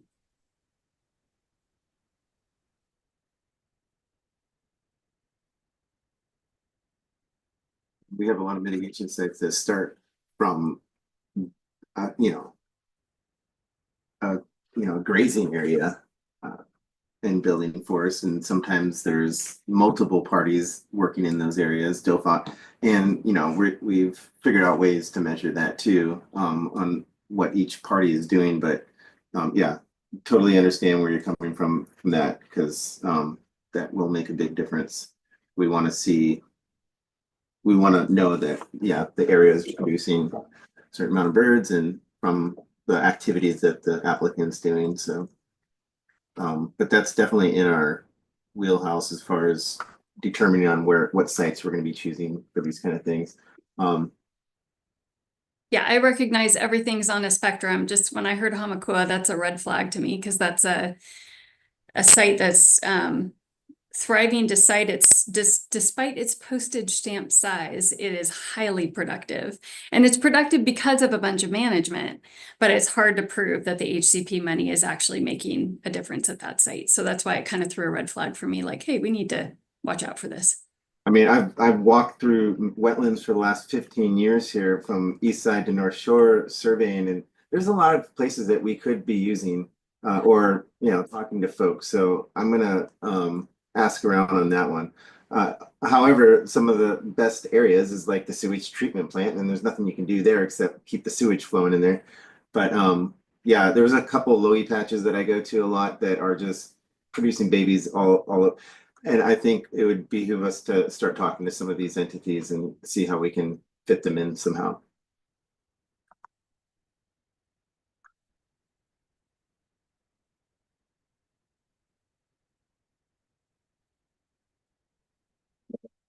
I'm going to ask a very naive question, and I'm going to apologize in advance for asking this. And I understand it might be a conflict of interest for Mr. Winter.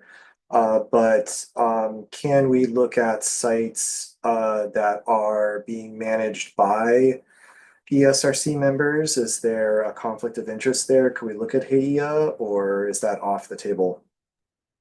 No, I think it's totally on the table. I just need to recuse myself from any decisions.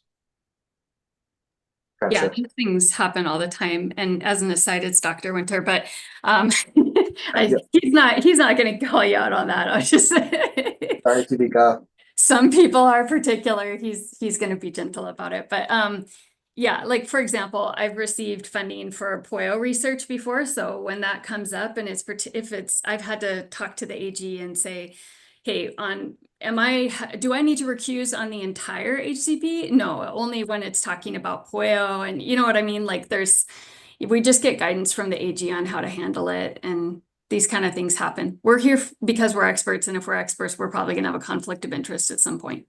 So that's why we have an AG. Gotcha. Thank you.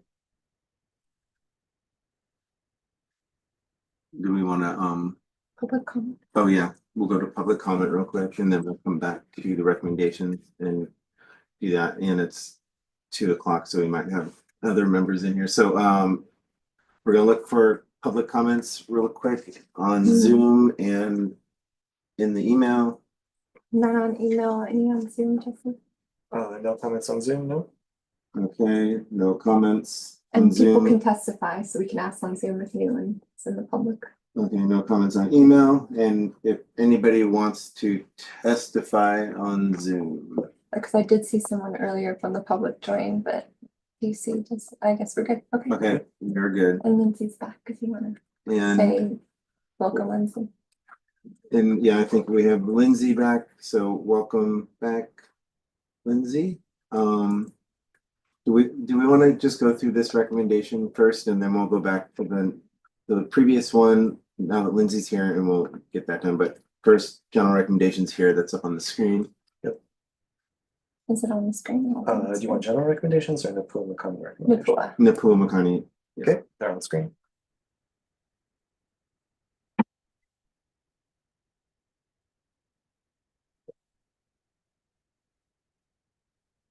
I just carried over share the specifications for deterrence and annual report for all the projects. And then under general recommendations, I added your recommendation, Melissa, to look at mitigation sites that can demonstrate properly. But were there any additional Newell Makani specific recommendations?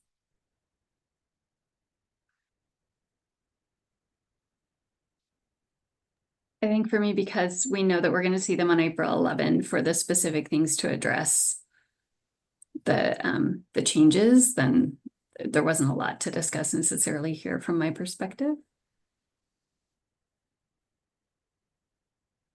Okay. You want to do the show of hands? Yeah, can we just show of hands to approve what we have right here, and then we can move on to the other.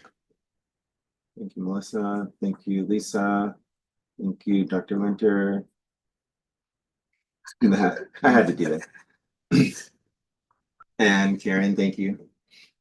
Okay, great. It's everyone.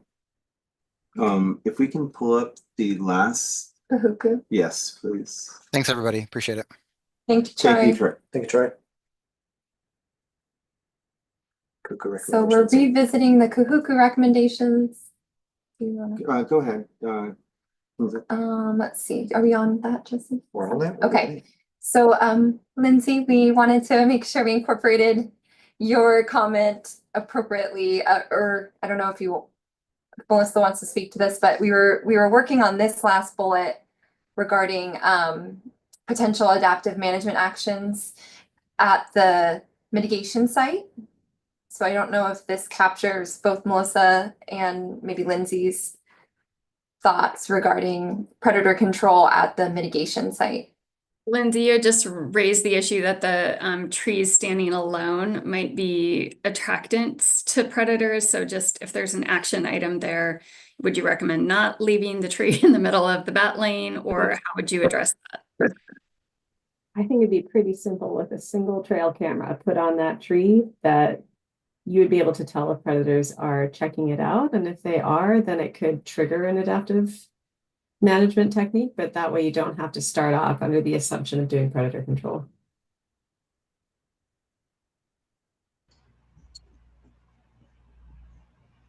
Yes, I want to share that the Montoya et al. Paper that ESRC has linked on their page with the literature does have a paragraph sort of in the discussion about roost trees and potential predation. And there's a data release with that as well that has a small table with just some thermal imaging data from, and we looked for rats, looked at rat and other predator activity. So just want to share that is available.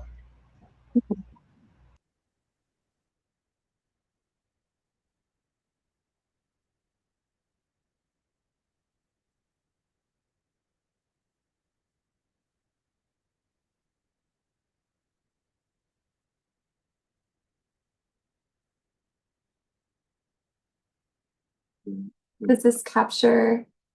Do you want to take a vote? Yeah, well, I think this is capturing everything what everyone brought up. So if this looks good to everyone, we can go ahead and just show of hands for okaying the Kahuku recommendations that we have on the screen at the moment.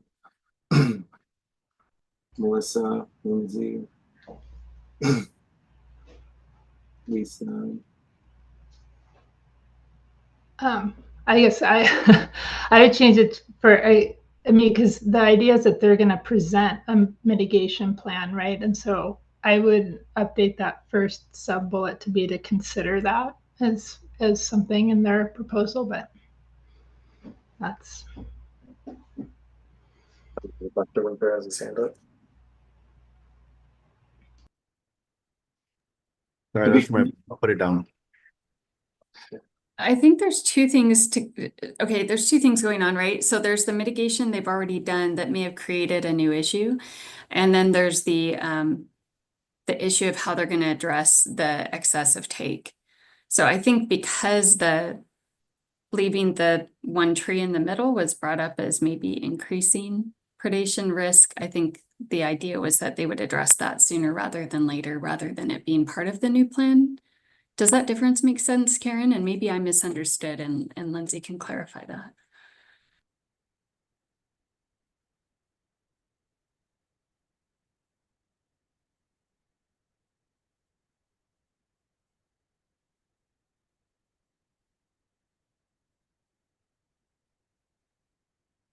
That's me.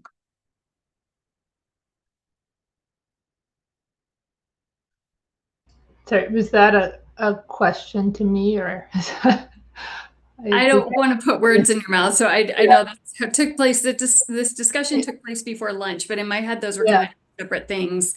So, yeah. I think as it's worded when it's not going back and forth, is fine on my end. And sorry, did I see Kavika's hand raised a moment ago? Did you have an additional thing, Kavika, or were you just raising your hand? Oh, sorry, that was from a vote. Okay. I kind of pulled it and separated it out, Melissa, because I think they were two separate things. So does this look good as it stands? Yeah. Yeah, looks good. I think everybody voted already. We just moved the one up there to consider. So I think we're good. Okay. Okay, great. Okay. Thank you. We will save that. We can move on to item 7 on our agenda, which is the status of Ka'aiaba Wind Power 1, KWP1, HCP on the island of Maui. Representative from Ka'aiaba will be here to present. And that's Molly Stevenson again. Thank you again, Molly. Yeah, you guys are stuck with me again. Sorry. Feel free whenever you're ready. You still have sharing capacity, right? Yeah, I should. Hold on just a second. Okay. Let me Welcome back. this going again. Can you see that?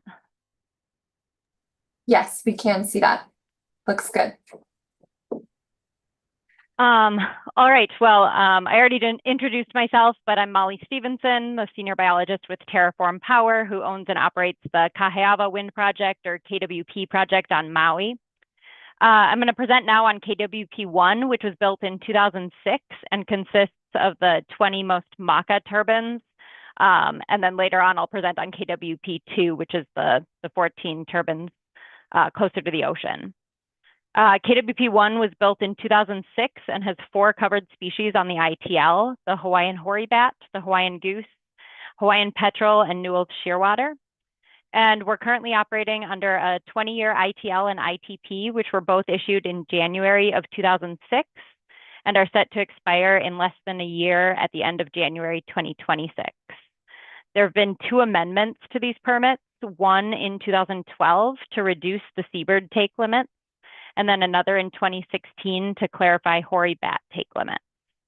We're actively working with DOFAW and Fish and Wildlife Service to seek take coverage for beyond January 2026, which we spoke to you all about back in September during an ESRC meeting we requested to discuss some of the major concepts of our HCP, and we'll touch on again later today. So here's a quick map of the project site and its location on Maui. The project is essentially a long string of 20 turbines along the ridgeline. So we have that string broken into figures so that it fits on the slide. But the left-hand map shows the first 11 turbines and the right-hand map shows the next 9 turbines, which in reality are located just south of the bottom of the first map, if that makes sense. So you can see the 20 turbines are search area within each fatality monitoring plot, and the acoustic monitoring locations, along with other project infrastructure like the substation, O&M building, and Met Tower.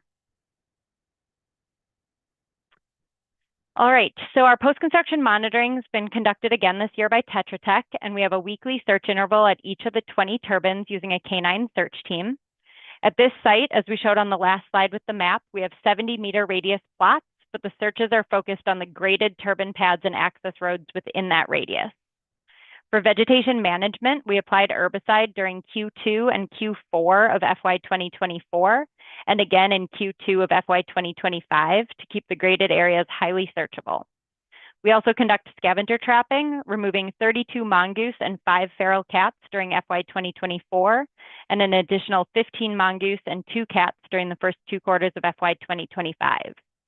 The photos here from top to bottom show our canine search team in action, an aerial image of several turbines and their cleared and graded areas, and then a view from the base of one turbine showing the cleared and graded areas where we're searching on a weekly basis.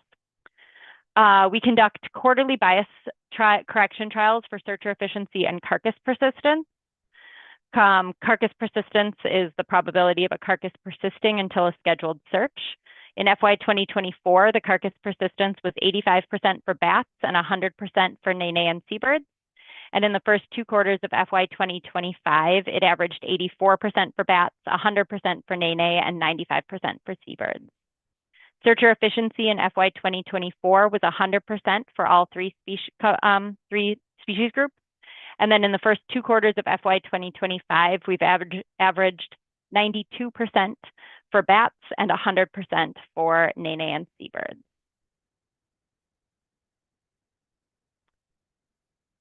So as I mentioned, we have 4 covered species at KWP1. Of those, we've had fatality records of 3 of them. So I'm just going to go through each of those species by species. The table here shows the baseline and higher tiers of take that were in the HCP. For the Hawaiian hoary bat, we have 13 fatalities over the last 18 years, and none were found in FY 2024 or the first 2 quarters of FY 2025. Our current estimated take, including the calculated indirect take, is less than or equal to 32 adult bat equivalents at the 80% upper credible level. For the nēnē, we've found 37 fatalities over the last 18 years, including 3 during FY 2024. This included an incidental carcass found outside the search plot on January 9th, 2024, another on February 27th, 2024, and a third on April 2nd, 2024.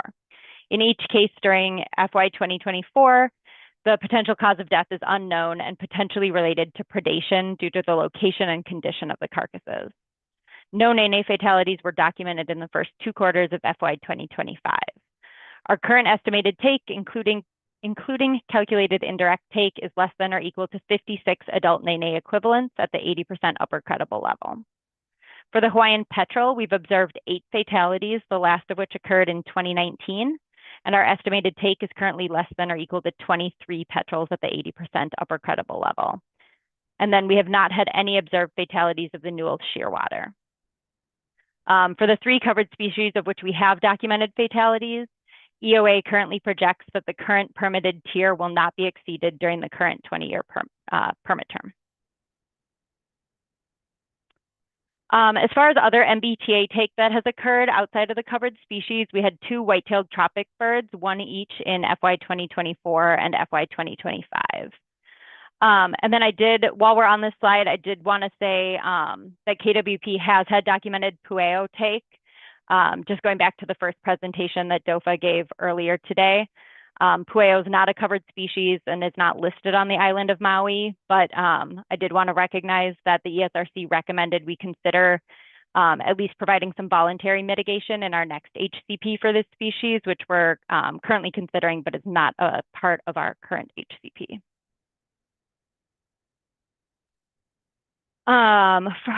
For acoustics, same as Kahuku, while all my other updates are going through Q2, acoustic data from FY 2025 hasn't been analyzed yet, so this slide is limited to FY 2024 and prior.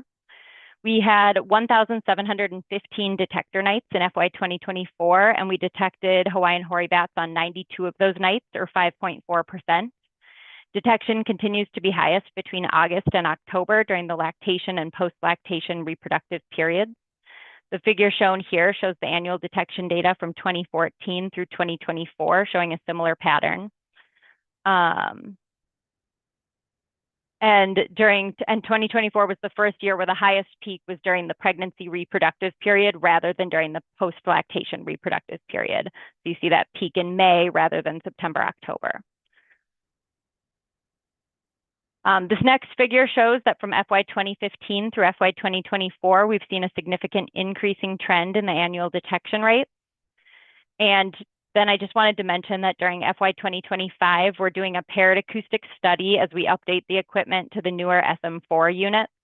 So similar to what we discussed last year and earlier today for Kahuku, we're pairing the current SM2 detectors and microphones with the new SM4 detectors with the newer, more sensitive microphones, and running them in tandem so that we can determine how to interpret historical data in the context of the more sensitive microphones and newer detectors. All right, for mitigation, I'm going to give an overview for all 4 covered species and then specifically address activities that were conducted in FY 2024 and the first 2 quarters of FY 2025.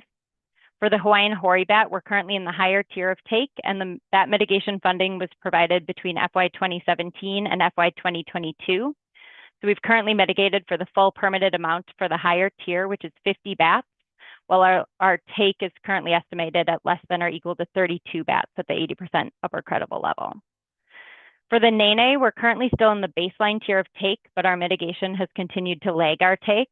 This year, we made a lot of progress with DOFA and Fish and Wildlife Service to allocate and fund a lot of the work that had been done, so that we've now properly allocated all nēnē credits from our release pen through FY 2024. In addition, we worked with both agencies to adaptively manage our nēnē mitigation due to the continuing lag, and that's included pen improvements at Haleakala Ranch, such as new traps and game cameras, as well as an effort that should start any day to manage activities at a second release pen at the Pu'uohoku Ranch on Molokai, where DOFA plans to translocate nēnē in early April. These efforts took into account the ESRC recommendation from last year's annual review that we continue to work with the agencies on mitigation due to the shortage for nēnē. For the Hawaiian petrel, we originally started with mitigation at Makani, but then adaptively managed to lanai when Makani wasn't providing the benefit to petrels that we wanted. We received concurrence from Fish and Wildlife Service last March that our mitigation for the petrel has been met, and DOFA is currently working on their concurrence letter. And then lastly, for Newell's shearwater, the Makamaka Ole site did provide mitigation credit for this species, and we have concurrence from both agencies.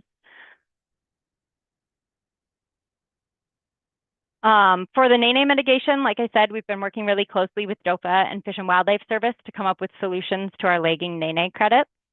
To start with, we worked with both agencies to properly fund and allocate credits from 2012 through 2024, and we've now funded and agencies have allocated the offset of 45.68 nēnē as of FY 2024. Because nēnē mitigation depends on the number of nēnē that fledge annually from release pens, our ability to mitigate for the species is challenged based on annual variation in reproduction. As mentioned previously, we're currently in the baseline tier of take for nēnē, which requires a mitigation obligation of offsetting 60 nēnē plus lost productivity to account for any lag in mitigation. So we're currently attempting to offset an additional about 20 additional nēnē in order to achieve our net conservation benefit for the species. Our current projections, using only historic trends from Haleakala Ranch, so not considering our additional efforts at Pu'uohoku, should achieve this goal by FY 2028. But like I said, we hope to achieve this much sooner by continuing to implement improvements to the Haleakala Ranch release pen and our management efforts there. And then also through the second release pen at Pu'uohoku Ranch on Molokai. DOFA is currently rebuilding the existing enclosure there and plans on translocating 4 family groups from Kauai in early April. And then we've committed to managing the pen using a similar scope of work to what we currently employ at Haleakala Ranch, which includes trapping for predators, regular fence checks, supplemental feed and water for the nēnē, and general monitoring. So going forward, we anticipate that annual production at Haleakala should potentially increase from our current average of 3.8 credits, which is based off an average of 6.7 fledglings per year and 10.5 breeding adults. And then we anticipate additional credits from the birds on Molokai with the goal of catching up on our lagging nēnē credits. And then I wanted to quickly address the current status of the Makamaka Ole enclosures, as that was an item brought before the ESRC by DOFA during our annual meeting last February. And this site serves as mitigation for both KWP1 and KWP2. So we've been working closely with DOFA over the last year, and during Q1 of FY 2025, we signed an MOA or Memorandum of Agreement with DOFA and provided $750,000 in funding for fence replacement. And then just last week signed a supplemental agreement to provide DOFA with the funding needed for November 2024 through December 2025 management activities. KWP1's committed to funding management activities at Makamaka Ole through the current permit term, which expires in January 2026. And at DOFA's request, we're doing this via funding through their Endangered Species Recovery Fund. And then DOFA will then use those funds to pay Maui Nui seabirds to complete the agreed upon scope of work. So in FY 2024, we continued to previously implemented adaptive management measures, which include low wind speed curtailment and vegetation management. We also continue to trap scavengers, which I mentioned on the post-construction monitoring slide, but I didn't mention that this effort likely also has a positive benefit for the local nēnē population as well. And then for our canine search teams, we do have safety measures in place, and we don't allow the dogs to search turbines if nēnē are in the vicinity. We've previously removed some of the woody vegetation to decrease nesting habitat for the nēnē at the site, but we did not do any additional vegetation work this year. Adaptive management was triggered for the nēnē in FY 2024 based on our take rate of, and our current rate of take is estimated at 3.03 nēnē per year. During our semi-annual meeting with DOFA and Fish and Wildlife Service in June of 2024, we requested the opportunity to band and potentially satellite tag the on-site population of nēnē, and we've continued to discuss this with the HCP staff at both agencies and are working with DOFA Maui and other agencies to support such an effort.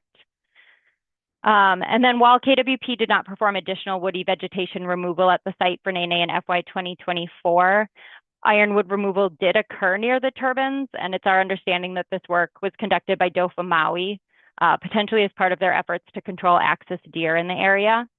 So we're continuing to track observations of nēnē on site to understand the impact of the vegetation management, including where nēnē are being observed this year, and we plan on doing additional ironwood removal in areas closer to the turbines based on where we're observing nēnē and known nest locations.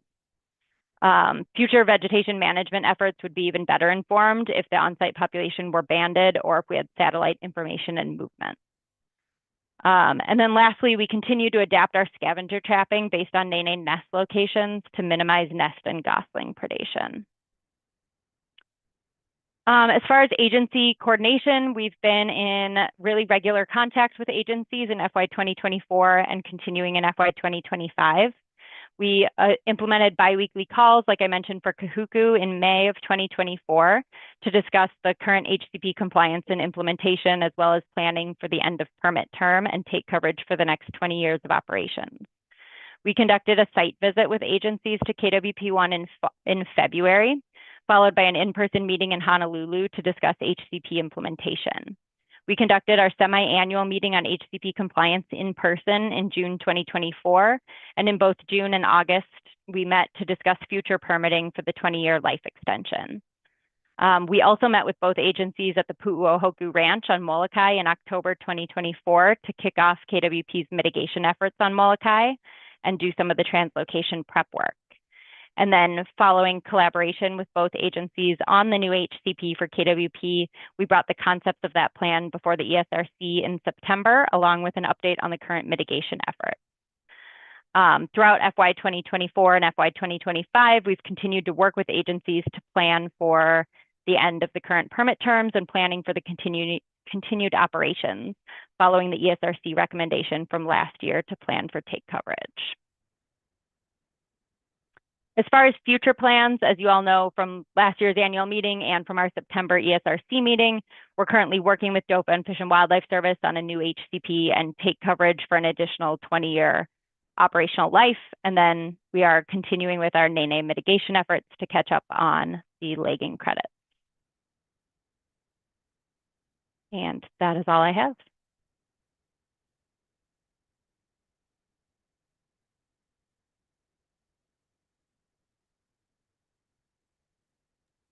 Okay, thank you, Molly. Does that mean I get to go, Jason? Okay. Unless any ESRC members wanted to jump in before I do my brief presentation. Okay. Thank you so much, Molly. Okay, you're good to go. And then next one. Perfect. Okay.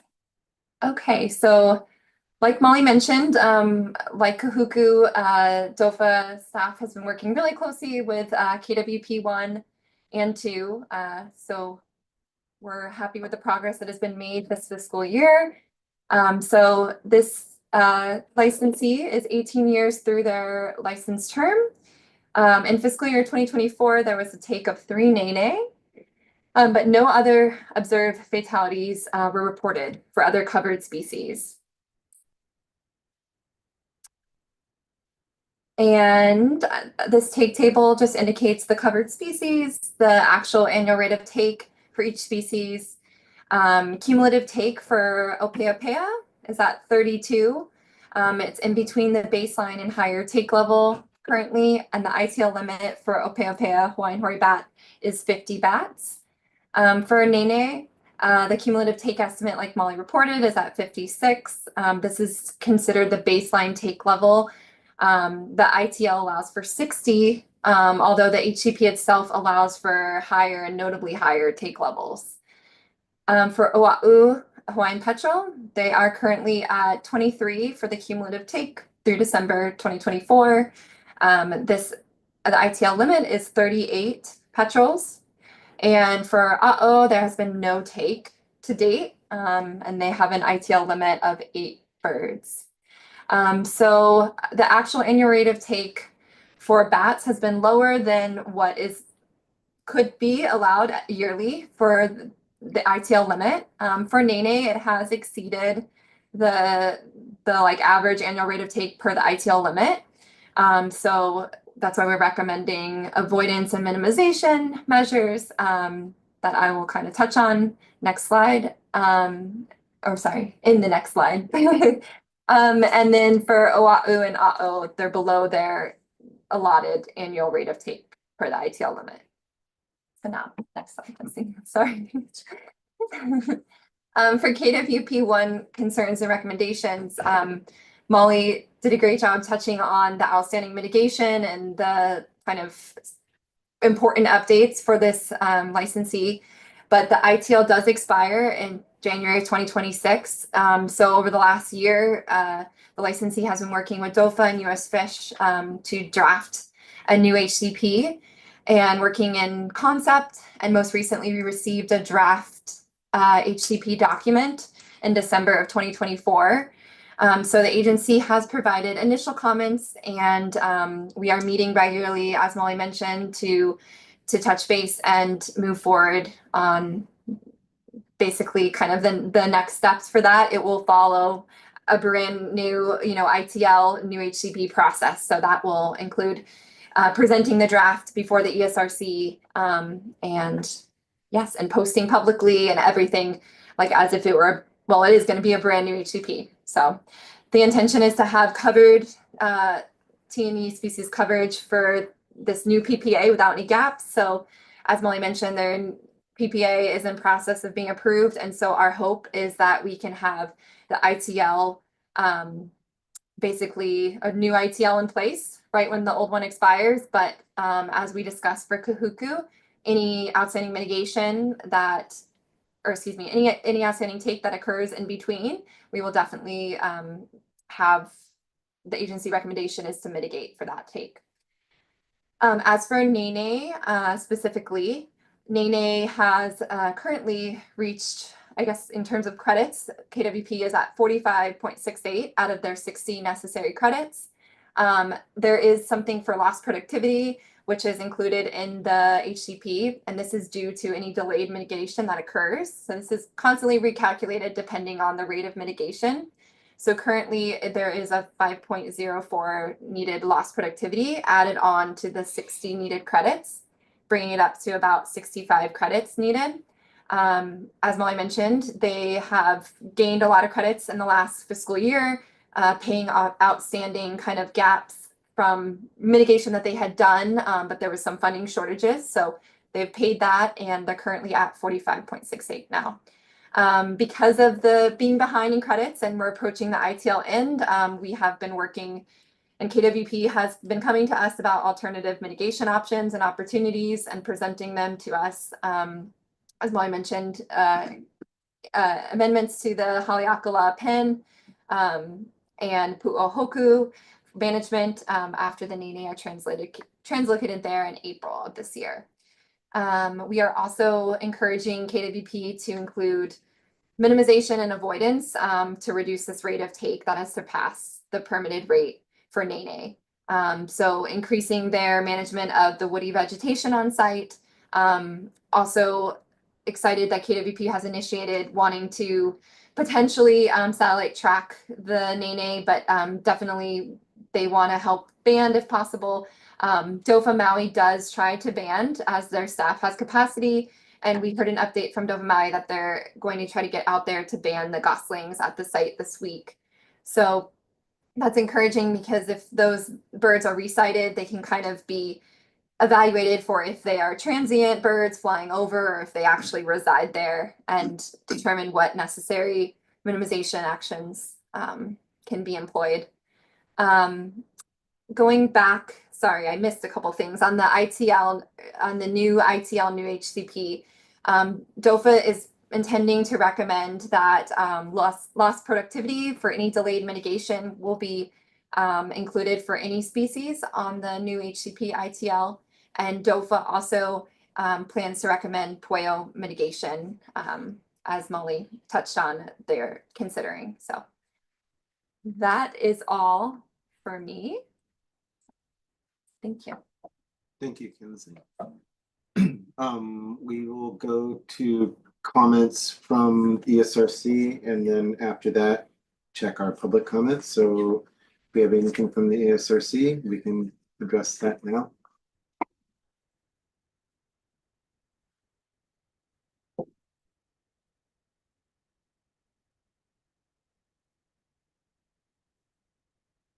Okay. We will go ahead and look and see if we have anything online. Zoom. Nothing on Zoom. Nothing on Zoom. Then email. Nothing in email. So I have a quick question for staff. Maybe it's just the way my brain works, but I think it'd be better if you guys presented first and then the permittee gave their report second. You guys give such a clear, concise overview. Would that be possible, or is there a particular reason why you guys go second? No, I think we've been just following how the annual reviews have been done in the past, but we can definitely change that because we actually had that conversation earlier today. So we can take that recommendation and for future reviews, we can have a HCP. Just for me, I'd like to hear how the other members, if it's working better for like this, and I can adjust. I'm just checking in. I had the same thought earlier. I would prefer it swapped. I'd agree too, because then you can determine if the mitigation is working, if they've gone over or not. And as I recall from other boards and commissions, the staff submittal is usually presented to the board kind of first, and then whoever it is, like Board of Land and Natural Resources, the staff will submit, and then whoever is involved in that will give a presentation usually after as well. Okay, cool. So maybe can we start doing that for the next one? Sure. Certainly. Thank you for your flexibility. Appreciate it.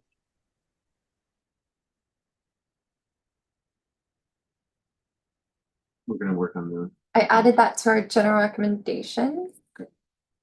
Thank you, Kalika.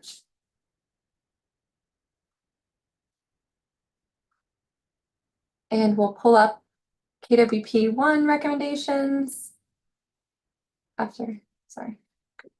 Ready to go. And so if the ESRC has any recommendations specific to KWP 1, they don't have deterrence. So I'm going to take that out.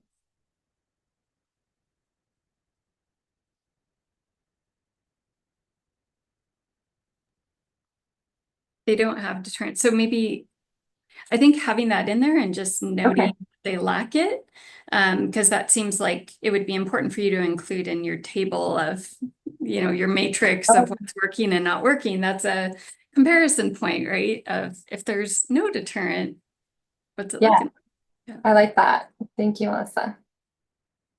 Does anyone have any recommendations around that? Or I guess essentially I can put the recommendation is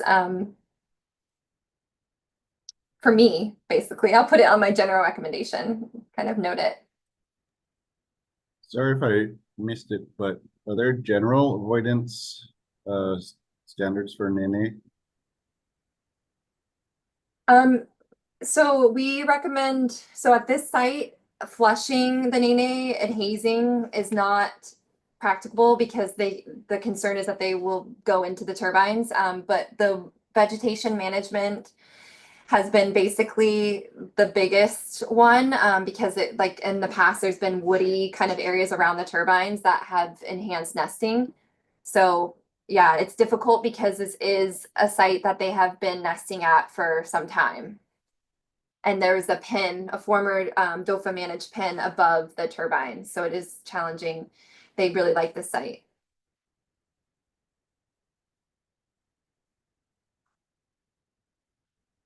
And I don't know if Molly wants to speak too, because I think at one point, Molly might have been brainstorming with John and DOFA Maui's team specifically about additional, and perhaps Chanza, additional minimization and avoidance at the site, but I know that it has been challenging. Yeah, we've tossed around ideas like, you know, deterrence of some type or hazing, like you mentioned, Kinsley, and all of them, you know, sort of, it seemed more risky than the risk that what we have at the site. And like you mentioned, they do like the site, they breed at the site. So our main minimization, and I'll let Jenny jump into our main minimization has been trying to decrease nesting habitat near the turbines and control for that, just to try to kind of keep the nēnē further away from the turbines, but because they really like the gravel pads. So that is like, we have varying degrees of success with that because they like walking around on the gravel. I think What it's What about bear Sorry, go ahead. pheromones or something like that? Is there any kind of predator pheromones that you could spray around that maybe they have some ancestral genetic avoidance for? We have not considered pheromones at all. I think the issue would Cougar be, urine or something like that? I think that's the thing. yeah, I mean, I guess my understanding was that the nēnē didn't really historically have any native predators, which is part of the issue with their populations here. Yeah, I think but the they're, issue with they're very evolutionary close to to Canadian geese. So I think if there's something that works for Canadian geese, like going back to our continental surrogate species, that might be something worth looking into. Yeah, thanks. I think I'll just note too that there's a very small handful of species that we get the pleasure of saying, oh shoot, what do we do when they start recovering and grow in numbers? And we see more deaths, and the more deaths is due to the fact that they're doing better, right? And so I'm just a little bit less worried when it comes to a species that we're seeing more mortalities due to the fact that they're recovering and we're doing well in other places around the island. Totals that are under 4,000 are still kind of nerve-wracking as far as if we got hit with some sort of avian flu or something like that like impacted them. But so I'm not saying we shouldn't worry, but I'm less worried about this kind of scenario where you see a high number of mortalities than for some of the species where that represents a substantial portion of their predicted population size. But getting creative is always good. Yeah, and I'll also mention that based on our results so far this year, our that annual take rate is actually dropping back down towards 3 and might even end up below 3 depending on what we find this year. But regardless, we want to continue to do everything we can to minimize impacts at the site. And then I also touched on this briefly in the presentation, but we do scavenger trapping at the site, but we also, when we do find a nēnē nest, we've been moving traps near there to try and protect that nest, which is a bit of a double-edged sword in the sense that, like, if they're doing better on the site, they're more, if they have more successful breeding, but they just have such high site fidelity that it seems like a good thing to do. So. Just add and chime in if I may, that we have noted 11 individual goslings on site. And so to the success of, targeting our predator control around nests as we discover them, and also really hoping to be able to band and do some satellite tagging so we understand movements in order to do on-site preparations that help focus those movements away from areas of risk. Thanks, Jenny.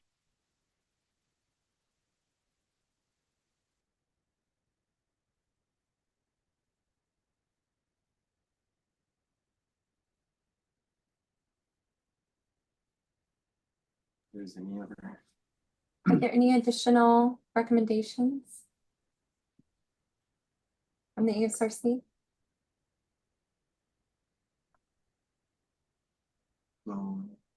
Okay, great. Yeah, we're gonna just show of hands for everyone to approve the recommendations that we got. Thank you, Kabika, Melissa, Lisa. Is the recommendation specific to the pheromones, or is it trying like exploring additional options for deterrence? Is that add that?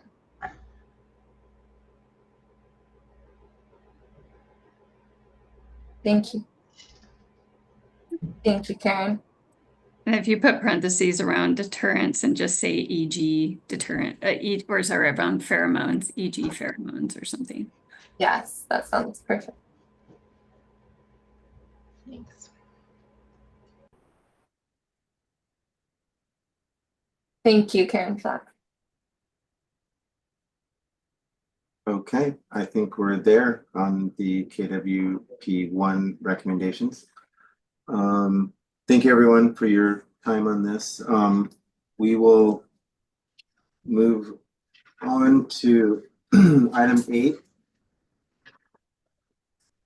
Item 8, a representative from the Ka'aiwa Wind Power 2, KWP2, will present on the status of their HCP. But I'm sorry, first we're going to do the DOFAW presentation. I'm sorry. So we'll start with the DOFAW presentation and then move to the licensee presentation. So we'll go ahead and move forward with that now from DOFAW.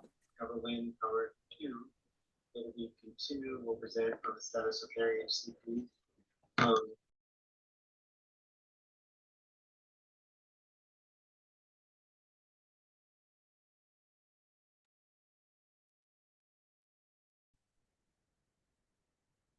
Kinsley, you guys are on mute if you think we can hear you. Oh, apologies. We're pulling up our slides right now. Okay. Thank you, Molly.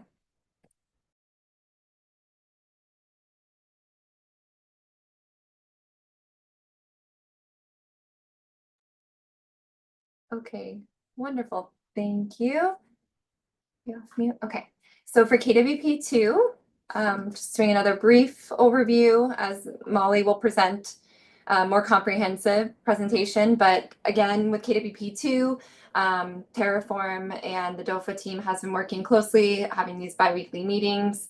And so I feel like things are being resolved. And just to go back to KWP1 and KWP2 regarding the Maka Maka Ole, that was a big, kind of issue that we brought up last year. And so we were really grateful to have the ESRC's feedback on that. So I do want to acknowledge it. I think I got lost in that. It's been a whole year and a lot of things have happened, but want to acknowledge the efforts by the ESRC to reflect and provide feedback on that. And KWP did work with us, and we're grateful for their contribution to repair the fence and to continue management there.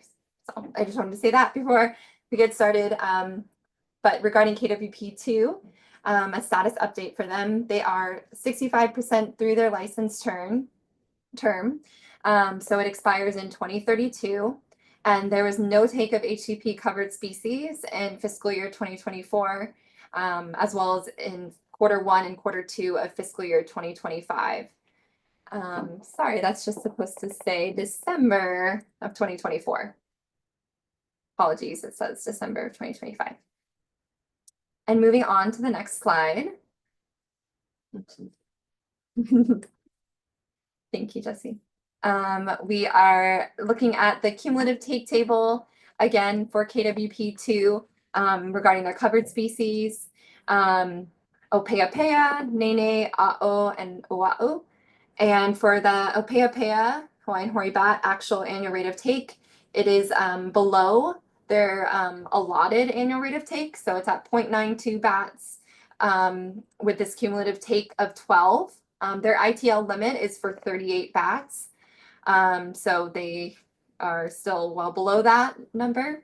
For nēnē, their actual annual rate of take based on their cumulative take of 28 is 2.15 nēnē, so just below that allotted annual rate of take for the ITL's limit of 44. And so for the, I mentioned the ITL limit of 44. For aeʻo and Oʻahu, we have actual annual rate of take of 0 and cumulative take of 0 as well. And so, yeah, that one is 0, no take to date for those two seabird species, but they do have them covered on their ITL. Moving on to the next slide. Concerns and recommendations for KWP2. So similarly to KWP1, KWP2 is behind in nēnē mitigation credits. They are currently at 12.60 out of the needed 44 credits. And for their accrued loss productivity, which is calculated based on their mitigation and how it's proceeding, they will need an additional 8.78 adult equivalents. So if you add that approximately 9 on there, it's about 53 total mitigation that they will need in terms of credits. And they are approximately at 12.6. So pretty behind. So obviously there's been focus on the efforts for nēnē mitigation and applying those towards KWP1 because often those mitigation are split between the two. So hoping that with these additional mitigation options with not the expansion, but the improvements at Haleakala Ranch, as well as Pu'uahoku mitigation management there on that site, that we can help get to that KWP2 can get higher with their mitigation credits. But yes, alternative and additional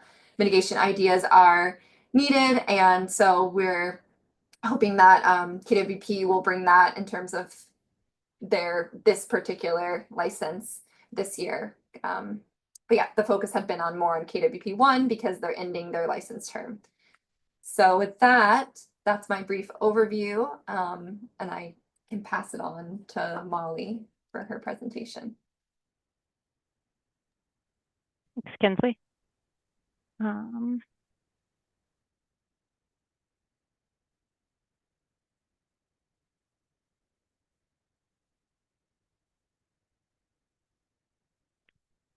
All right, so Kinsley already covered a lot of this, or I covered it in my last presentation, but this project's located adjacent to KWP1, and it was built about 6 years later.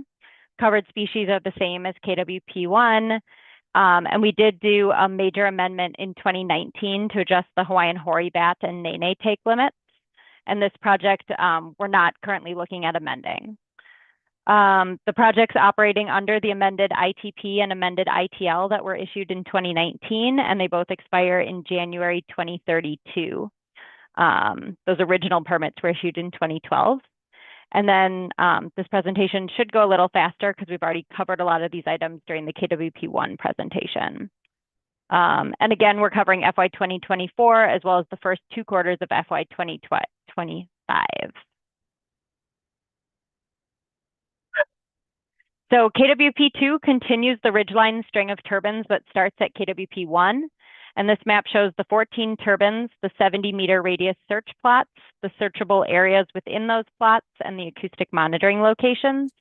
And then this project shares the facilities that were shown on the KWP1 map, like the O&M building and the substation. So those aren't shown here because they're further north.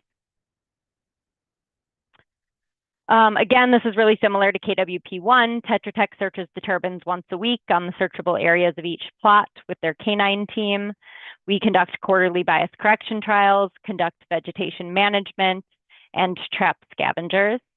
For FY 2024, we had a mean probability of persistence to next search of 82% for bats and 100% for nēnē and seabirds.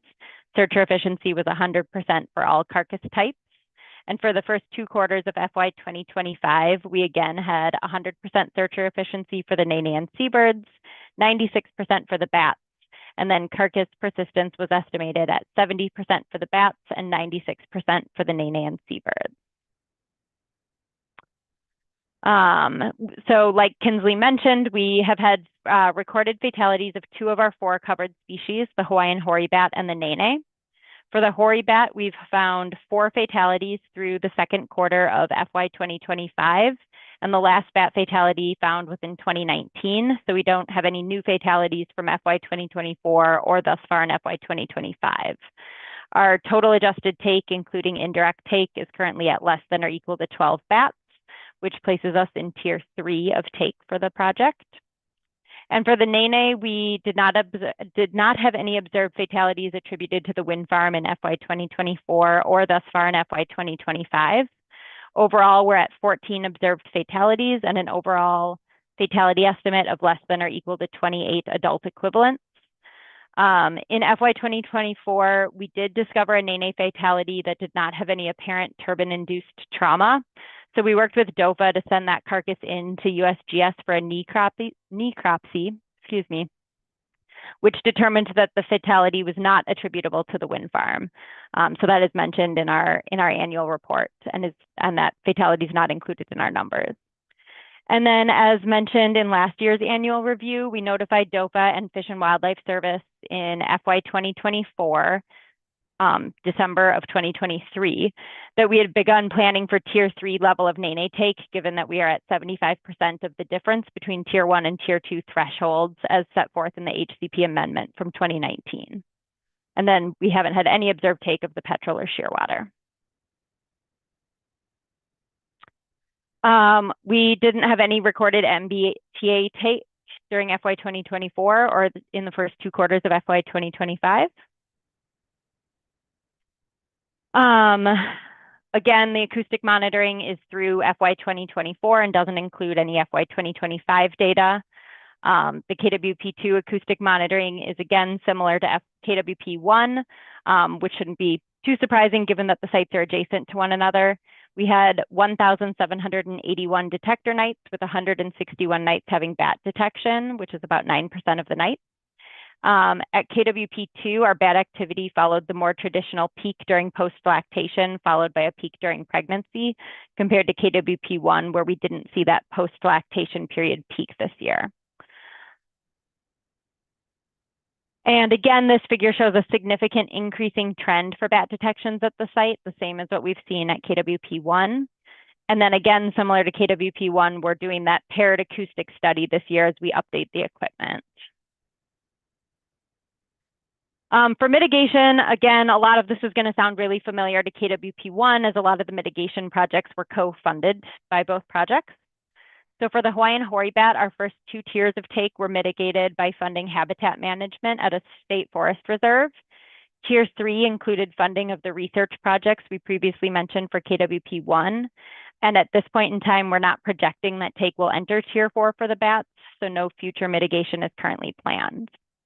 For the nēnē, we've historically funded release pen work at both Haleakala and Pi'iholo. And again, similar to KWP1, we're now working to increase our annual credits through the efforts at both Haleakala Ranch and Pu'uohoku Ranch.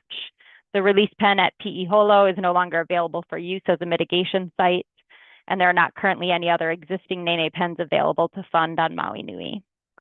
And then the last 2 species are identical to KWP1 in that we adaptively managed the petrel mitigation and switched from Makamaku'ole to lanai, and then the shearwater mitigation was completed at Makamaku'ole for both sites.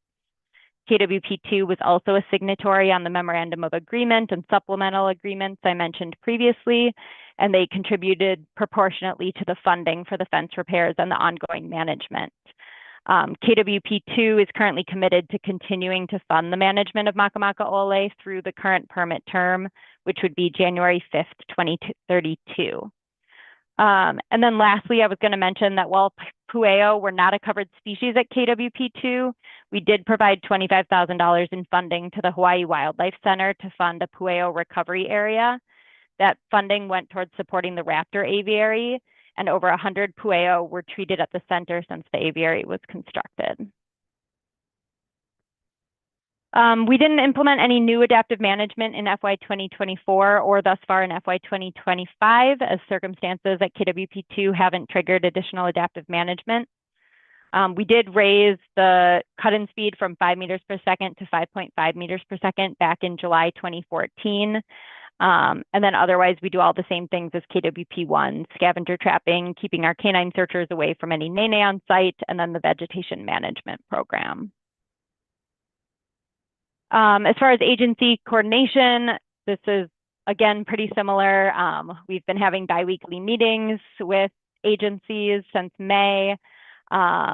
We conducted a site visit with the agencies. It was to both KWP1 and KWP2 back in February, and then had all the same in-person meetings that we mentioned for KWP1. And the meeting at the Pu'uohoku Ranch back in October. And for future plans, this one is a little boring. Our permit's still good for another 8 years. We amended the permit in 2019, and we're not anticipating exceeding any of our permitted levels. And we're going to continue working on increasing our nēnē mitigation efforts to make up for those lagging credits and the lost productivity that Kinsley mentioned. So our plan here is essentially to continue to work closely with DOFAW and Fish and Wildlife Service on the mitigation efforts mainly. And then I guess also I'll mention like anything we determined that would be good for nēnē based on what we just discussed with KWP1, we would also implement here. So while we're presenting these plans separately to ESRC because they're separate permits, we manage the projects identically. And that is it.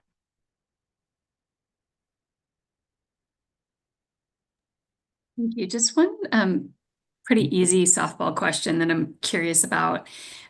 We've seen really different numbers on MBTA species among annual reports today, and I'm just curious if you have any thoughts about why the mortalities in MBTA species might differ so much among sites.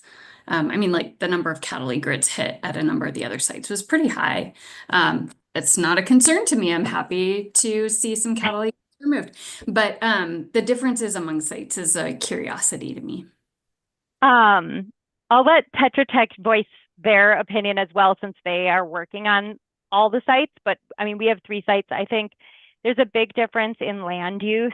So, you know, like at Kahuku, there are cattle actively grazing at that site, which might bring in like cattle egrets and such.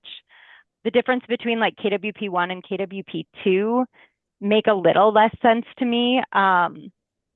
And Jenny, correct me if I'm wrong, but my guess is that KWP1 is in the clouds a little bit more often just because it's further up mountain, which might increase risk to MBTA species. And it's not like we haven't had MBTA take at KWP2. I'd have to look back at how it compares year to year. This year, it, yeah, was non-existent. And then say if we were to look at, I think elevation plays some role. And if we are to look at a comparison per year of all of the different species, I think you'd see more on Oʻahu than you do on Maui. And one of the things that we aren't reporting here, but we do have take of non-MBTA species like black and gray francolin, and that's all reported in the annual report. Every once in a while, we'll have a ringneck pheasant, but there are some take of non-protected species, and that is pretty similar between the 2 sites. So it's hard to say. I think habitat at least between the wind farms on the different islands makes a big difference. All right, thank you.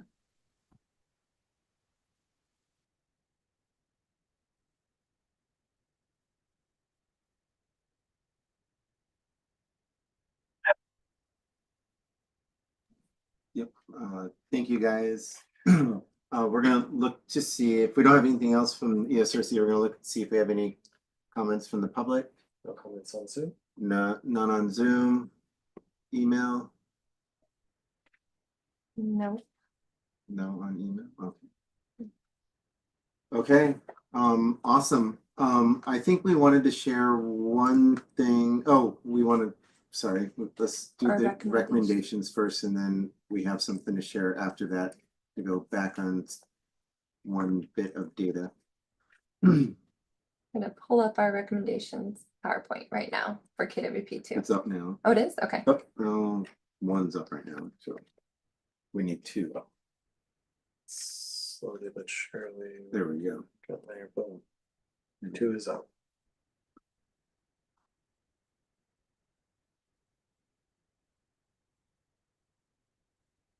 Does the ESRC have any additional recommendations specific to KWP2?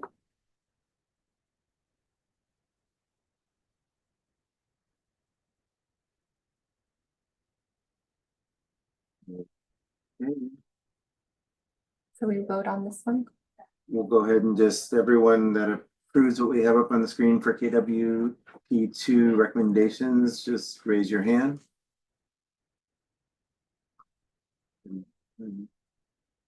Lisa, Karen. Yeah. Let's see, Do we have Kavika? he's here, but he's off. But I can share my hand. You can share. Yep. Maybe ask Kavika to say aye. Yeah, Kavika, are you Aye. okay with that? Yep, okay. Thank you, guys. Great. We're gonna pull up this. Yeah. We're gonna have, I just wanted to revisit the POEO. I really appreciate Melissa bringing it to my attention. I had it wrong on our table. So we're gonna pull up a slide here and just circle back to KWP1, the cumulative take for POEO. Although they are not a covered species on the ITL, since the POEO is not considered endangered on Maui, they are MBTA species, and as Melissa mentioned, they are endangered on Oʻahu. So there was a cumulative take of 16 for KWP1. And so I wanted to make sure I circled back to that, and apologies for that mistake earlier. Over the lifetime. And this is over, excuse me, yes, this is over the lifetime of the project. So from 2012 to through fiscal year 2024, there's been cumulative take of 16 POEO.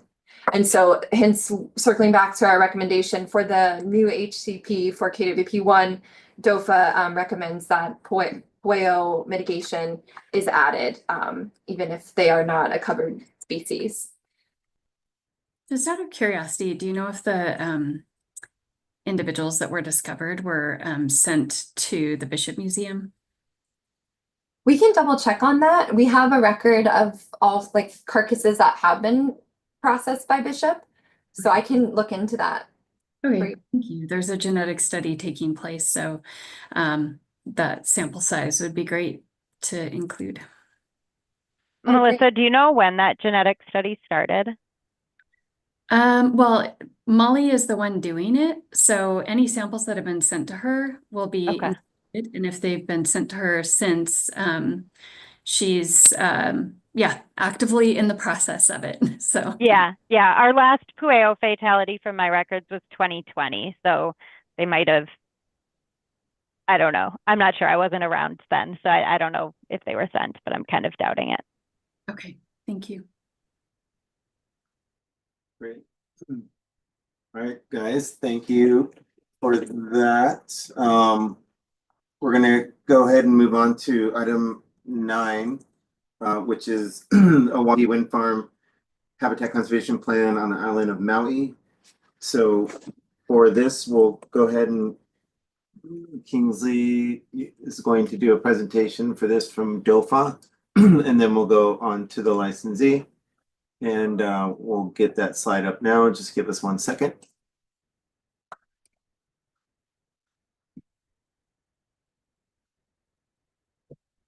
Yeah. Thank you everyone for bearing with us all day and appreciate the feedback to make I think our annual reviews better. It's really helpful. So I'm presenting, and I think I want to say overall too, USGS has been an amazing resource for us, and I think in terms of deterrence and looking at mitigation and genetics for bats, we have been calling on them a lot recently, and so just in response to the ESRC really wanting us to step up our bat knowledge and expertise and be able to present to the ESRC more information around bats. I just want to say that we couldn't have presented any of this, or kind of all our knowledge base that we're growing is in huge part because of the experts, Marcos and Karen and Karina and Christina at USGS. So I just wanted to tell them that we're so grateful for them. So, and we hope that they can protect their funding. So anyway, we appreciate you all. So for Oʻahu Wind Energy LLC status update, Oʻahu is approximately 52% through their permit term. There was a high rate of take. 12 Hawaiian hoary bats were found in fiscal year 2024. This includes any fatalities through December 2024. No other take of covered species was reported in fiscal year 2024. But as you can see in this table, for covered species, ōpe'ape'a, the cumulative adjusted take estimate through December 2024 is at 104, which is in tier 5 for this covered species. The cumulative limit for Hawaiian hoary bats is 140 bats, so there's 6 tiers. And as for other covered species, we have Oʻahu, ʻakēʻakē, black-burned sphinx moth, and nēnē. And so there has been, so essentially for black-burned sphinx moth, there was permanently disturbed habitat that was mitigated for. Nēnē, I don't have any, I guess there's, now I'm like second guessing the nēnē take, but it says on here that there was no take of nēnē. And for ʻakēʻakē, there was 1 take in 2020. They are not currently covered under the ITL, so I should have revised that and said they are not currently a covered species, but DOFAW HCP team, along with US Fish, has been recommending for some time now to the licensee that they amend the ITL to include them as a covered species. As for Oʻahu, there has been a cumulative take of 4 petrels through the life of the permit, and they have an ITL cumulative limit of 64 adults and 23 chicks/eggs. The petrel take was in a trap. Oh, was it? I don't know. We've had petrel takes at the mitigation site as well. So, yep, from traps as well. So that's a good point to bring up. Thank you, Jason. There's been Hawaiian petrel take that has, yeah, these might be from that. That's what I'm referencing. And so I think I'm circling back to a question that was brought up last year by the ESRC. It was whether or not Oʻahu had a responsibility to genetically sex as a follow-up from last year. And I looked in the HCP and I could not find a provision that declares that they need to. So I just wanted to clarify that. We do have that in other HCPs, so good for us to keep in mind for future HCPs to include that. Moving on to the next slide. This kind of hones in on the Hawaiian hoary bat take. Right now, the baseline fatality rate as of 2024 is at 7.43. This was at the end of fiscal year 2024. The threshold annual rate of take per the HCP is 6.45. So the threshold annual rate of take has been exceeded. And when that happens, there's certain adaptive management that occurs. And there's actually a very detailed and comprehensive adaptive management part of this particular HCP. So I'll touch a little bit on that. And then I know that I've been working closely with Oahu's team recently, or they've been working closely with the agencies and keeping us updated on that as well. With this graph, the graph just indicates the cumulative take in the orange line, and the blue line is the average permitted rate of take. So we can see here that the actual annual cumulative take exceeds the permitted rate of take for Hawaiian hoary bats over the lifetime of the project. Moving on to the last slide, concerns and recommendations regarding Oʻahu. As an update, the Tier 5 mitigation was approved by DOFAW and US Fish and Wildlife Service. So this is for Hawaiian hoary bats, Tier 5. And our DOFAW recommendation is that it is implemented as soon as possible. We're working on getting the MOU signed, and both agencies want to see implementation ASAP because Tier 5 is the take has almost been surpassed through Tier 5. And so we want to make sure that the bats that have been taken in Tier 5 are being mitigated in the time that they should be. So going off of this rapid level of take that has Oʻahu at 104 bats, we are nearing Tier 6. the planning for a tier 6 is triggered at 106 bats.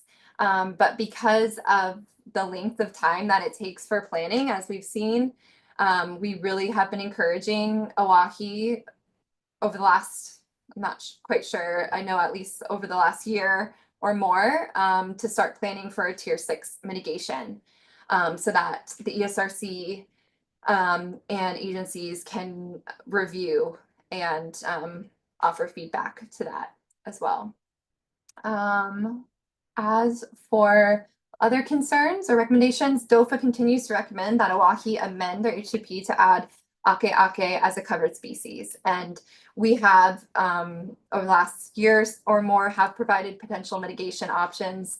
I know it's been challenging as there's been staff turnover at Invenergy, but hopeful that with the new project lead, Julia, who will be presenting shortly, who works for Invenergy on behalf of Oʻahu, that we can get these major kind of issues kind of tackled and addressed. So that's all for me on my side. And then I guess I'm going to turn over to Oʻahu and their presentation.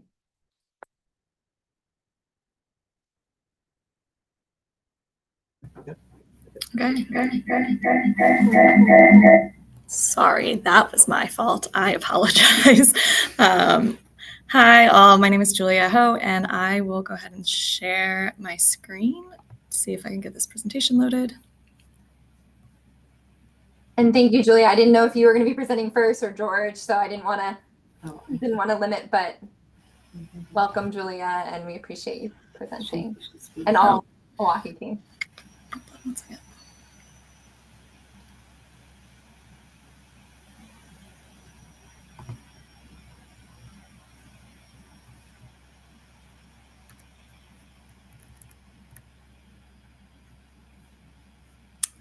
I think they're muted.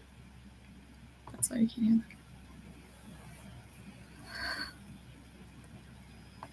I'm sorry, are you still able to hear me?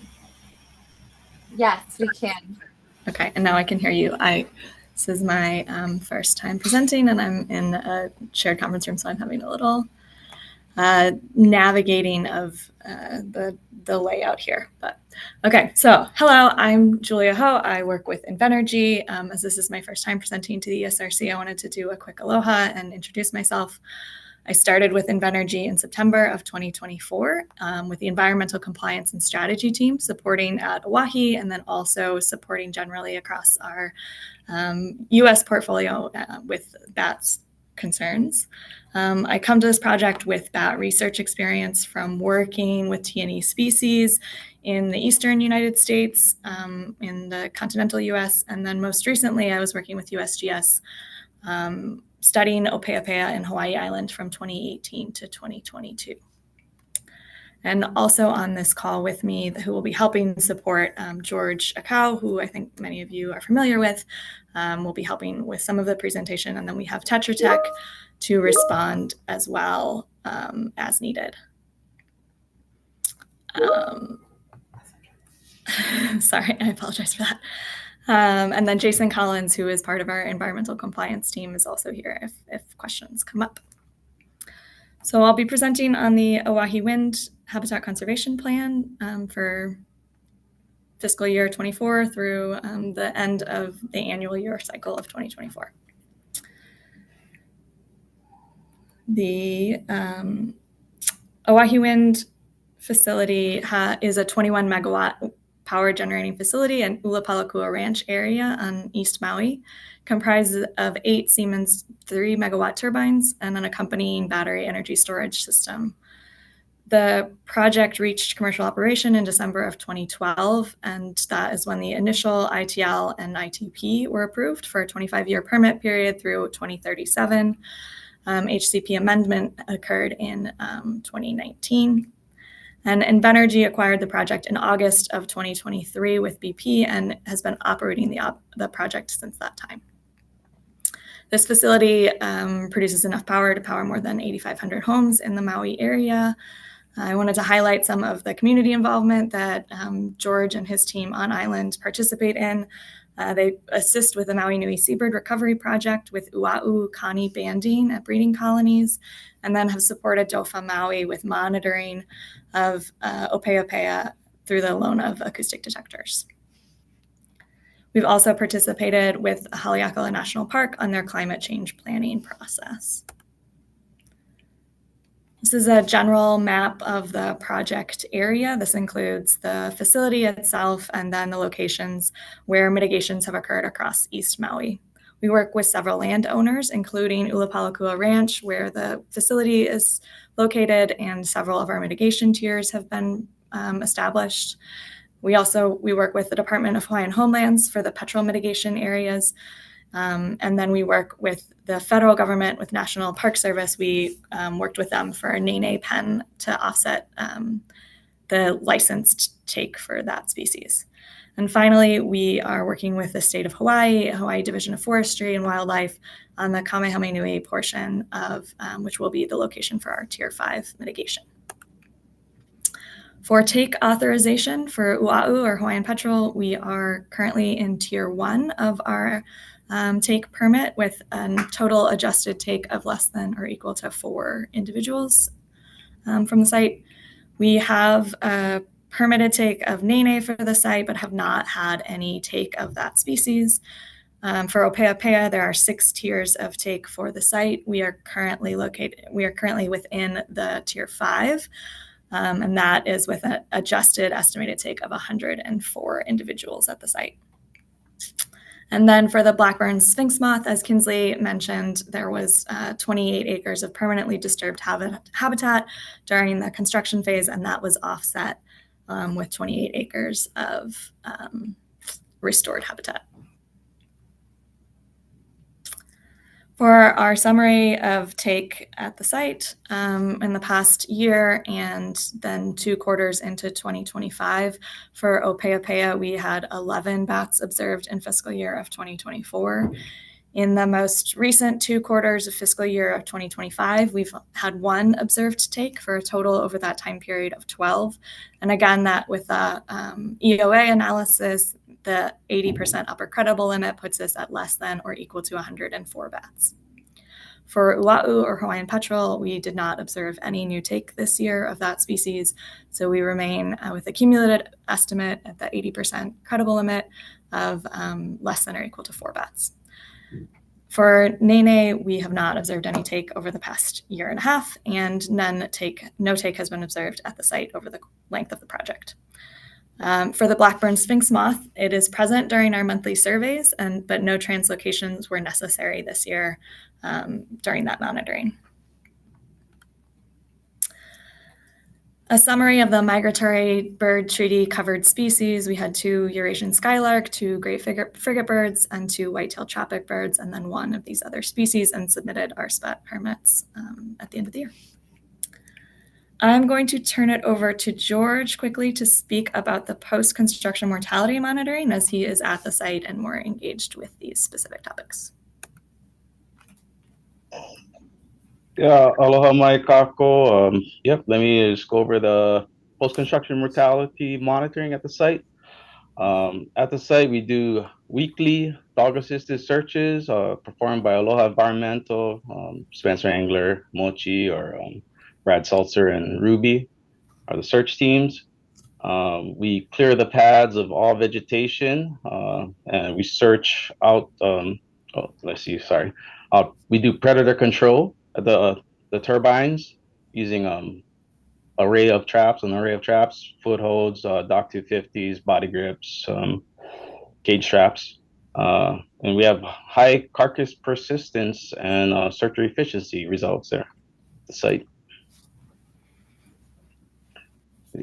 Over the past calendar year, we performed 57 carcass persistent trials for bats and 20 for large birds, with a probability of persistence of 0.729 for bats and 0.952 for large birds.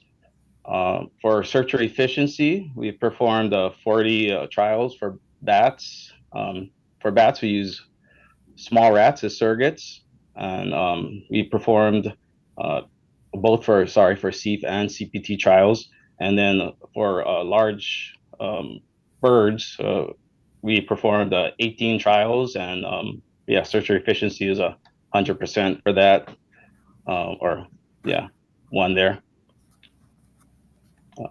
Yep. Great, thanks, George. Appreciate it. Okay, I will take back over for mitigation. For the site mitigation for permitted species, the black-burn sphinx moth, we completed that mitigation in fiscal year 2019 with habitat restoration through a partnership with Leeward Haleakala Watershed Restoration. We completed nēnē mitigation in fiscal year 2012 with a $25,000 support of Haleakala National Park nēnē pen construction. And then for Oʻahu, we conduct predator control at Kihikinui Petrel Mitigation Area on DHHL land. And that has achieved net benefit as of fiscal year 2021. We continue monitoring, and predator control is ongoing for that. This past year, in fiscal year 2024, we report our management for 2023. So it completes the full cycle for the birds. And we had 79 burrows were protected. 37 of those showed activity during the breeding season, and then 30 Hawaiian petrel chicks successfully fledged from that area. Mitigation status update for ōpe'ape'a. We are, as I said, so Tier 1 has already been implemented. It included habitat restoration at Pu'umakua and the Waiaho mitigation area on Ulapalakua Ranch. There's ongoing work with that, which I'll touch on in the next slide. Tiers 2 and 3 funded Hawaiian hoary bat research, which were completed in fiscal year 2020. And then Tier 4 included a larger area at Ulapalakua Ranch with additional habitat restoration and conservation easement on that property. That is ongoing as well, and I'll touch on some of those details in a future slide. For habitat restoration for Tier 5, we will be conducting that at Kamehamehanui, the new parcel sort of recently come under management for DOFA Maui. We have received approval from U.S. Fish and Wildlife Service and DOFA to as of February of 2025. So a little bit more detail on the Tier 1 measures of success and how we are implementing that mitigation. After 6 years, we need the mitigation fencing to be completed and ungulates to have been removed from the area. That was completed in fiscal year 2014. We have fence maintenance ongoing and free of ungulates with quarterly checks. And then invasive species control at the site is ongoing with targeted removal of invasive species. For forest regeneration, the goal is for greater than 50% native woody species, and that monitoring is still ongoing for that. For Tier 4, the conservation easement with Hawaii Island Land Trust was established and completed in fiscal year 2021. Installed 2 additional water ponds at the location, and that was completed also in fiscal year 2021. An increase of forest cover to 20% within hedgerow parcels throughout the acreage, with a goal of 311 acres to be outplanted. We've completed 172 of those outplantings. That is ongoing. The fencing for those outplantings has been completed at this point. We are actively monitoring acoustic activity for the bats at the site and documenting change in that over the years. And then those results are all summarized in annual reports. For Tiers 2 and 3, we have met the success criteria, and that those portions of the mitigation are completed.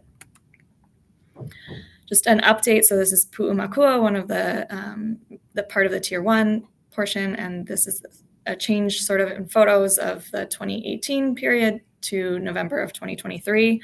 And we were actually able to go visit this site with the DOFA HCP staff and U.S. Fish and Wildlife Service in December of 2024. So we were able to take a visit of the facility itself and then go up into some of the mitigation areas. For Tier 5, the site-specific mitigation implementation plan has been approved through ongoing work with DOFA and the state, with DOFA and Fish and Wildlife Service. In February, we received approval for that. There's been really great coordination with both teams to be able to achieve that and to incorporate much of the comments that ESRC has provided previously. This aligns with the outline mitigation that was set forward in the HCP and covers the take of 34 bats. We're currently working on the legal agreements, as Kinsley mentioned, the MOU or MOA, and aligning resources to begin implementing this plan this year. So the take for this year is 34 bats. Its location is within Kamehamehanui portion. The mitigation area covers 690 acres, with 138 of those acres slated for outplanting. This is an example sort of outplanting scheme on the side here. We will also be reimbursing DOFA for a fence installation of 4 miles that helps enclose 2,300 acres. So beyond the sort of mitigation acres that are needed for our role. The ungulate removal will also be a reimbursement to DOFA and with quarterly inspections at the site. And we will be doing a water feature construction at Haleakala Ranch and the neighboring parcel with a tank system and wildlife egress to support bat drinking and then wildfire suppression at the site.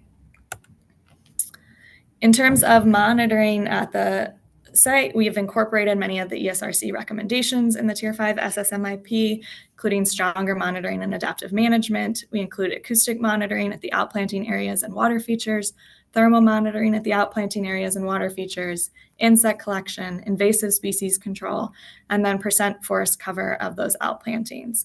We have adaptive management triggers that are tied to an increase in acoustic activity and a success of the outplanting at the site. We'll also be evaluating feeding buzzes and documenting to help document foraging behavior as part of the acoustic monitoring. For adaptive management at the facility, this is a shorter version, a briefer version of the adaptive management or of the full adaptive management table that is slimmed down. It's the full adaptive management is presented in attachment 3 of our fiscal year annual report for the full timeline.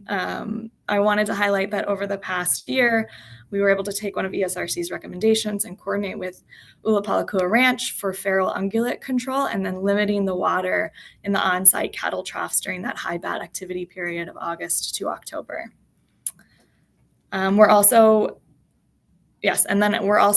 consulting with stakeholders, including NREL, USGS, Energy, and the Siemens operating team, as well as having conducted a pretty thorough adaptive management strategy assessment with West at the site. And these will inform additional minimization measures as we move forward. Per ESRC, just briefly touch on some of the ESRC recommendations from the February of 2024. For the last meeting, ESRC recommended additional measures to slow the take of ōpe'ape'a. We've implemented adaptive management measures per our triggered timeframe for that of the water tank, addressing the water tank at the site. We contracted with West for an in-depth evaluation of that, and then we are planning to gather more data by deploying ground-based acoustic detectors at all of the turbines. And we also plan to implement, to modify our curtailment strategy at the site during the first 6 hours of the night from August to October, which is the highest bat activity period of the night. The data collection that we'll be doing through this activity, this acoustic monitoring at the site, will help us inform the curtailment strategy moving forward. And so we're looking to implement this modified curtailment strategy and then evaluate it in comparison to the acoustic data that we're able to get and really hone in on what is going on specifically at this site with that activity. We also received a recommendation from ESRC to look at recent research to help with our Tier 6 mitigation and use best available science and developing that. We are working on that currently. We're incorporating those sources. If there are any gray literature or upcoming publications on the horizon that members of ESRC, DOFA, or U.S. Fish and Wildlife Service, or the larger community that participate in these activities are willing to share, we would be grateful and will incorporate that as we can. For Oʻahu, there was also a recommendation to amend the HCP or ITL to add ʻakēʻakē, the Hawaiian storm petrel, the band-rumped storm petrel as a covered species. Oʻahu has been communicating with the seabird research community on Maui and on neighboring islands to stay informed on the status of ʻakēʻakē, and we'll be working with DOFA and U.S. Fish and Wildlife Service for options for conservation action. And with that, I will touch on our future plans. So Invenergy is committed to the project and the species, and we're looking forward to continued coordination with U.S. Fish and Wildlife Service and DOFA. We plan to have regular scheduled meetings with the teams as they're available, so we can keep progress moving forward on Tier 6, as well as on the ʻakēʻakē conversations. Invenergy plans to continue investigating minimization measures to reduce Hawaiian hoary backtake through adaptive management at the site. We appreciate the recent coordination with DOFA and U.S. Fish and Wildlife Service on implementing Tier 5 SSMIP and are on finalizing Tier 5 SSMIP and are preparing to implement in the next year. Genetic sexing results are coming in from the Bishop Museum and will be incorporated in the next EOA analysis. And I think this was a question that Kinsley spoke to. We have been sending our carcasses to the Bishop Museum for sexing and have been awaiting that report. So it will be incorporated soon. Invenergy is cognizant of the approaching Tier 6 trigger and strategizing for Tier 6 mitigation to incorporate best available science and recent research findings as we bring that forward. With that, I will say thank you.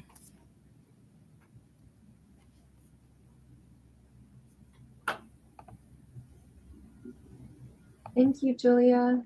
Pass it over to Jason. Okay. So at this time, we'll go ahead and get comments from the ESRC on the project, and after that, we'll go and see if we have any public comments. Clarify, do you have deterrents on the towers given the high take?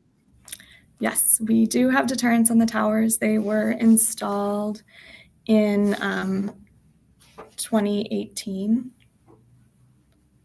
I'm sorry, I have my numbers up again. The deterrents that are used at the towers on Oʻahu? It is the same, their energy, it's the same deterrent technology. And there is not, there's not really much manipulation that can be done, even specifically with the energy deterrent system. So if there are any differences in the way it is installed, it would be potentially the mounting features of it, but the playback and the system itself is the same system as what is installed at the other locations.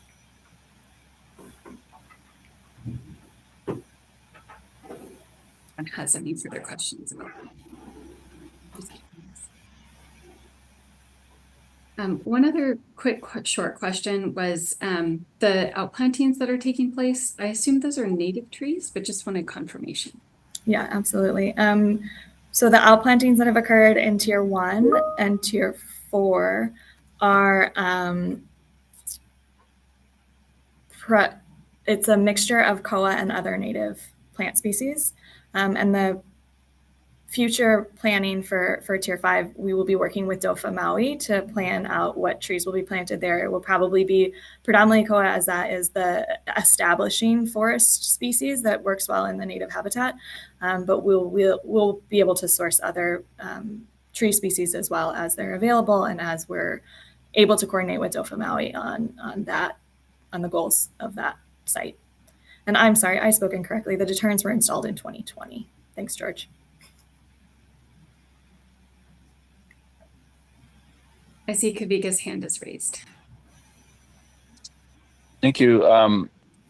In your slide or in your narrative, you said you talked about for mitigation use that you folks were engaged in invasive species control at the mitigation site, but on your slide it said invasive vegetation control.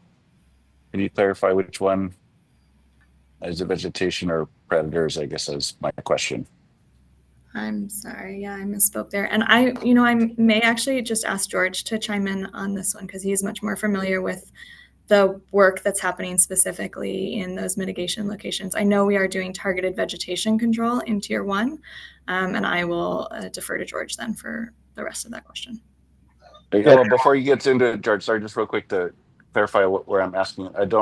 Because I'm wondering what native invasive plant species, or the removal of what invasive plant species are thought to benefit and help to create more bats is where I'm going with this. Thank you. Yeah, Tier 1 success criteria, there was 4 target weed species identified, and that was Maconia, tropical ash, black wattle, and Monterey pine. And those are the species that play into that success criteria of the vegetation coverage. For Tier 4, that's a little different. It's kind of working that out with DOFAW Maui. And the goal is to control the vegetation, invasive or non-native vegetation, to allow the success of the outplantings, the native outplantings that we plant in that area. So. Okay, so not a direct, at least for this tier, it wasn't a direct benefit, but indirect benefit by controlling the invasive plants. You're helping the success of the native plants, which are part of the actual mitigation. Is that right? Yes, absolutely. And yeah, for the vegetation control, anything tree species are not allowed to be removed during the pupping season. So yeah, just note on that. Okay. Thank you.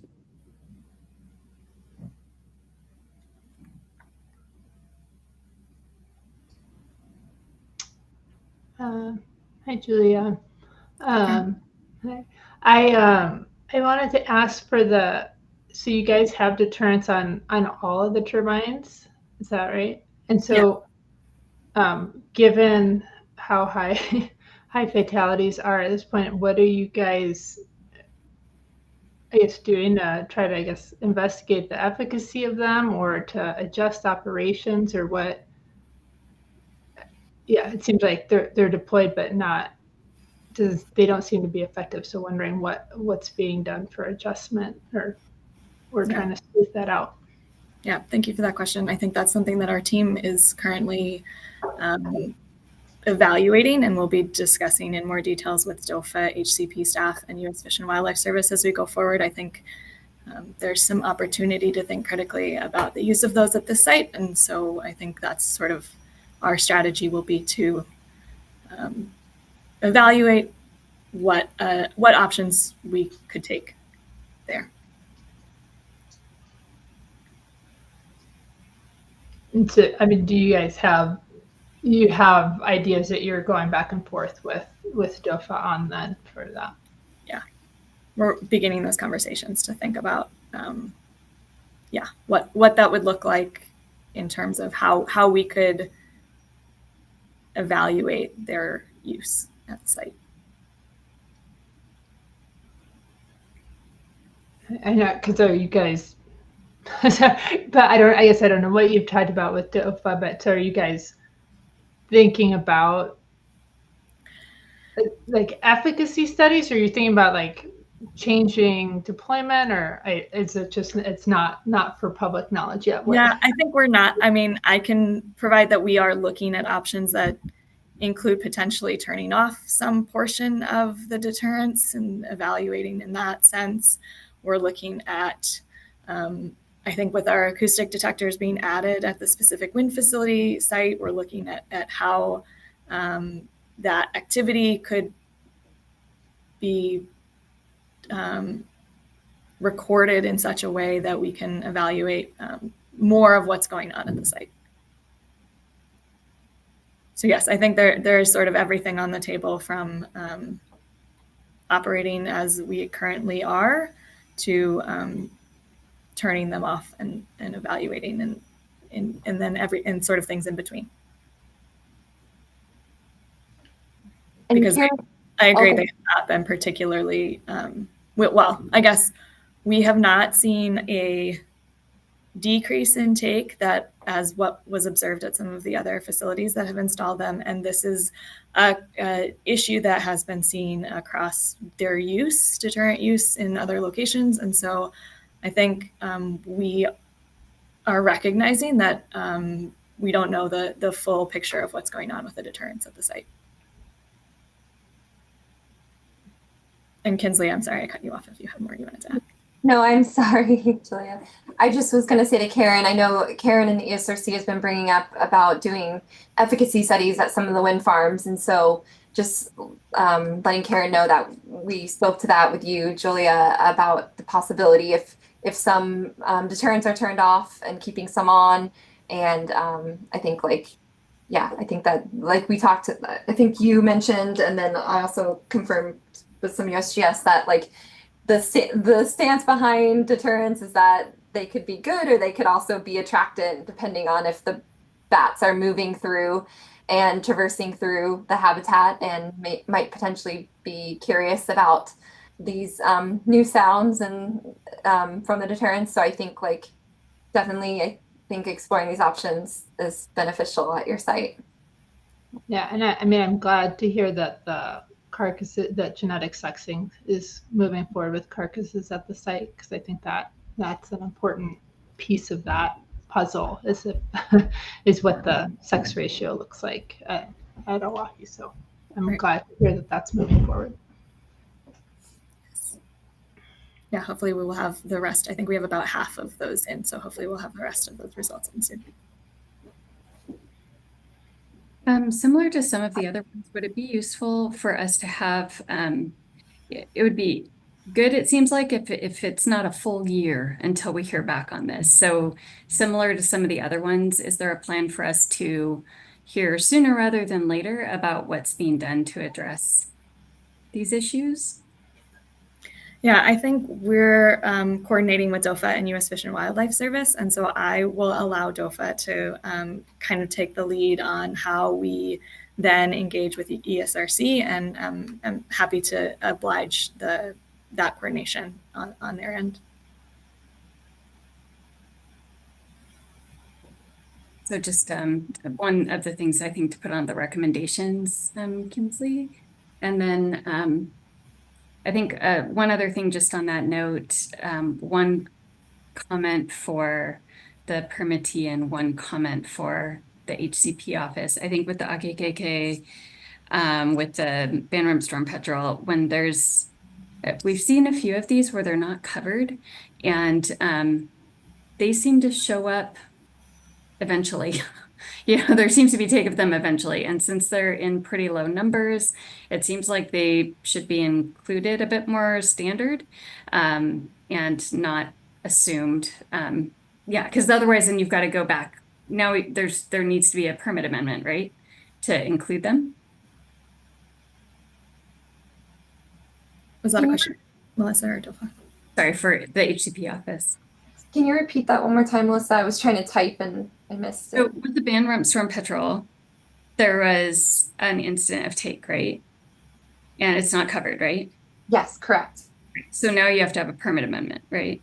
Yes. Okay. So this seems to have come up for this species in particular, but also what was it? Newells. There's a few things like this that they're in really low numbers. They're pretty rare. The likelihood of getting hit seems to be low, so they don't get included. And then oh, shoot, there they are, right? And these are critically endangered, really low number species. And so it seems like it would be best practice to include those, even though the likelihood of take is low, they do seem to show up eventually and get hit. So just for the HCP office, kind of noting the pattern.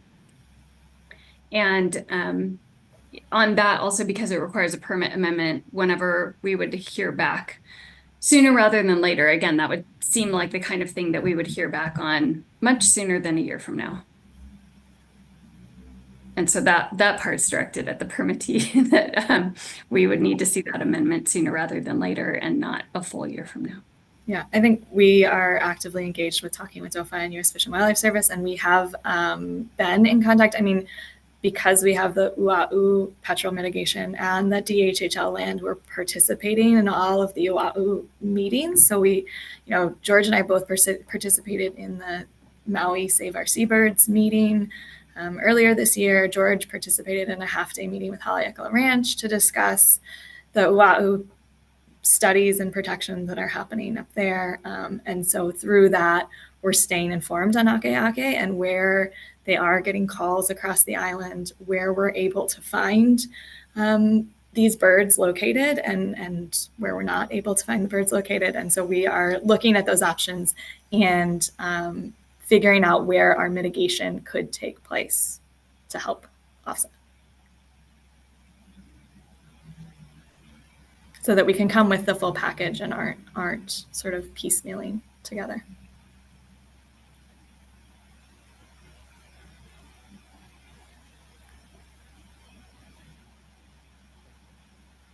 And I will also put out there, I don't know as much about ʻakēʻakē and seabirds in general. So if there is, I'm learning a lot as I'm sitting in and participating in these meetings, but if others have resources, considerations, we'd be happy to take those.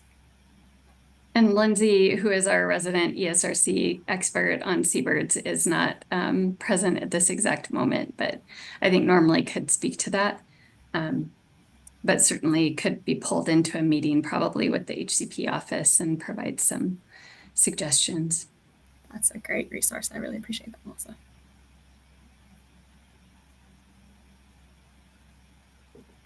I just want to circle back, Melissa. You had a recommendation prior to the rare species being added, and I missed that one. I apologize. I don't know if you remember for specific to Oahu. It was I thought it was deterrent related. I could be wrong. Just any of these things that are kind of big issues that it's nice. So the once a year annual review is more like a spot check, like, hey, everything's going great. And when a really big issue comes up, like species that aren't covered and you need a permit amendment or really high numbers of take or that kind of a thing, then it's best practice, I think, for us to hear back on how things are going in addressing those issues before the next annual meeting. So it's just a request for them to come before ESRC to provide us an update on how they're addressing those things sooner than a year from now. Thank you.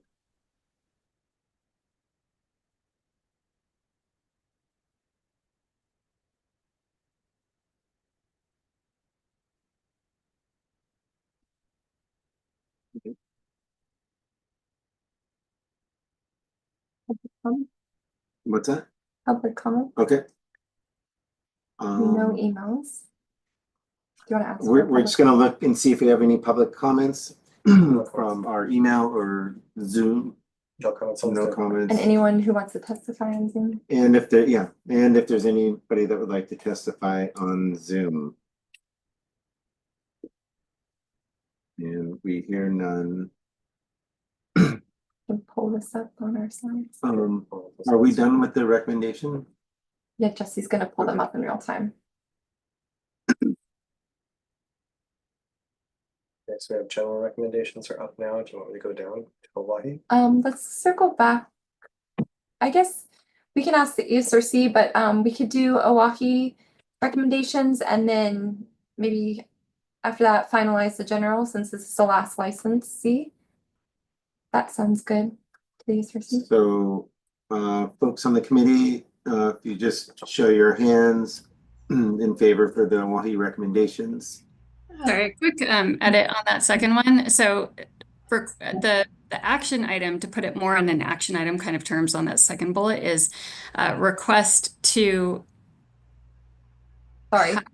meet with the permittees sooner. Like halfway through the year or something, like 6 months from now rather than a year from now.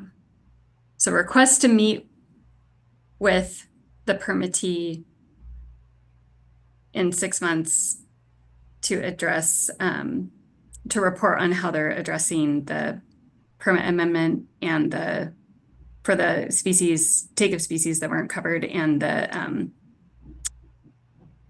what is it, deterrence or other things to address the high take of bats. Does that cover the two things? Karen, you were gonna add something as well. I kind of wanted to add one that's, I think it sounds like Oahu's doing this, but I'd like to sort of highlight the continuing to make sure to continue the conversations with the agencies about the deterrence, just given the really high levels of take at this site. I feel like that it's important that that conversation continues with the agencies before, yeah, through the year. So maybe if we amend that second one, it would be to report on conversations, to report on progress in conversations with the agencies. Does that cover it, Karen? I think so. Yeah. Yeah, I think I just don't. Yeah, I'd like to know that there's action on that before never March next year. Yeah, thank you. I think that's an important clarification. The reason I'm asking to me is that I'm assuming that there are conversations taking place with state and federal agencies, but we don't know those things are happening. And so it's useful for us to have that check-in halfway between now and the next annual report where we would expect that everything had been addressed already.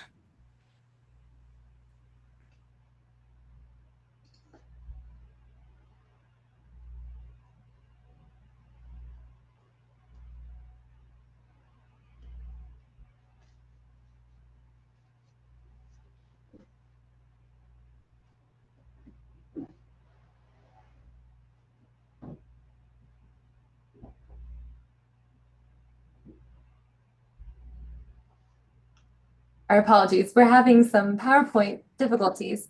It's tired. It's tired. Everything's tired. Okay, I think Jesse, we're on. Is it showing the Oahu recommendations now? Okay. So I wrote request to meet with the permittee in 6 months from now to report.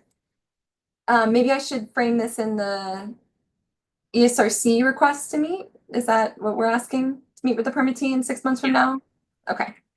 ESRC requests to meet with the permittee in 6 months from now to report how they're addressing permit amendment, example species that are not covered, and high take bats. Was there one more example there? Could I just ask for clarification quickly on that request?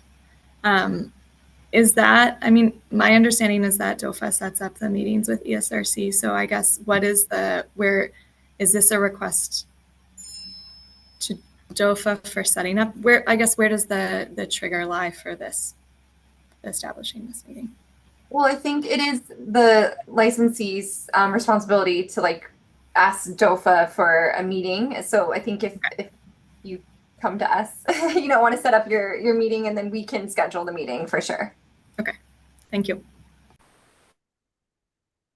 And I would mention that if there are challenges of actually setting up meetings with ESRC for these kinds of specific updates, that perhaps DOFA as a broader recommendation could just keep us up to date on the agency meetings that have been going on with the various licensees when we do have opportunities to meet, so that, you know, if the licensee can't even be there, it can just be a mention of we were able to meet with Oahu regarding that. So I think where the ESRC is a little more up to date on the actual behind the scenes work. There's a lot of it.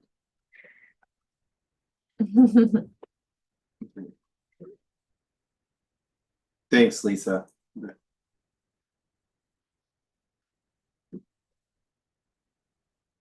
Okay, well, I added that to the general recommendations. Thank you, Lisa. And then Oahu, is there anything additional to add to the Oahu specific recommendations?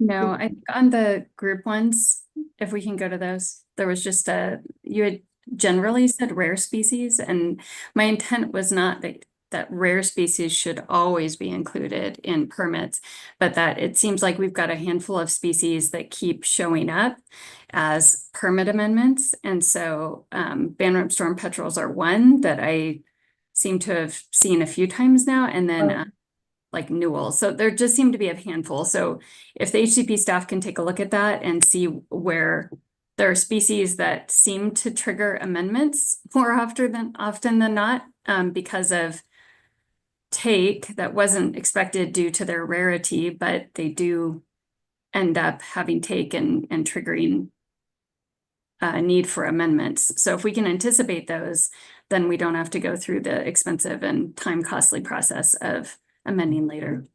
So just want to clarify, it's not all rare species I think should be included, but if there's ones that keep popping up.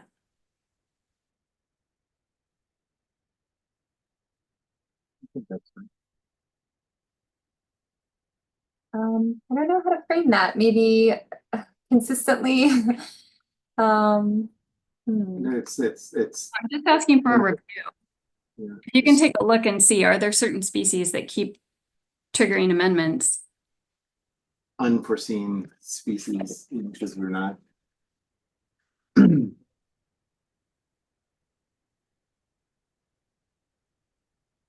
And we'll try to catch those when we're first reviewing the proposed HCPs. So what will happen in my memory is that people will say, oh, that's never been observed there. Or, oh, that's super rare there. We're not going to include it. And somewhere along the way, it gets accepted as, oh, that's unlikely to happen. And then 5-10 years down the road, you get a take, and now you've got a permit amendment, which isn't great for the species and takes up time that we could have anticipated ahead of time and address. So just if there's a few like that, just wanting to note that. Absolutely. Thank you, Melissa. I think that's a good point. And I think that speaks to something I don't think I mentioned for Oʻahu, but regarding ʻakēʻakē, I think incorporating loss productivity from the delayed mitigation would be important to note. So we're going to go back to Oʻahu recommendations and vote on these or approve these as written here. Is everyone okay? Okay. Melissa, Lisa. Sorry, I'm gonna put licensing. Who else do we got here? I think I should be here. Tavika. I don't know if he's. Oh, is he not? I don't see him on. What's here? Is it revoting? Yeah, we are. So I'm gonna go ahead and put my hand up. But I don't think there's we don't have everybody on this one. As long as we have 4. We have Karen, Lisa, Melissa, Okay. and yeah. Oh, so we're Karen, good. I didn't see your hand there. Thank you, Karen. Okay, awesome. Oʻahu recommendations. Good. And then we're gonna go back up to the We're gonna go back to the general. Rex, And are you guys okay with the general recommendations here? Apologize. We'll just, The formatting is not allowing me to, but we will fix the we will numbering. fix this. Okay, thank you, Melissa.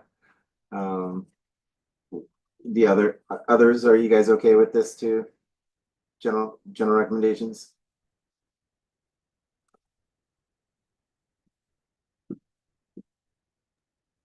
Lisa and Karen, are you still reviewing?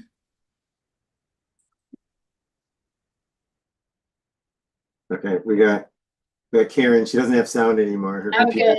good. No, she's still there. Okay. But I'm also slow to respond. And Lisa has her hand up. So, okay. Not slow, thoughtful, Karen. It's fair. I'm a slow reader. I'm a slow processor. So when I'm reading, it's hard. There's a lot there too. It's hard. Okay, so we're approving the we're okay in the general recommendations here with the committee. So with that, we can move on to item 10, which is adjournment. Oh, and before that, I just wanted to on behalf of the HCP team, and I'll let Jesse speak, but we just wanted to thank you all. And Kelly Yamaguchi is not present physically here, but she has definitely been an invaluable part of our team, and she's busy working on KSHCP annual reviews that will come your way in April. So really appreciate Kelly, Jesse, and we're on behalf of us, we're just really grateful to the ESRC and the licensees and all the partners that help support us, and to our new wildlife program manager, Jason. So thank you all. I'll pass it on to you, Jason. Thank you, Kinsley. So I'd like to make a motion to adjourn the meeting, and do I have a second? Second. Lisa. All right, so we can go ahead and take a vote. All in favor, say aye to keep your hands raised so we can vote. Okay. I don't see. They're here. Can I vote? Well, I voted, so. Okay, we're good. We're good. So all, let's see. The motion passes unanimously. So the time right now is 4:10 p.m. and the ESRC public meeting is adjourned.